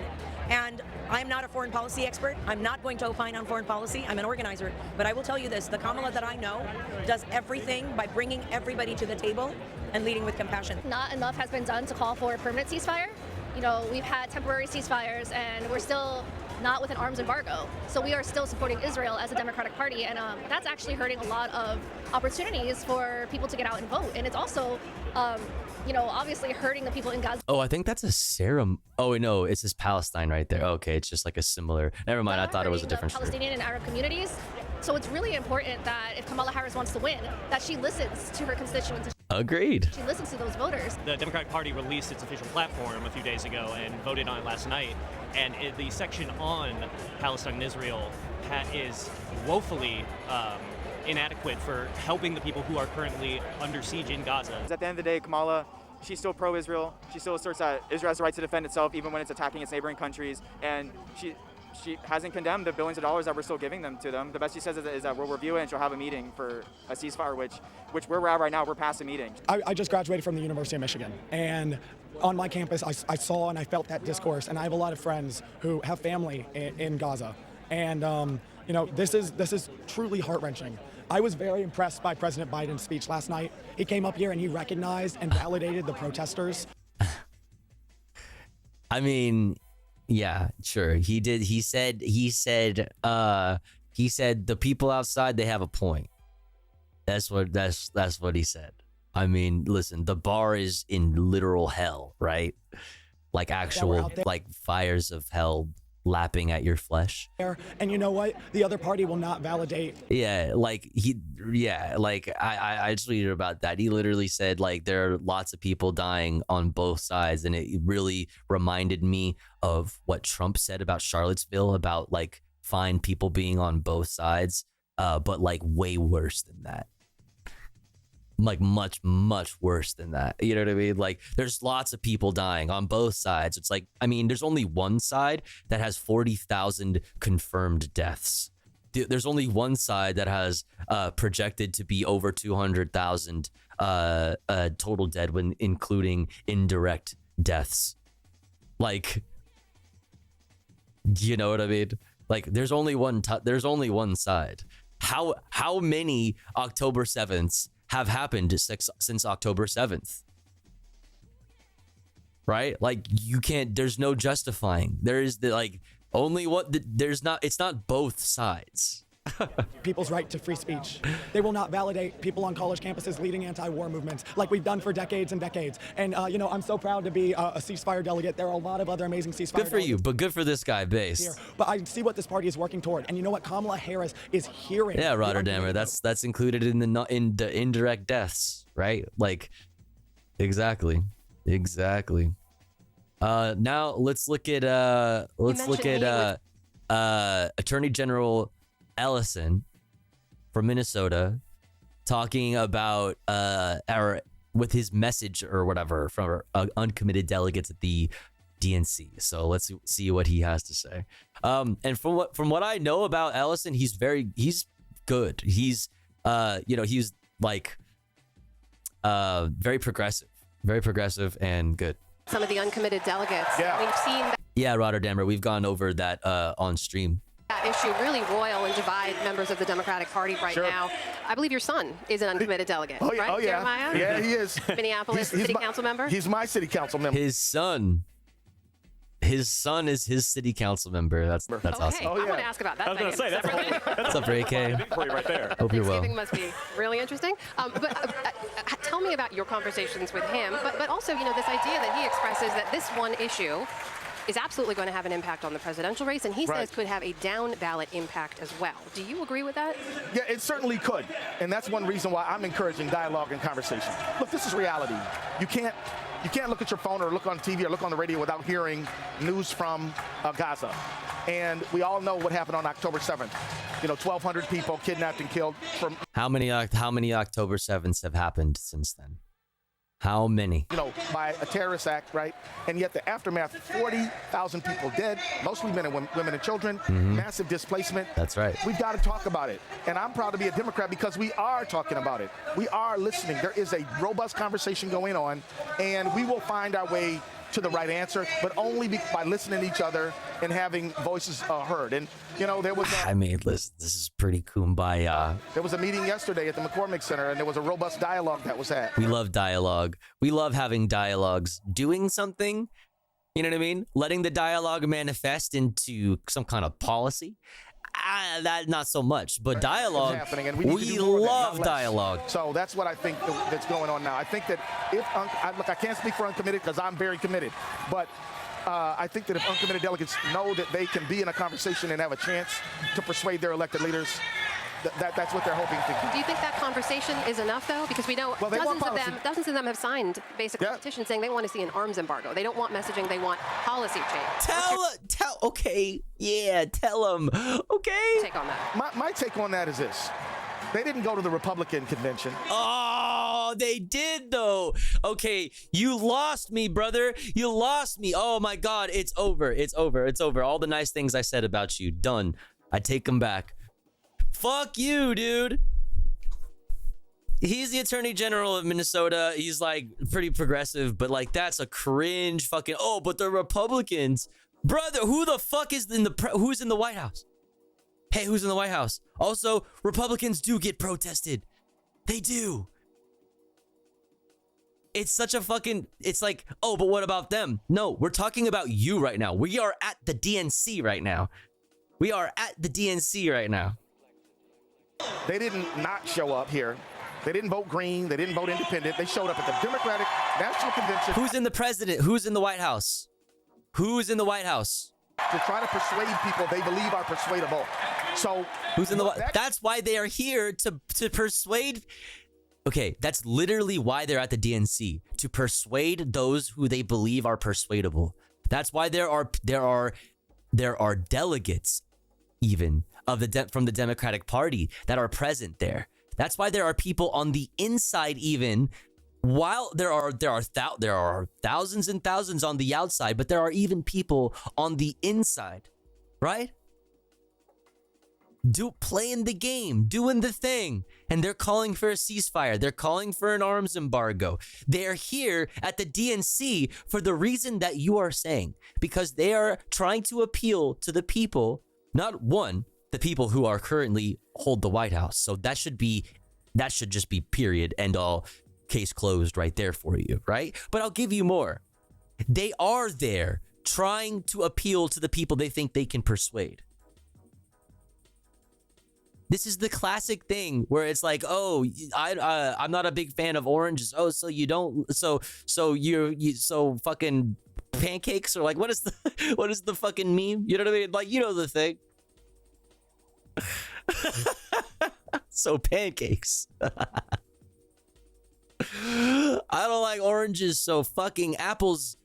Fuck you. Kaisa gets me. That's all I care about. Kaisa understands. They have hope. But look. Waffles. Waffles, Jack. You get everything you want when you want it. You gotta work it out, sort it out, and it takes some time. But this is a national conversation going on, and they at least know that the Democratic Party wants the dialogue, that we know they want a policy change, but we know that these things are not simple, But if we can face it, maybe we can fix it. And that is what I think is going on. I'm here not giving anybody any simple answers that I'm sure people want. That was a simple answer. That was a simple answer, bro. You didn't give us like this, bro. That's the most basic fucking answer ever. You didn't give us like this profound, super nuanced take. Okay. That wasn't like this. Come on, dude. You gave us the. You don't think I've heard that before a million times? Well, why aren't you taking this to the Republicans? Why don't you say that to the Republicans? You seriously don't think that? Do you not understand that the pro-Gaza movement is like an anti-fascist one, right? Like, here's something that we can all agree on, that the Republicans are fascist, right? Like, we are doing exactly as you are saying. This is what it looks like when you are appealing to those who can be pressured. Okay?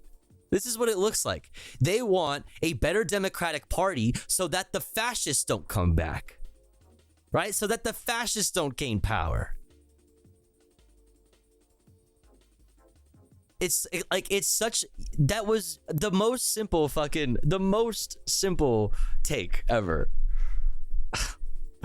Anyway, God, so silly. Moving on. Let's hear from our beautiful governor, okay? We're going to kind of move away from the Gaza stuff, okay? Until, well, Senator Bernard Sanders mentions it a little bit. But we're going to hear from the governor of the beautiful state of California, my governor, gruesome Gavin motherfucking Newsom, delivering the delegates to Kamala Harris. Now up with a roll call vote and an important vote. Let's listen in. My name's Governor. God, doesn't he just look like he wants to sell you something? Like I can smell his cologne from here. You know what I mean? And in his blazer, he has watches, DVDs, like, right? Like he's got it all. From the great state of Nancy Pelosi. Yeah, the great state of Nancy Pelosi. Let's go. I come from a state like our nation of dreamers. Honestly, listen, all jokes aside, Nancy Pelosi is probably one of my favorite people right now. Right? Like, which was not on the bingo card for 2024. It wasn't included. You know what I mean? Like, it was not on the bingo card. Like, Nancy Pelosi is one of my favorite people right now. One of the most effective politicians of the Democratic Party right now. She, like, thank you, Nancy. For swinging them things around, right? For swinging or any year, swinging them things around and getting old Joe Eepy boy to just chill out, just like sit this one out, champ. Sit this one out, champ. Thank you, Nancy. Thank you, Nancy, for getting behind Tim Walz. You know what I mean? Thank you, Nancy. Right? For caving to progressive pressure and having good political instincts and understanding that the future of the Democratic Party is hanging by a thread, and that the only way to probably save the future of the Democratic Party is to give in to the progressive element, aka the future. Entrepreneurs of innovators that prides itself on being on the leading and cutting edge of new ideas. Anyway, look, he looks like a car salesman, right? Oh, look, it's Nancy. Wait, it's Nancy. There she is. Nancy Peak? Nancy Peak? Play? Hello? California is the most diverse state in the world's most diverse democracy. And we pride ourselves on our ability to live together and advance together and prosper. Except for homeless people. We will annihilate them. We'll put them into the shredder. Together across every conceivable and imaginable difference. But the thing is that Kendrick? We pride ourselves most on is that we believe the future happens in California first. Bro, this song like features like a cop killing Kendrick at the end, right? I'm pretty sure or the music video does anyway, right? Like this song like makes a statement about like policing and like what it means, like blackness in America, more specifically Los Angeles, like where the LAPD and the Los Angeles Sheriff's Department like roam and reign. You know, I'm always so happy when I wake up in the morning and you're still live, Violent Fam. I'm always so happy to see you in the chat. I hope you're doing good. Good morning. Democrats, I've had the privilege for over 20 years to see that You're gonna future be all taking right. shape with a star in Alameda courtroom by the name of Kamala Harris. I saw Bro, that ABC 7 doxing this person on fucking national television is crazy. fighting for criminal justice, racial justice, economic justice, They not like social us. justice. I saw that star get even brighter as Attorney General of California, as a United States Senator, and as Vice President of the United States of America. Kamala Harris has always done the right thing. Always. Especially when the parents of truant children, you know, saw the insides of jail cells. Champion for voting rights, civil rights, LGBTQ rights, the rights for women and girls. So Democrats and independents, it's time for us to do the right thing. Women and girls and femoids. As the next president of the United States of America. He looks like the villain from The Hunchback of Notre Dame. Wait.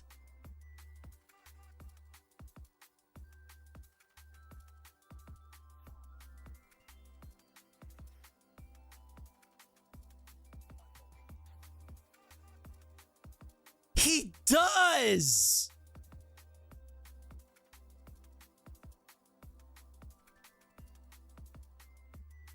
Maybe in like a few years. Like, yeah, like 5 years. But yeah, no, for sure, I see it. Look at this. What the fuck is this? Did they really do? Wait, did they really do a fucking... What is this?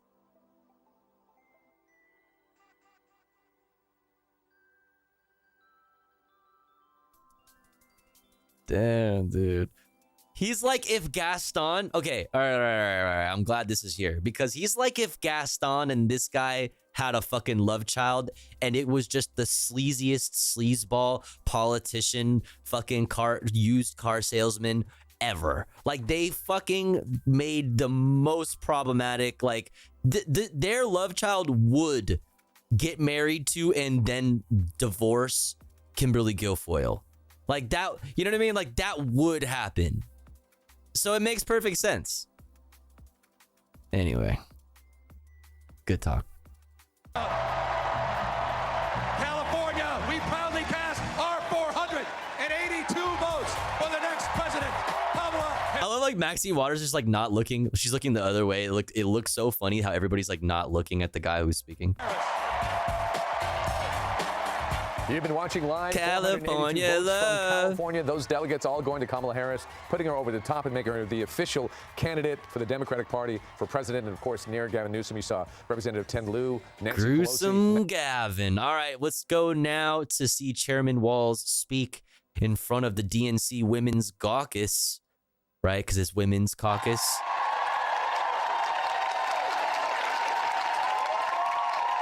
You with me? You with me, chat? Oh my gosh, he was about to like punch Tim Walz in the face.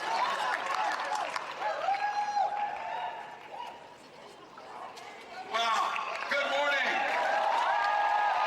Madam Chair, thank you for the service that you've given to this country, for organizing and energizing this room today, and to all the leaders here. Talking to all of my former colleagues in Congress, incredible leaders, incredible women, leading the way on so many issues. You've heard from some of them, you see governors across the country. Someone told me, they did a little story, and they said, you know why Governor Walz has been successful in Minnesota? There's two reasons. He surrounds himself with talented women, and he listens to them. Soy! It's amazing how far you can go. Soy! Simp. Big simp energy. Fuck, dude. You can sure stand on shoulders. And I'd like to say amongst this group, and for all of us, to just what we witnessed last night, and to give a hearty thank you to a lifetime of servant leadership, a lifetime of passion, a lifetime of decency to Secretary Hillary Clinton. Simp harder, dude. If you didn't leave there appreciating it, if you didn't leave there understanding what she did, and if you didn't leave there, and I'm guilty of this, imagining how different things could have been in 2016 had we got the work done. Well, here's the good news. We're not going to make... Yeah, how different things could have been in 2016. You know what I mean? If the Democratic Party had the political instinct that it is operating with post Jonathan Brando. You know what I mean? The third. That mistake again. We are going to get the work done. And this energy you're feeling, it's everywhere. It was in... And I'll posit this again. Like that energy he's talking about there, I'll just submit this to you again. For anybody else that, you know, might have not been here earlier. If you truly think that this energy that is palpable, you know what I mean? That like, I'm not even there. I could fucking feel it, right? That you can see like this energy that you're seeing at the DNC. Do you think that this DNC would be like this positive, this filled with excitement and energy? If Joe Brandon was still running for office, like if you think that, like you're tripping, like you're living in a different, like it's, you know, it's Delulu time for you. Like that's crazy. Come on, man. Look at this. Like this would not be possible. It was in Philly. 12,000 people parked and walked for miles to a field in western Wisconsin. I mean, there are a lot of people, maybe, you know, not necessarily in this chat, but like there are a lot, aside from Van Jones, right? This is what I'm talking about. Van Jones, the Van Joneses of the world, who are like, you know, how could they do this to my boy Joe? Like he could still win it, you know what I mean? Like he's still the man he's still the one. Like what? You guys are the largest political rally in Arizona history. Because they know what we've got. We've got a leader of decency, of vision, of compassion, with Kamala Harris being our next president. That's what we've got. And for all of you, I saw it in Nevada. People stood out in 109-degree heat to get there. They were everywhere. Same reason you came here. They love this country. And they know this is our time and our responsibility to do that. Here's the thing you get with Vice President Harris. On Sunday, we were on a bus. Kamala, Doug, Gwen, and I. Trust me. My life is a lot crazier than it was 11 days ago. I never expected to be there, but I'll tell you what, that was exactly the place where things were right because of her leadership. So we were getting into Beaver County. It's an area that's been kind of tough. We have got to win Pennsylvania. We have got to win Pennsylvania. So we're going to these places. Folks who this ticket and this vision of this party will improve their lives. They don't need to make a hard choice. You go with us, we're going to be there for your family. You go with us, we'll help your kids get fed. You go with us, we'll get you an education. Yo. You go with us, we'll leave you alone to make your own decisions. Yo. Patient and a doctor. Choices between a patient and a doctor. That's just popular. Right? That's just a popular fucking concept. Patient and a doctor. But the crowd was there, and it was a big crowd. Support. Feeding kids turns out very popular. Crazy, I know. Making sure that little children, little innocent babies, you know, can have a nutritious breakfast. Popular. It's a popular policy. I know. Wild. And across the street, oh, let's go. Oh, dude, I didn't even expect this. Let's go.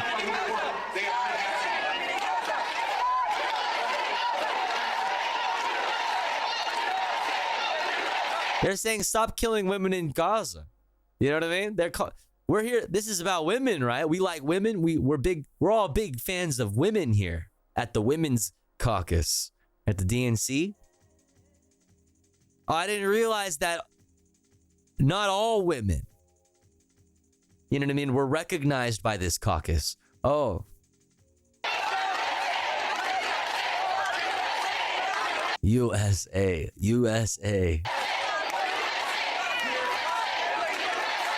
The only woman I respect is my country. Right? It's kind of like a ship.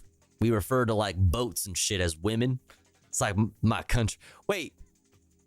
Do you think that would piss somebody off? Do you think that would piss somebody off if I like referred to the United States as like a she? Yeah, not the USA chant in response to, you know, hey, Palestinian women, you know what I mean? maybe they shouldn't die in droves. You know what I mean? Maybe Palestinian women shouldn't be blown to smithereens. Actually. Oh, there's my fucking legend. There's my queen. My code pink queen, Medea Benjamin. She's a legend, dude. She's so awesome. She's so sick, dude. She's so dedicated. She'll never stop. Everybody hates her on the Hill because she's just too effective. We love to see it. USA, she, her.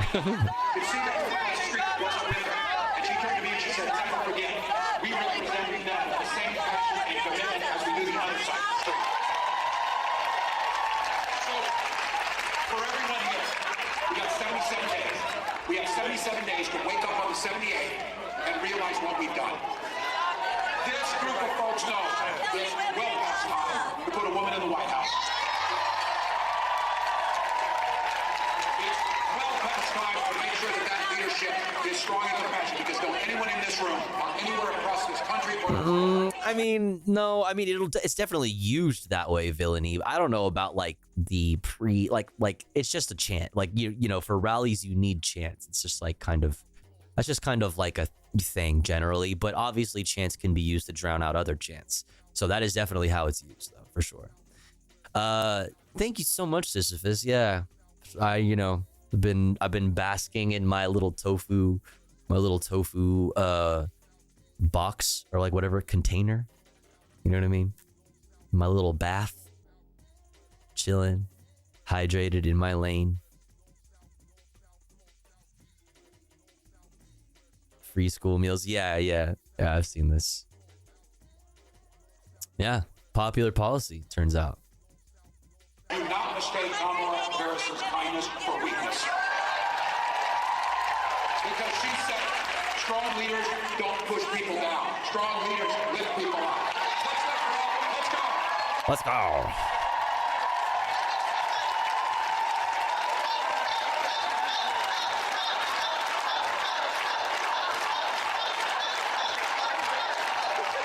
Wait, are they chanting Joe? I'm confused. Confusing. Much confused. Okay, chat. We're gonna cap it off with this old guy. This old guy, Bernard Sanders, saying the same shit he said a million times before. But he says a couple things about Gaza. And I wish he would have said more. I wish he would have done more a long time ago. Man. But we're gonna end it off on this. Damn, Tofu, you look white today.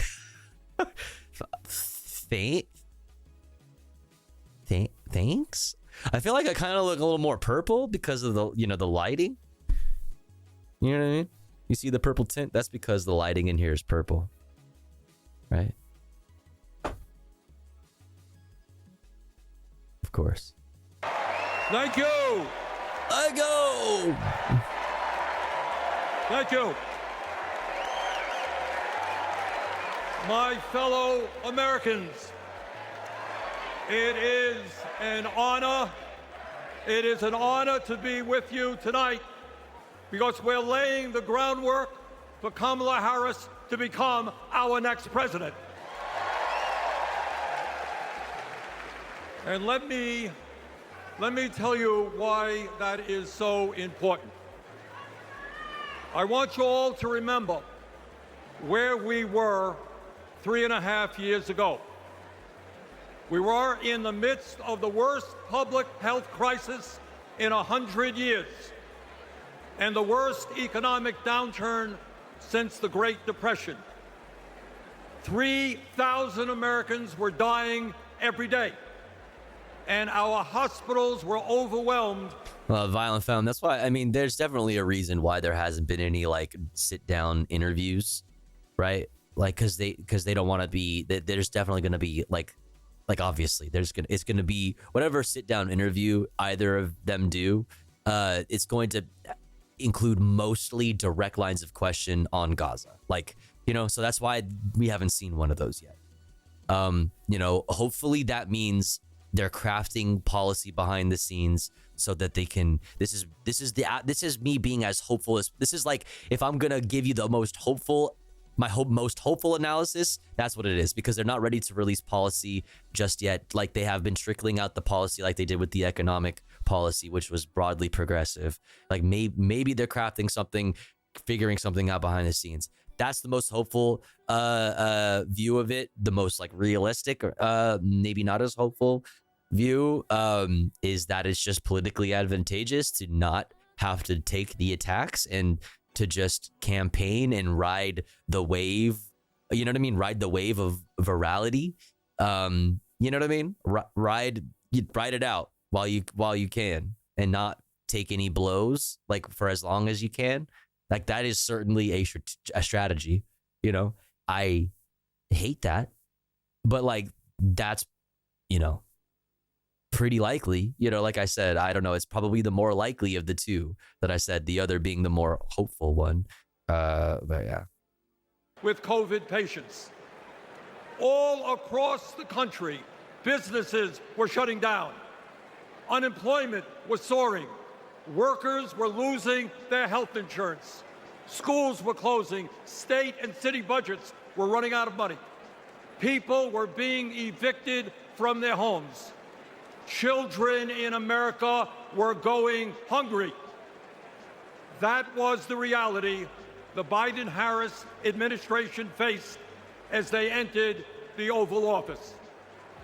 A nation suffering, a nation frightened, and people looking to their government for support. And within 2 months of taking office, our government did respond. We passed the American Rescue Plan, which provided $1,400 for every man, woman, and child in the working class. We extended and expanded benefits for the unemployed. We provided emergency assistance for small businesses to stay open. It is worth pointing out, while all of this is true, that all of these things like have expired, and like when you know progressive like economic policy that is meant to directly help you know working class people like expires, like the problem that it was meant to solve like obviously immediately skyrockets. Like, so we guaranteed health care coverage to tens of millions of Americans through one of the largest expansions of Medicaid in history.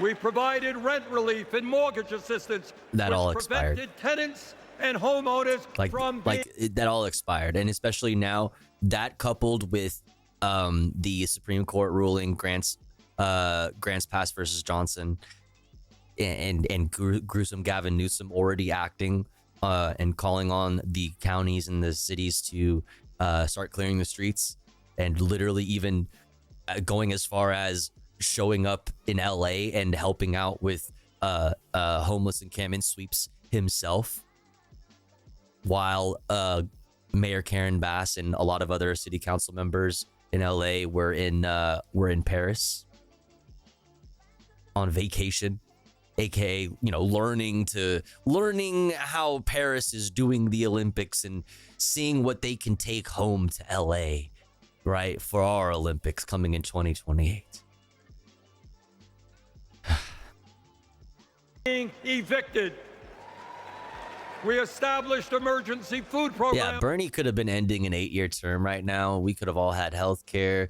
Like, could you think of like how much more prosperous the United States would have been if the DNC wouldn't have positioned the political landscape against Bernie and the Democratic establishment against Bernie?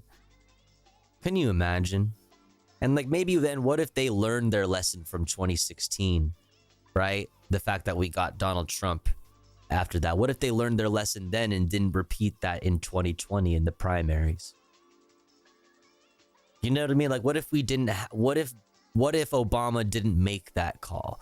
Like what if you know in the primaries or Super Tuesday? What if Elizabeth Warren didn't stay in?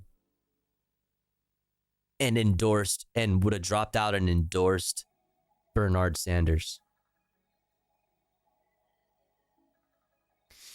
What's up, J Logic?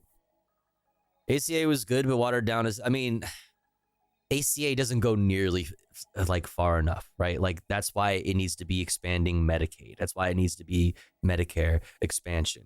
That's why it needs to be universal healthcare, single payer healthcare for all. Like that's you know, yeah. For hungry children and the elderly. And I'll also remind you, I repeat myself on this all the time. So your regulars are sick of hearing me mention some of the same shit all the time. But like every single fucking candidate on the Democratic primary stage in 2019, 2020, every single candidate supported some kind of public health care. The furthest to the right on the Democratic stage on healthcare was a public option that even Joe Biden was down with. Everybody was like, public option at the least. All the way to the right was a public option. All the way to the left was Bernard Sanders and a few others talking about universal healthcare, single payer healthcare.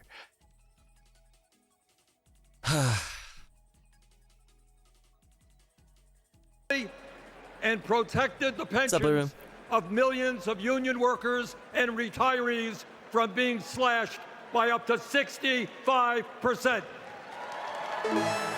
Yo, Frankenstein, thank you for the 23 months. Let's go. Thank you. J Maria 2K Comrade Tofu L. So true. I'm always saying this. Thank you so much, Frankenstein. Hope you're having a good day.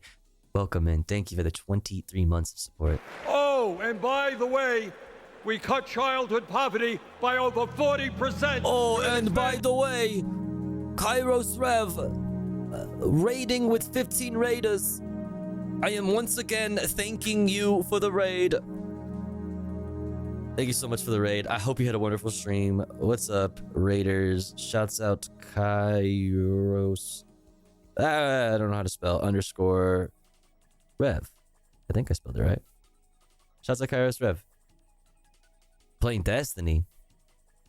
Welcome in, everybody. Hope you had a good stream. I'm Tofu. If you've never been here before, we talk about the news. We go over the daily news cycle. But I was really late today. I started stream at like midnight 30, 12:30 something. So we just kind of been like cramming a bunch of shit. Wasn't able to get to a lot of stuff, unfortunately, but we're just kind of cramming a bunch of DNC shit. We're about to finish up on our news. We're capping it off with this speech here from Bernard Sanders before we get into a couple comfy things to, you know, chill out for the rest of the stream. But yeah, everybody go follow Kairos. Hope you had a good stream. Never played Destiny, LOL. But I play Warframe sometimes. Oh wait, I used the wrong. Oh shit. You have 2 underscores. I only did 1 underscore. Just chatting. There we go. There you go.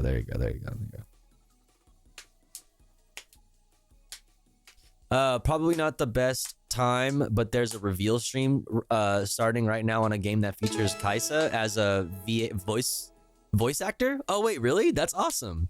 I'm down to check it out after this. Yo, Cather Queen, thank you so much for 24 months. Thank you for 2 years.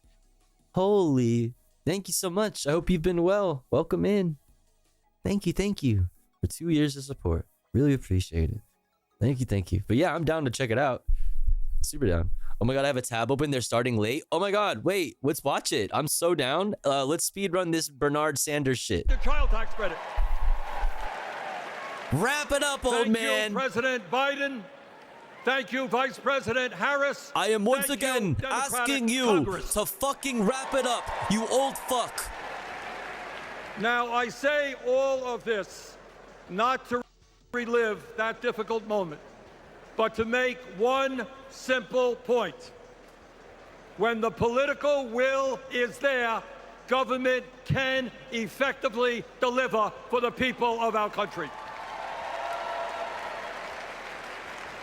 And now we need to summon that will again, because too many of our fellow Americans are struggling every day to just get by, to put food on the table, to pay the rent, and to get the health care they need.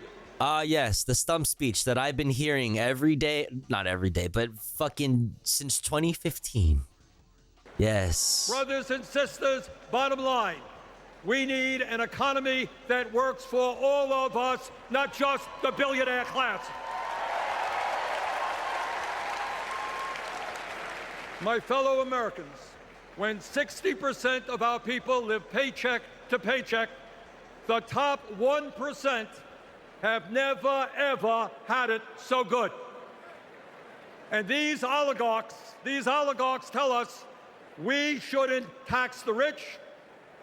The oligarchs tell us we shouldn't take on price gouging. We shouldn't expand I mean, yeah, like these things were announced. Like these are good things. These are good economic policies. Like leading your economic, announcing your economic policy with something like cracking down on corporate price fixing and price gouging is fucking fire. Like that, yeah. like that's huge. You know, like actually saying that while being the Democratic Party, you know, like who loves special interest money, who loves corporate money, like, you know what I mean? It's big. It really does signal a shift for the future of the Democratic Party, right? But unfortunately, like, you know, Palestinian children can't eat, you know, signals of a greater shift in the Democratic Party for the future. Like that doesn't fill the bellies of Palestinian children tonight. To cover dental, hearing, and vision. And we shouldn't increase Social Security benefits for struggling. Kairos mentioned to us that you were trans. What was it like transitioning to a block of tofu? It's a good question. It's a good question. See what people say about too much soy, you know, products being bad for you is true. You're looking at what happens.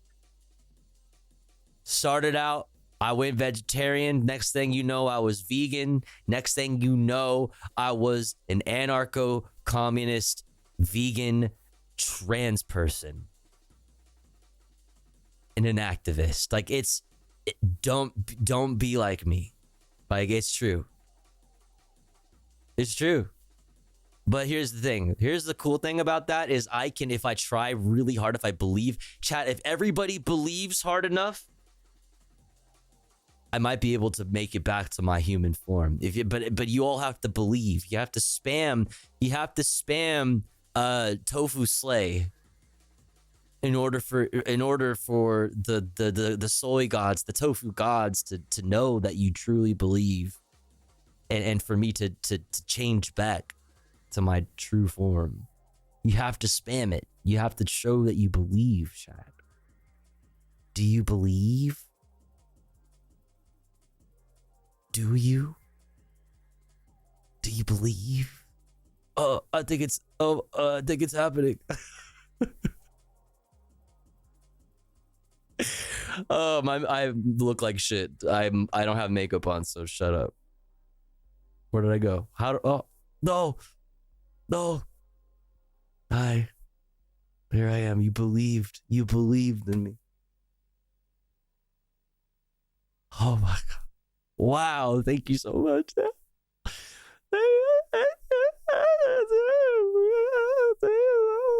Okay, go away. That's enough. Seniors. Well, it's okay, Chad. Don't worry. I'm still on the CRT. I'm on the CRT. Hi. Who's on the television? Wait, can you see me? That was really small. Now you can see me. Hey. What's cooking?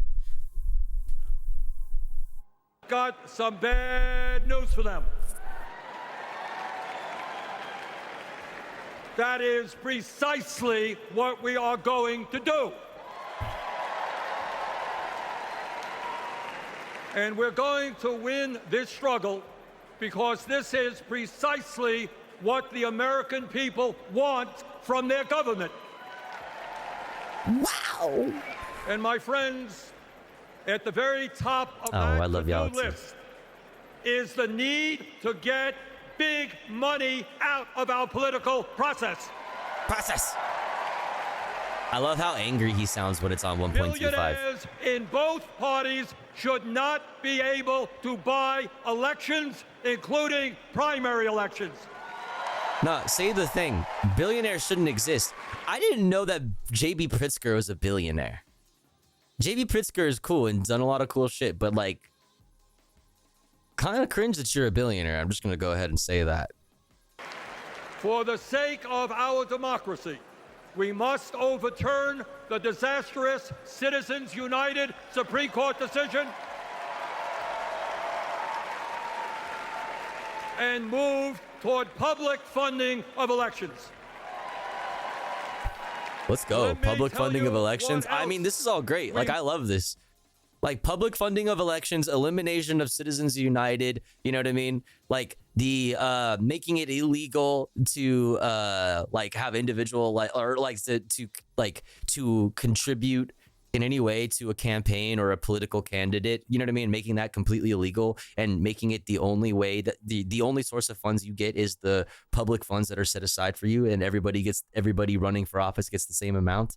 That plus fucking, you know, ranked choice voting. This is great shit. This is great stuff. Must do. What's up, we Globus? need to join the rest of the industrialized world. But it's like shit that he's been saying since fucking, you know, for 300 years now. Like for millennia now, this man has been saying this shit. Yeah, so like, whatever. We need, unfortunately, the time has come. We need a new generation of Bernards. You know what I mean? We need new ones. We need new ones. You get new ones by being aware of who your like city council people are, who your mayors are, who are on your school boards, like all that kind of stuff. Like at the very low local level, like that's how you get in actual socialists into office, and then give them a political resume and a starting off point to move up to become the next Bernard Sanders of the world. You know what I mean? You could even be that person. It's true. You. And guarantee health care to all people as a human right, not a privilege. Human. We need to raise the minimum wage to a living wage. Which, if you'll remember, if you know, I'll remind you. Let me remind you. Was what was negotiated by Bernard Sanders with Joseph R. Brandon when he dropped out of the race. He said, you gotta do something about the Joe. Listen, Joe, you gotta raise the minimum wage, Joe. And he said, listen, Jack, I got you, Jack. And then what did he do? He didn't do nothing. He started fracking. He immediately fracked something. We need to pass the PRO Act so that workers can organize in unions. True, PRO Act. And gain the decent pay and benefits they deserve. We need to strengthen public education, raise teachers' salaries, and make sure that every American, regardless of income, receives the higher education he or she needs. That's NB erasure. I can't believe this. Wow, confirmed. Bernard Sanders hates non-binary people. He literally just said that on the stage at DNC. I'm once again telling you, fuck non-binaries. We need to take on Big Pharma. Big non-binary needs to stop. And cut our prescription drug costs in half so that we no longer pay any more than other countries. Joe and Kamala made sure that no senior in America pays over $35 a month for insulin. We need to make... Well, raising the federal minimum wage, Will Smokes, would include dishwashers, right? Like, that's why you need to do it at the federal level. right? Like that's you need to enforce it at the federal level so that you don't have any fuckery going on. I'm non-binary. I mean, listen, I have a hat that says I identify as non-binary, so like it's okay. We're on the same page. Anyway. Sure, that reality is true for every American. Yeah, it's still $7.25. Like a lot of people still don't know. Like a lot of people don't know that actually, that the federal minimum wage is still $7.25. Like we have, luckily, like in a place like where I'm at in California, there's like a state, like this, you know, California and all. Like there's like a state minimum wage, right? I look forward to working with Kamala and Tim to pass this agenda. And let us be very clear. Clear. This is not a radical agenda. But let me tell you what a radical agenda is. And that is Trump's Project 2025. Boo! At a time of massive income and wealth inequality, giving more tax breaks to billionaires is radical. Putting forth budgets to cut Social Security, Medicare, and Medicaid is radical. Letting polluters destroy our planet is radical. And my friends, we won't let that happen. Fellow Americans, in the last 3.5 years, working together, we have accomplished more than any government since FDR. But much, much more remains to be done. We must summon the courage to stand up to wealth and power. Yeah, well, Fruit Bat Mari, yep, and I as a waitress was struggling to live off the $2.35 tip minimum wage. Thanks Tofu, I'm not doing in that anymore. Well, I'm glad you're not dealing with that anymore. But you know, that's why it's like, you know, the dingleberry shit with no more taxes on tips. It's like you're not getting to the root of the issue here. Like that's like a bullshit policy that does nothing for nobody. Like if you want to actually solve the problem there, you need to eliminate the sub minimum wage. Like people should not be living off of like just because they also make tips, they should not also be they should not be forced to make $2.35 because they make tips. That's insane. Like that's actually crazy, right? So yeah, like policies like that don't actually help anybody. Yeah. Justice for people at home and abroad. You know what's fucked? Poverty line in the U.S. cutoff is like $15,060. Minimum wage means you'd make $20, $15,080, or $15,080 per year above the poverty line, and lose out on potentially thousands in aid. I mean, yes. What's up, Maple Takes? Yes, like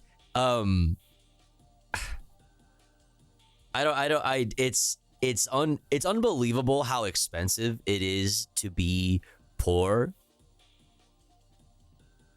like just generally. But like, I mean, I can speak from experience as like living in LA. I grew up and like born and raised in LA, but like as somebody who was like born and raised in LA, like I can barely afford. I'm just skirting that poverty line. You know what I mean? Like I am riding it. You know what I mean? I'm bouncing on it. I jump up and down off of it, right? Like I'm like riding that poverty line, and I'm like doing little skippy skips here and there. Right? But like I'm also like really grateful because I'm able to do something that I really care about, and that I find fulfilling, and I'm able to, even if I am just able to like barely scrape by, like I'm paid in the freedom of not having a job that is sucking the soul out of me, and I don't have a boss, and like I can do whatever the fuck I want whenever I want. You know what I mean? But yeah, no, like it's ultimately what I'm trying to say is there is a surprising there's a devastating amount of people who are also riding that line, who are doing a little skip to my lose on that line. You know what I mean? And like and this is something that you hear often, that like most people, yo, Classic Banana Milk, thank you so much for gifting to Sisyphus. I really appreciate it. Oh, the ads are running right now. Shit, I'm sorry, chat. Usually I get ahead of it, but that's my bad. Thank you so much, Classic Banana Milk. Thank you. Fuck, what was I saying? Fuck, I lost my train of thought. What was I saying? Chat, help me out. What was the last thing that I said? Fuck. A lot of people writing the poverty line. What was I was like coming to a point. I was gonna like make a point, and it was gonna be sick, and profound, and you were gonna be like, oh damn, that like she's spitting. My bad. No, please continue to interrupt me in such a fashion. Thank you. I don't remember. I'll whatever. Who cares? It's expensive to be poor. Abroad, we must end this horrific war in Gaza.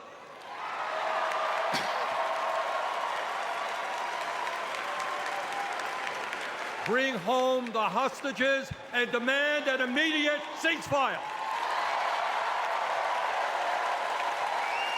Like demanding an immediate ceasefire. We need to get them to stop saying demand an immediate ceasefire and we need to get Bernie to say, and we need to apply pressure and use the leverage we have on Israel, because I mean he does make this point, but this needs to be the talking point instead of what he just said. Like, we need to use our leverage as a funder of Israel to end the genocide by threatening to withhold funding and arms.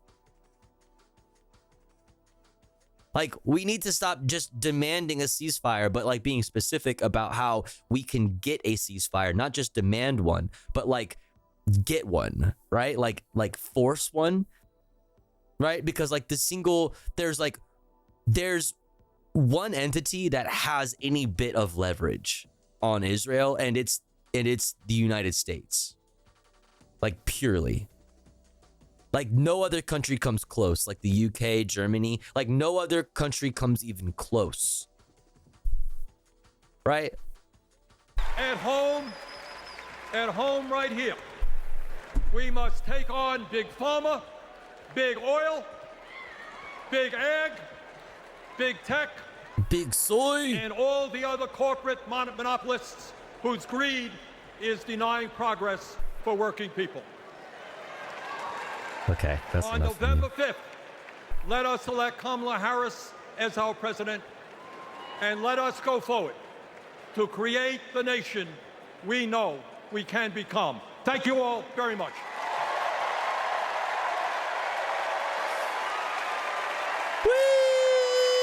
Thanks, Bernard. Appreciate you. Okay, do we have a link for the thing? Is that thing going? Is the thing happening? Let's look at the thing. How do I look up the thing? Where's the chatter that said that Kaisa? Let's see. What's the name of the game? Let's see. Scrolling up. I'm scrolling up. Where's that chatter?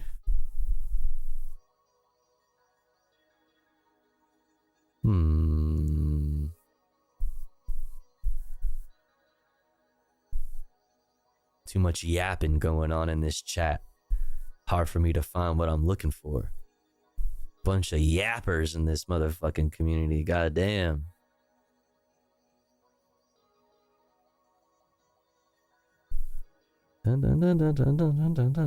Let's see. I don't know. I can't find. What's the game?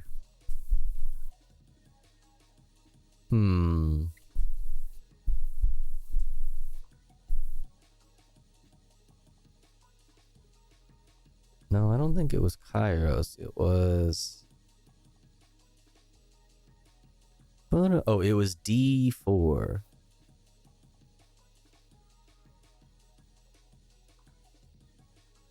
Oh, they didn't say.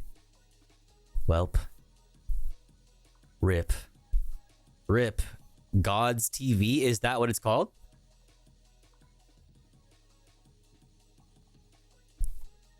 On God? On God's TV? Yeah? Okay. Hell yeah. Thank you.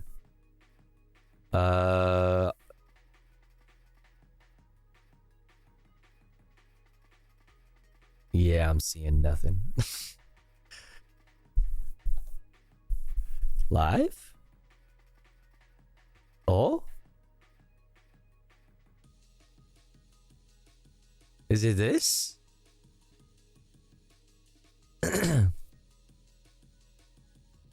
Playing with the big boys? Medcheck, medcheck, medcheck. Gods TV alien corporations who present themselves as gods offer players unique abilities and products to fight for ultimate stardom. Whoa.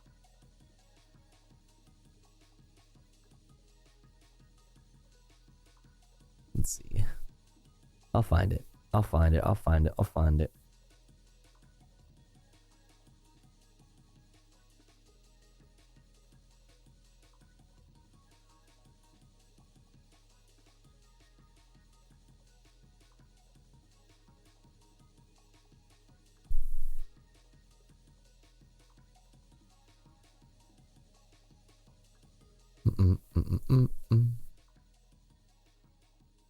Of career modes or my player modes of games like FIFA and NBA 2K, where they spend millions and millions in stupid shit to put you all that cinematic shit in front of your face, but there's nothing to it. Is this a it? fucking basketball game. But here we actually drive that into an interesting, funny sitcom vibe where you can actually like drive. Oh, someone said Kaisa in the chat, so this has to be it.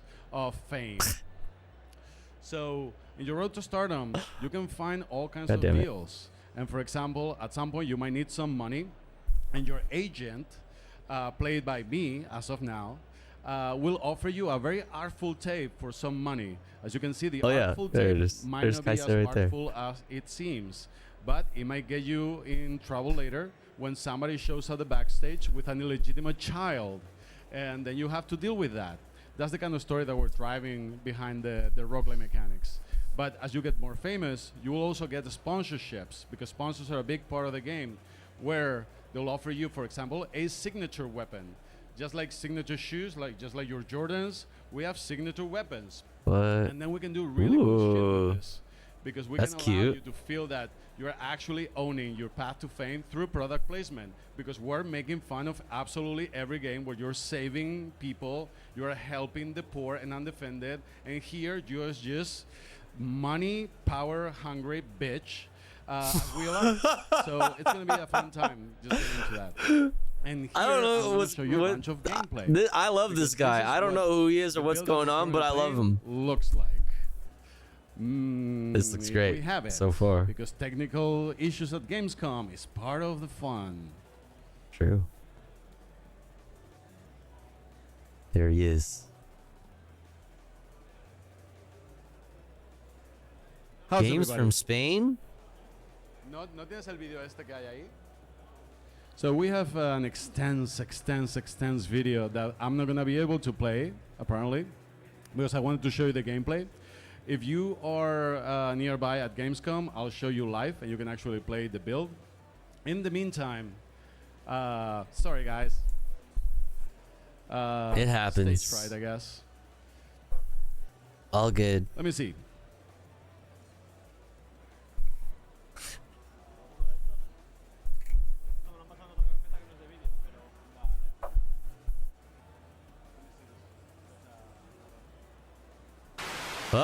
Look at that. These bitches are going to make me disgusting. What the fuck?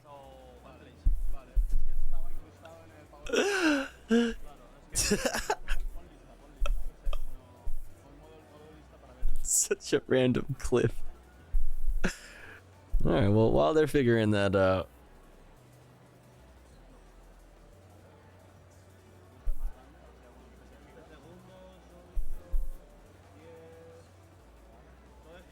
We're working on it, guys. We're working on it. They're working on it, guys. They're working on it, guys. All right. Let's do while they're figuring that out. Let's do some stuff. Did they figure it out? Let me see. That's this thing play that what I have right here in the thing. Is this playable? Or it's just a screen? So we're sharing the very first frame of the build that we have. Right Okay, well they're still figuring it out. We'll let them figure it out. Let's look at some other stuff. Let's look at this art channel that we've been watching the past few streams.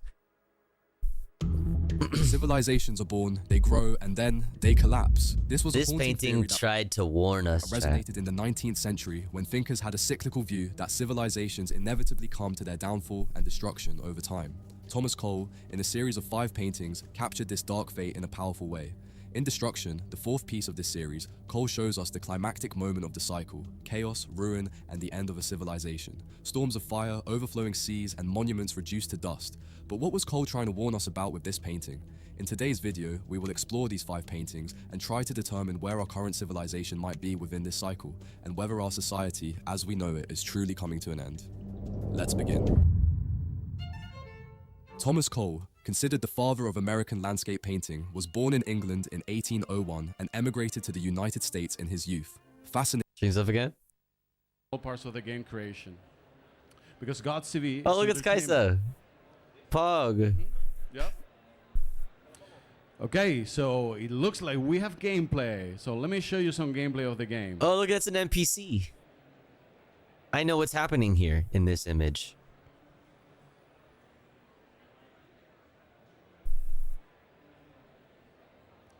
That's a cool one. I love the team. Damn it! Doing a fantastic job trying to. The shell that they had on it was cool too.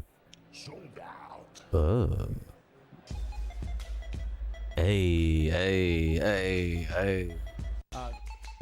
Ooh, I like this. Like, this is cool looking. I like this art. This is fun.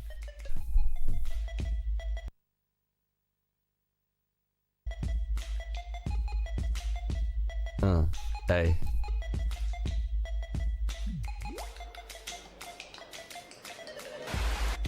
So that was the animated intro done by Hong Fu team, and design of characters are in charge of Anna Katish, one of those creators that I was telling you about. That is one of my favorite artists that I've ever worked with and that I've been a fan of for years before working with her. And that's what we're trying to do, bringing people from outside the video game industry that allow us to push further. And this is your first introduction into your god. We chose Pin for this particular run. And okay, so the characters are gods. The ravening power, as you'll see in a second. The ravening. This is your special ability, your god's gift. Your god's gift will define how you're gonna play the gameplay. Okay. I feel darker and ready. Is that Kaisa? Is this where I try all the buttons? It is. Nice. I'm ready. Ooh, this music sounds sick. DJ. Oh my god. Okay, you're gonna, you know, I'm a sucker for those fucking kinds of the synth, those chords. Gross. Soon it'll be me on that screen. Low-level threats. Okay, wait, this music is dope as fuck.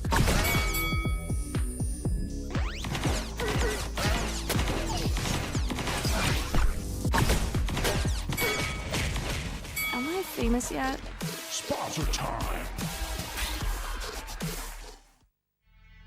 Okay, you lost me with the dubstep, but lower the this volume. Looks cool. Let's see what my gift can do. Oh my god, it's Kaisa. What you saw was the first tutorial, first arena.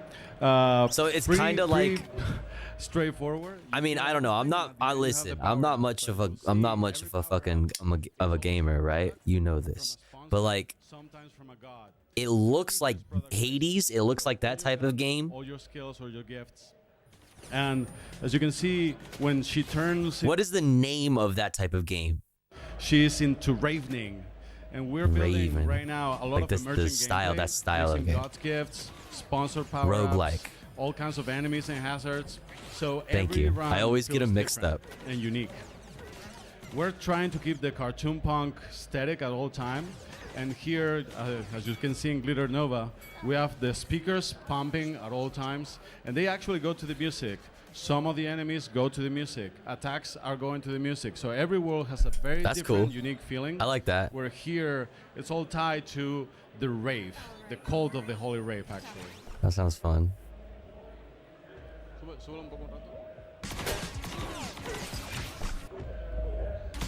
The Ravening.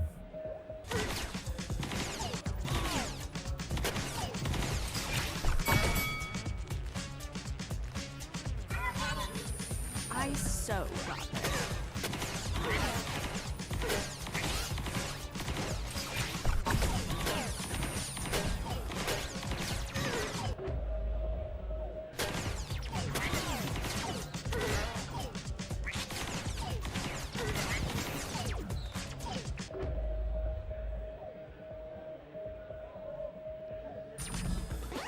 DJ Good Stuff. The Ravening will give you a few moments to actually like find your spot and kill enemies doing like extra damage. So building on top of those gifts, run by run and arena after arena, you'll be able to customize your build, find what you like, find the way you want to play, and then the game will troll you and force you to play in a very different way.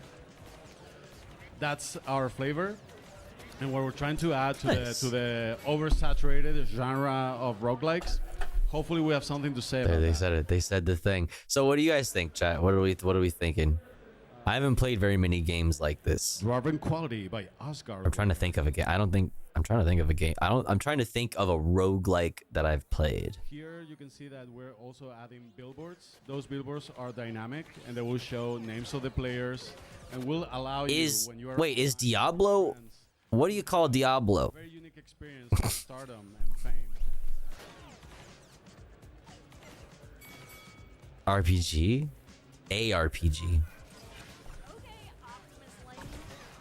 For N1 Net Battler, can you post it on YouTube? We will post it on YouTube. It's cool. Well, Here you can see chat. Go support. That's cool. Kaisa did the voice acting, very poggers. Go fuck with this game. From Spain.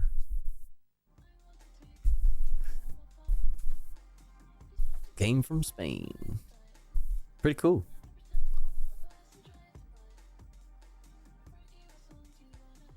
Okay, y'all are just saying words at this point.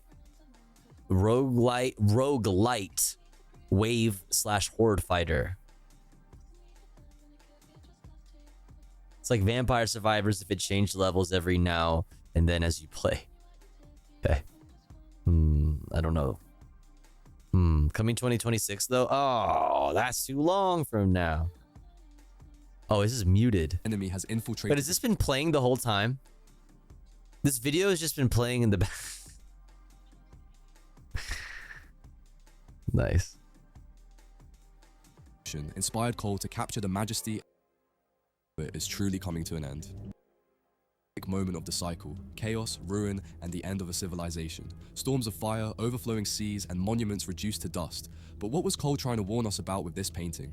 In today's video, we will explore these 5 paintings and try to determine where our current civilization might be within this cycle, and whether our society, as we know it, is truly coming to an end. Let's begin. Thomas Cole, considered the father of American landscape painting, was born in England in 1801 and emigrated to the United States in his youth. Fascinated by the American wilderness, Cole began to develop a style that combined a deep love of nature with a profound concern for the future of civilization. Among his key influences were Joseph Mallord, William Turner, and John Martin, 2 giants of British Romanticism. Turner, known for his landscapes filled with light and emotion, inspired Cole to capture the majesty and power of nature in his works. On the other hand, John Martin, with his dramatic apocalyptic scenes and visions of destruction, left an indelible mark on Cole, planting in him the seed to explore themes such as the decadence and fall of societies. It was in this context that Thomas Cole conceived his series The Course of Empire, a monumental work that represents the inevitable cycle of the rise and fall of civilizations. The first landscape in the series depicts a valley viewed from the coast opposite a cliff, illuminated by the early light of an unsettled day. Mist and clouds cover much of the terrain, suggesting an uncertain future. On the other side of the harbor, a steep hill is visible. Will hard men create even harder men? Landmark for sailors. As we will see later, this same location appears in each painting of the series, and this rock becomes an identifiable element, even as the perspective shifts between the different works. Hunting, being one of the most common activities in the wild, is shown here with a man dressed in furs chasing a deer that, wounded by an arrow, runs downstream.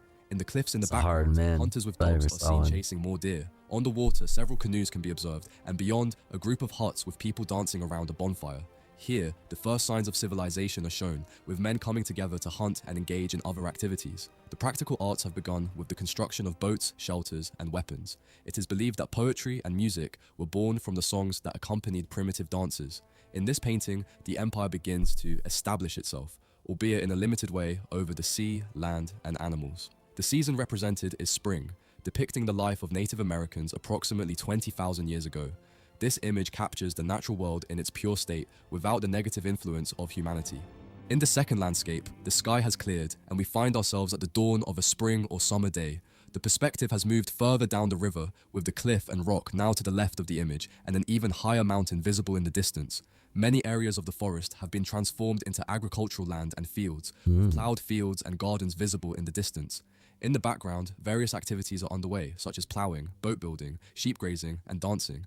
Meanwhile, in the foreground, an elderly man is drawing what appears to be a mathematical puzzle with a stick. A megalithic temple has been erected on a hill by the riverbank, and smoke is rising from it. This particular landscape shows humans living in harmony with nature. The ecosystem has changed, but not to the extent of endangering people or the environment. However, the boat being built and the worried mother watching her child draw a soldier hint at the emergence of imperial ambitions. According to Thomas saying it early since I'm alert. Thank you for your work. You're the coolest. Oh, thank you, During Ding. Thanks for being a part of this community. Thanks for making, being a part of what makes this community so awesome. See you later. Thanks for hanging. This artwork depicts the scene after many years. Plowing. The steady advancement of civilization has changed its appearance. The wild has been tamed and controlled. Shepherds are managing their flocks. The plowman is working the land with his cattle, and business is beginning to expand. A small settlement is growing along the beach, and the smoke of sacrifices is now rising from the temple. Somebody would plow me. Seen under the trees, beyond the female figures. Some are playing, while another plays the flute. Agriculture, trade, and religion are represented in this image. The elderly man analyzing the mathematical figures, the woman with the spindle, and the ancient temple on the hill all show that utilitarian art, visual art, and technologies have advanced significantly. In the third landscape, we shift the view to the other side of the river, near the location seen at the beginning of the first picture. Now, both sides of the valley are filled with marble structures featuring columns and stairs that lead down into the water. The megalithic temple has been transformed into a massive domed building dominating the riverbank. The river entrance is guarded by two golden statues, and ships sail out to the sea. In the foreground, there is an impressive fountain pouring water. The painting evokes the grandeur of ancient Rome. According to Thomas Cole, this not a phone in sight. Over time, the old settlement has evolved used to be into a proper city.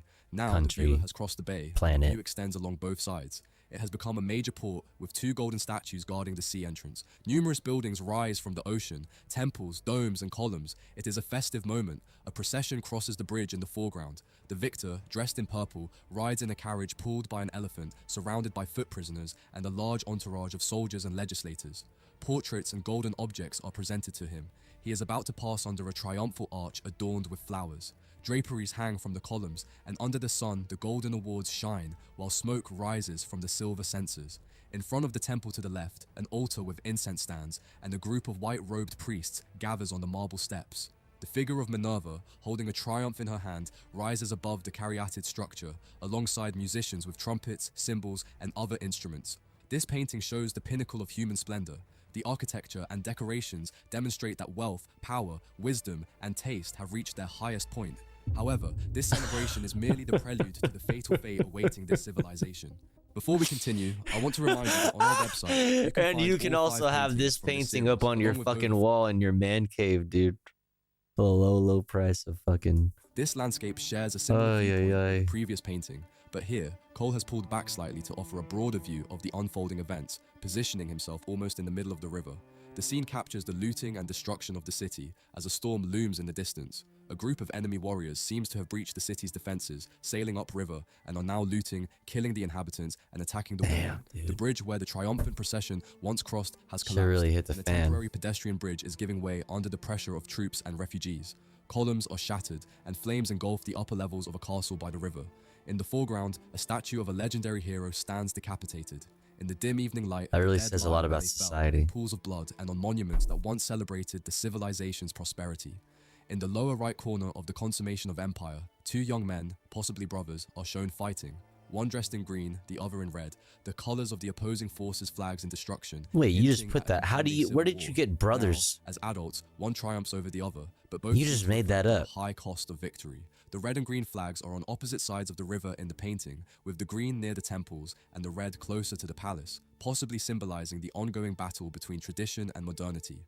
This painting represents the vicious state, as described by Thomas Cole. Modernity. Years have passed since Wait. Hold on. Run that back. red, the colors of the opposing forces' flags in destruction, hinting at an impending civil war. Now, as adults, one triumphs over the other, but both seem to reflect on the high cost of victory. The red and green flags are on opposite sides of the river in the painting, with the green near the temples and the red closer to the palace, possibly symbolizing the ongoing battle between tradition and modernity. This painting Tradition and modernity. represents Okay. the vicious So wait, which side is? I wonder if he points out. as described by Thomas Cole. Years have passed since the scene of glory, but I was worried that he was assigning the attackers to be modernity. Like modernity is assaulting the institutions, you know what I mean, of like the great, you know, this great civilization. And like I thought that's what he was saying. When I heard modernity, I got real scared. of nations is often swifter than their rise. Luxury has been reduced and degraded. A deadly enemy has infiltrated the city. A fierce storm approaches. Walls and columns have been demolished. Monuments and palaces are ablaze. An arch of the bridge, once crossed by the triumphant procession, Moderna. has been destroyed. And the broken pillars, remnants of war machines, and an improvised bridge. That's right. reveal Really, that what this was a represents battlefield. is Now, a desperate crowd presses vaccines. onto the small bridge, Why they're intensifying the bad? chaos. Horses and men are thrown into the raging waves below. War galleys collide. One is on fire, another sinks beneath the prow of a stronger opponent. Rival ships are smashed by the furious waves at the harbor's edge, while others burn. The battle rages along the battlements between shattered Disclaimer: vaccines are really good, caryatids, and the fighters and you should get them. are caught between the flames and collapsing buildings. This In is the a real foreground, painting. There are numerous dead and wounded, with some bodies fallen into the fountain, staining the water with their blood. A woman is seen being dragged by her hair down the steps of a defiled giant statue, its severed head lying on the ground, while another young woman tries to escape a soldier's grasp. Oh, but she's by leaping over she's the jumping battlements. off. There is also a woman sitting in silent despair beside the lifeless body of her child. The city has been overtaken and pillaged by a ruthless enemy. Perhaps no further description is needed. The scene speaks of blood and ruin. The fifth Thomas landscape Cole in the painted series this shows what remains many painting years later. 200 Under years the sunset ago. light, the ruins of the city stand out the most. The area has started to turn back into wilderness, and there are no signs of human life. Still, the remnants of human buildings peek through the trees, ivy, and other vegetation. You can still see the pillars of the temple and the fallen arches of the bridge, and a large column that once supported a bridge now serves as a nesting site for birds. This somber image shows how all civilizations might look after their destruction. In this desolate scenario, humanity has wiped itself out. According to Thomas Cole, this represents desolation. The moon is rising in the evening sky over the water, near where the sun appeared in the first image, as the sun has just set. As the day fades, the shadows of night cover the broken, ivy-covered ruins of what was once a great city. A heron has made its nest atop a lone column that stands near the foreground, illuminated by the sunset light. The triumphal arch and the temple are still visible among the ruins. However, despite the fall of man and his works, the rocky promontory remains standing, unaffected and unchanged. Damn, this Human really says creations a have lot been about destroyed by society. violence and time, That's crazy. while Nature reclaiming is its healing. These 5 works present us with a cycle of rise and fall, showcasing the splendor and inevitable decay of civilizations. From glory and greatness to ruin and desolation, Cole illustrates how human creation... I don't like this idea of inevitability. Like, where are you getting this idea of inevitability from? no matter how grand, will eventually succumb to the passage of time and nature.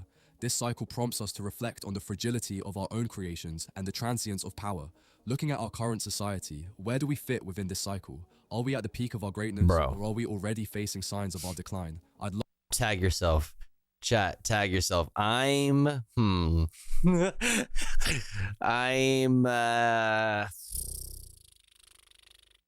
many choices. Whew. So many good choices. Ah, man. I'm probably homegirl who's jumping off right here, right? Like I'm homegirl who's jumping off to her death right here. That's me. Yeah, that's me. Tag yourself. Love to hear your thoughts in the comments. Yo, in a band, thank you so much for the raid. I hope you had a wonderful stream. I saw that you raided yesterday, right when we ended stream. So sorry. So sorry that happened. But I hope you had a good stream, and thank you so much for the raid yesterday and for the actual successful raid today. I hope you had a good stream. What were y'all up to? Shouts out in a band. Go follow. Go follow. We're done with politics for the day. We're chilling, just looking at stuff. We just looked at this chill video about dark old art history. Dark art history. Yeah. Hope you had a good stream. Just watching DNC stuff for the most part. Nice. Same. Samesies. Go follow, go follow. Welcome in, welcome in, welcome in. 200 years makes sense. Yeah. I'll be Green Hoodie Dude. He seems chill. Green Hoodie Dude that was mourning the loss of that dead person. Yeah, they're probably pretty chill. I'm behind that mountain with a rock having a last joint. With a rock. Specifically a rock? Yeah. Damn. Damn. Damn. Hey, if you were a tour guide for a soy farm, you'd be a tofu host. Think that's so true, crazy man. Yo, weed and estrogen. Thank you so much for 3 months. I really appreciate it. My two favorite things. Two of my most favorite things in this world. That's so true. So true. Yo, weed and estrogen gifting a tier 1 subscription to Inaband. Thank you so much. That's so kind. Thank you, weed and estrogen. Very, very generous. Good username. Helping out another good username who happens to be a streamer. I popped into an Inaband. I don't know how I randomly. I think I was raided in. I was like on a raid train or something. I like walk. I do this regularly where I'll like, you know, wake up and then my computer, they'll just be like some random streamer, you know what I mean? And I'm sure all of you can relate to that. And I was like, it was in a band and probably a skirt raid, maybe, probably. I do be watching skirt. That's how I found you in a band. Nice, dope. And I was in an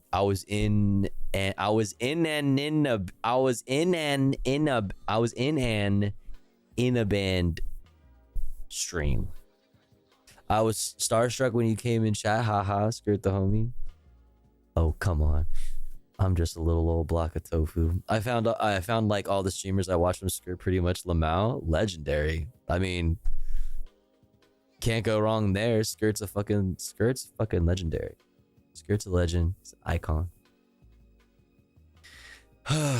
Oh man, I'm so tired, chat. My gosh, it's been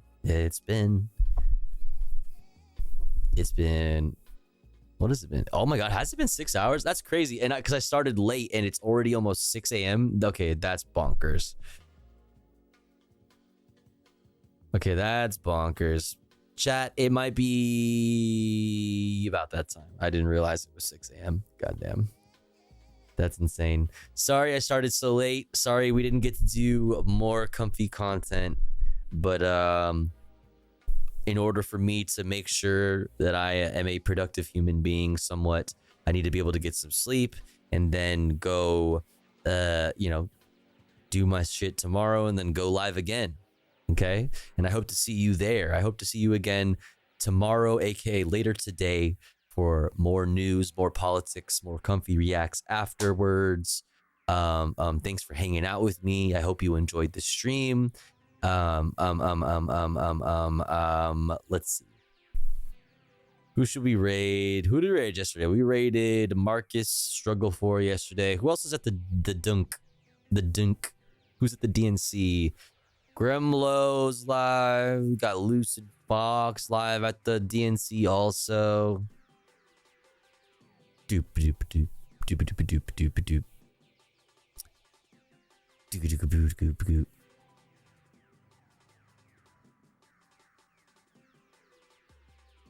doop doop.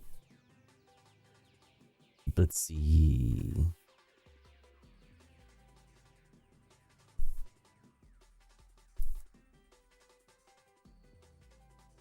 That was very Lucid Fox. And let's spam some emotes over there. Let's go spam some emotes and some good vibes. More importantly, Lucid Fox is at the DNC with a bunch of other friends. A lot of friends are out there doing the damn thing, doing what needs to be did. Let's go send some love over to them and get some, some DNC action in, okay? Much love to you all.